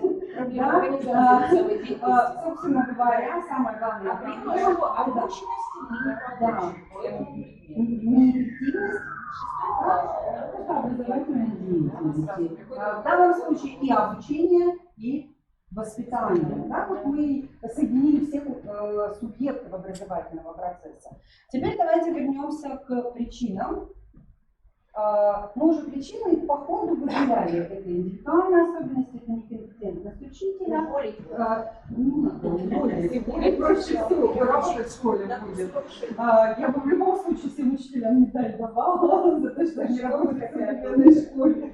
Итак, давайте теперь посмотрим возможные прогнозы. Да? Какие могут быть прогнозы в отношении развития вот именно этой проблемы и всех участников этой ситуации. Итак, пожалуйста, что вы выделили? Может привести к затяжному конфликту. Итак, проблема – это эффективность, точнее неэффективность образовательного процесса. Она может как снежный ком нарастает. А у нас Неблагоприятно. замечательно, хорошо. Дети не осваивают. Чижиков может Да, все уйти. сосредоточены на Чижикове, все Пока если сосредоточены на доброжелательные чем угодно, какие-то, да, только не на агрессивную форму. профессиональном, Можно на даже знаниях, сказать умениях, страшную навыках. вещь. Если вот даже только один такой учитель будет существовать вот для этих детей, то у них к юношескому возрасту разовьется такое милое качество цинизм и приобретет устойчивые черты, не проходящие. Это как раз вопросы воспитания, да, в том числе и нравственного. Нет, подальше политику я ориентируюсь на время. Итак, еще, пожалуйста, прогноз всей проблемы неблагоприятной ребенка, развития ребенка, быстро, в двух словах. Он будет усваивать знания, умения и навыки? Да, он будет сосредоточен только на своих способностях. И опять же, Да. зафиксируются эти формы. Конечно. Социальные формы поведения мы можем предположить, что... сферой воображения. Это один из прогнозов, а может как раз вот эта креативность дать толчок к его дальнейшему развитию. Да, как творчество, но вы понимаете, для того, чтобы творить, нужна база, да? Чтобы она это очень хорошо выделила. Здесь это понятно. Класс, прогноз развития класса. Ну, тоже, если они не заинтересованы в освоении, да, то есть это перейдет сначала вот просто к равнодушному наблюдению, а далее это пойдет, что чем больше развития, тем спад, во-первых, сознание проблема, они станут участниками, у них тоже будет формироваться и самосознание, и нравственная сфера, да, отношения к учителю и шаблоны, да, определенные шаблоны поведения, да, между учеником и учителем. Замечательно, хорошо. Нарушение поведения. Зачем идти на урок, который, если я не пришел на урок, где я А началась все с учителя. Конечно, классно. Итак, идем дальше. Итак, мы делаем неблагоприятный прогноз развития событий, а теперь давайте посмотрим, что нам нужно делать. Да? Следующий шаг. Пожалуйста, кто что предлагал? Как решить проблему? Это не решит проблему. Это не решит Нужно проблему. перевести активность в познавательный метод. Так, замечательно. Но вы помните, что наш учитель этому Да, давайте все-таки попробуем тоже разделить разные линии. Итак, как решить проблему учителя, как решить проблему ребенка и проблему класса. Пожалуйста. Говорите? Да. Ну, здесь, возможно, если у нас есть четвертая сторона, это директор, да, мы же не знаем, какой он, да? Мы знаем, какой он. Товарищ авторитарный, который помогает. Можно предположить, но любой авторитарный директор не обязательно дурак. Да? То есть, если это умный авторитарный директор, ему необходимо провести работу с учителем. Более того, да, психология, можно говорить, что самый лучший руководитель – это руководитель авторитарно-демократического стиля. Это самый эффективный. Надо пересматривать свою работу. Поэтому это главная забота работодателя. Да, то есть работодателю нужно, собственно говоря, обеспечить профессиональный рост, о котором мы сегодня говорим, учителя. Причем не только психолого-педагогическую компетентность, но, вероятно, и методическую компетентность, потому что приемы активизации не дают возможность сформировать учебную мотивацию детей.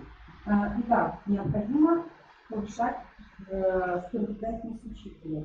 Может, еще позиции можно запланировать, историю развития. Точки роста обозначены, и по этим точкам роста идти. Отлично.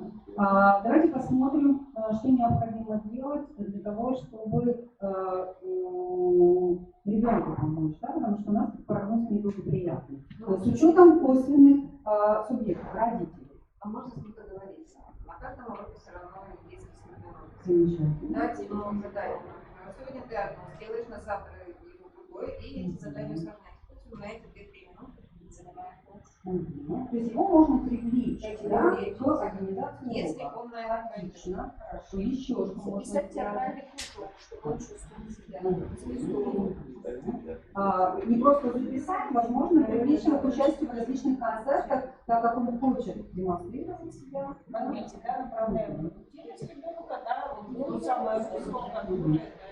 Замечательно. То есть неорганизованная активность должна стать организованной активностью. Отлично. Хорошо. Замечательно.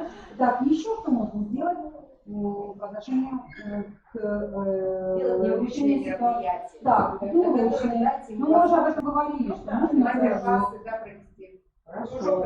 Не вроде, что за счет него меня интересуют родители, как-то вы про них забыли, потому что ребенок в школе, мы можем его кружок записать, мы можем много для него сделать, но он приходит домой и сталкивается с той же самой ситуацией. как раз очень сложно.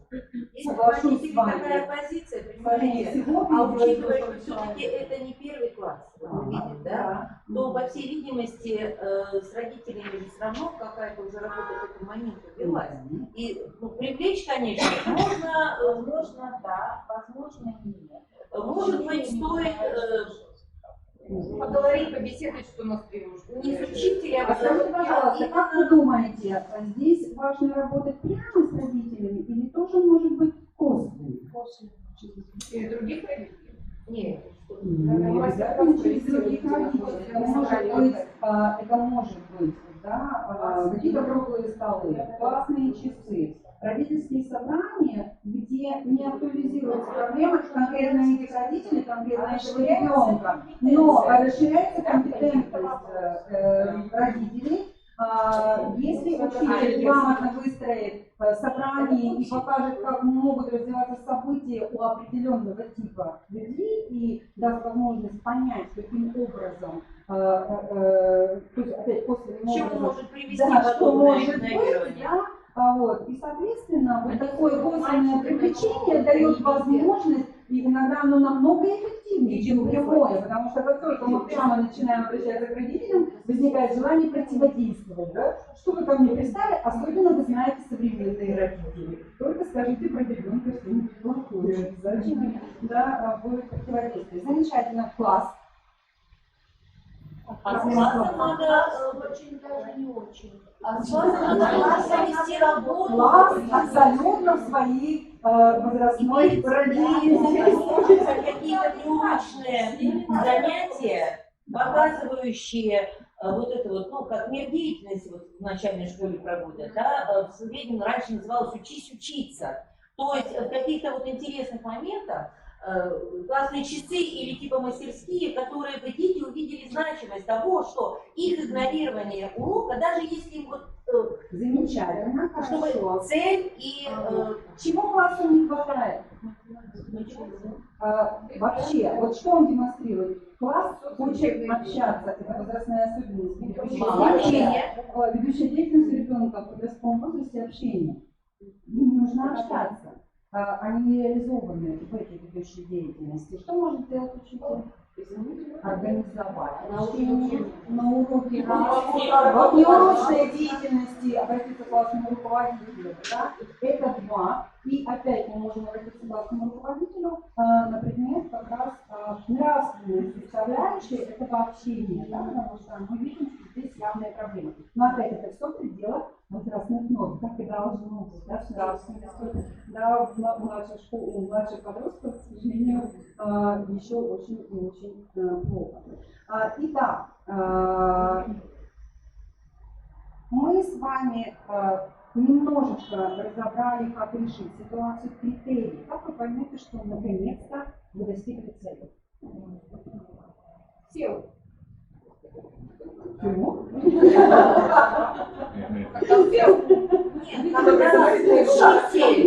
Учитель Вавлюк Чижикова процесс изучения материала использовал весь его вот этот вот богатый потенциал, и при этом... То есть Чижиков стал клоуном, да, он придумывает хорошие, замечательные, и при этом благодарит учиться. Мы критерии, да. Хорошо. Класс Как мы Класс оценим? научился правильно расставлять акценты, что приемлемо в ходе урока, что неприемлемо. Научился внутри думали, тот же в школе был бездельником, тут У персонажей, а у персонажей класса, я имею в виду всех участников этого класса, может развиваться самоосознание? Может. Замечательно, они тоже могут меняться, отлично, могут высказывать свои позиции. И в какой-то момент просто не поддержать Чижикова. Отлично, отлично. Учитель, критерии, да, что вы достигли того, чего хотели. А учитель, наверное, каким-то все-таки образом от знаний парадигмы пришел все-таки какой-то деятельности и увидел, что не знание ради знания, а знание ради того, чтобы ученик мог этим знанием пользоваться. Итак, давайте подведем итог. Я понимаю, что сейчас будет такая небольшая рефлексия, потому что я на время ориентируюсь. Сейчас не предлагаю, если есть необходимость высказаться, скажите, если нет необходимости, просто давайте посмотрим. Итак, я думаю, что как только вы начинали решать ситуацию и решали ситуацию, было одно содержание. Как вы только увидели эту ситуацию, скажите, пожалуйста, для себя можете озвучить, изменилось ли содержание первоначальное и вот это конечное, которое мы с вами сделали. Всем полезно посмотреть. Зачем я рада, что вы будете директор? Мы только этот сюжет берем. Если вы захотите, вы можете посмотреть пирату. Уважаемые коллеги, мы выходим я добавлю, что рефлексия все-таки запустилась. Чисто по опыту. Зачастую мы взрослые, в подобные ситуации, набросав корзину идей, не совсем понимаем, как они у нас системно связаны.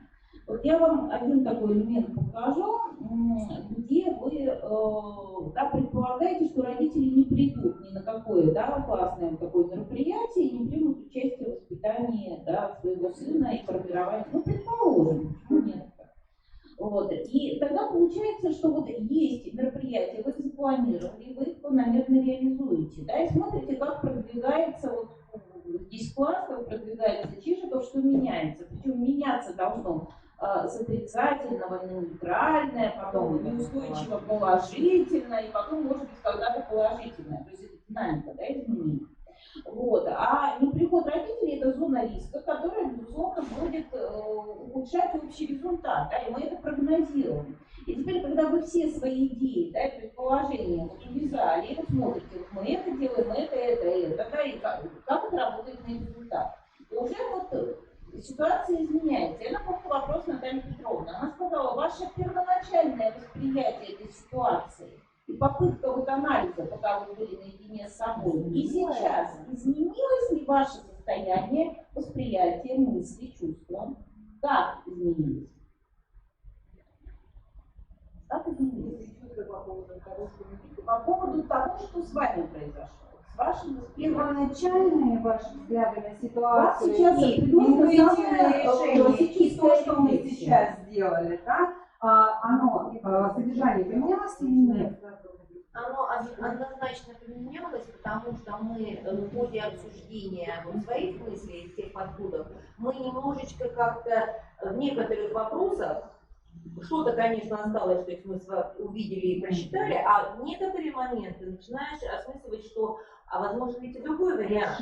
Расширилось, конечно, представление. И оценочное это восприятие позиции, в основном, конечно, ребенка, Плохой, хороший. Не плохой, хороший, а причины, почему так он себя повел, немножечко личный психологический подход, причины. Причины как-то по-другому. А когда ты понимаешь причину, почему он так себя ведет, тогда, значит, оттуда можно что? Иначе выстраивать. Конечно, тогда я понимаю, как с этой причиной бороться. Хорошо. Спасибо. Еще кто-то может?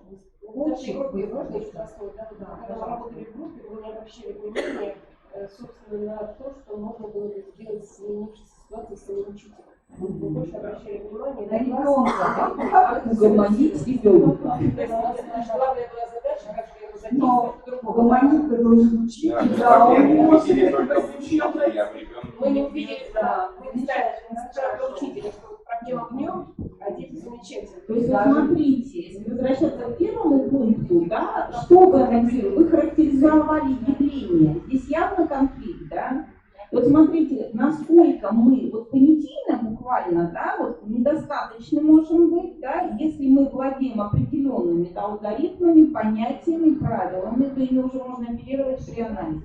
То есть дефицит у себя хотела сказать, выявили дефицит. Естественно, нам не хватает психологической подготовки. Мы поняли, к Причем, чему вы кстати, ведете. ребята, Давайте поэтому.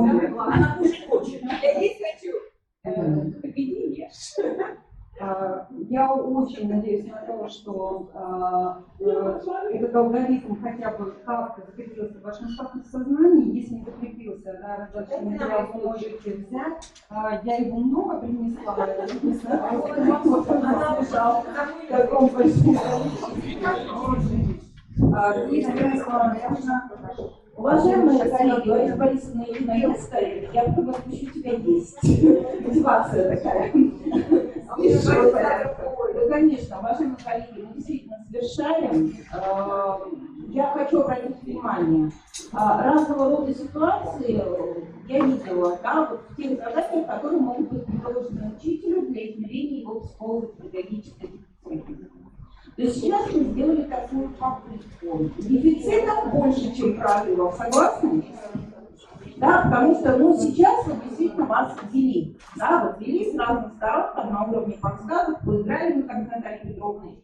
Вот, то есть вот это вот, наверное, одна из областей, которая да, вот, требует усиления. Не просто для того, чтобы какой-то там экзамен сдать. Мы обнаружили, что основная проблема как раз в обученности.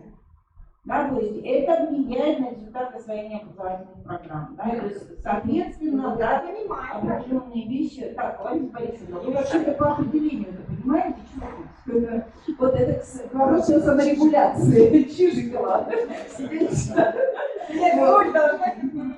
Я выражаю огромную благодарность да, муниципальной службе города Сыктывкара, потому что здесь безусловно, понятно, да, инициатива Ларисы Борисовны, то есть она поработала да, со своими учителями и поддержала очень сложную идею проведения таких мастер-классов.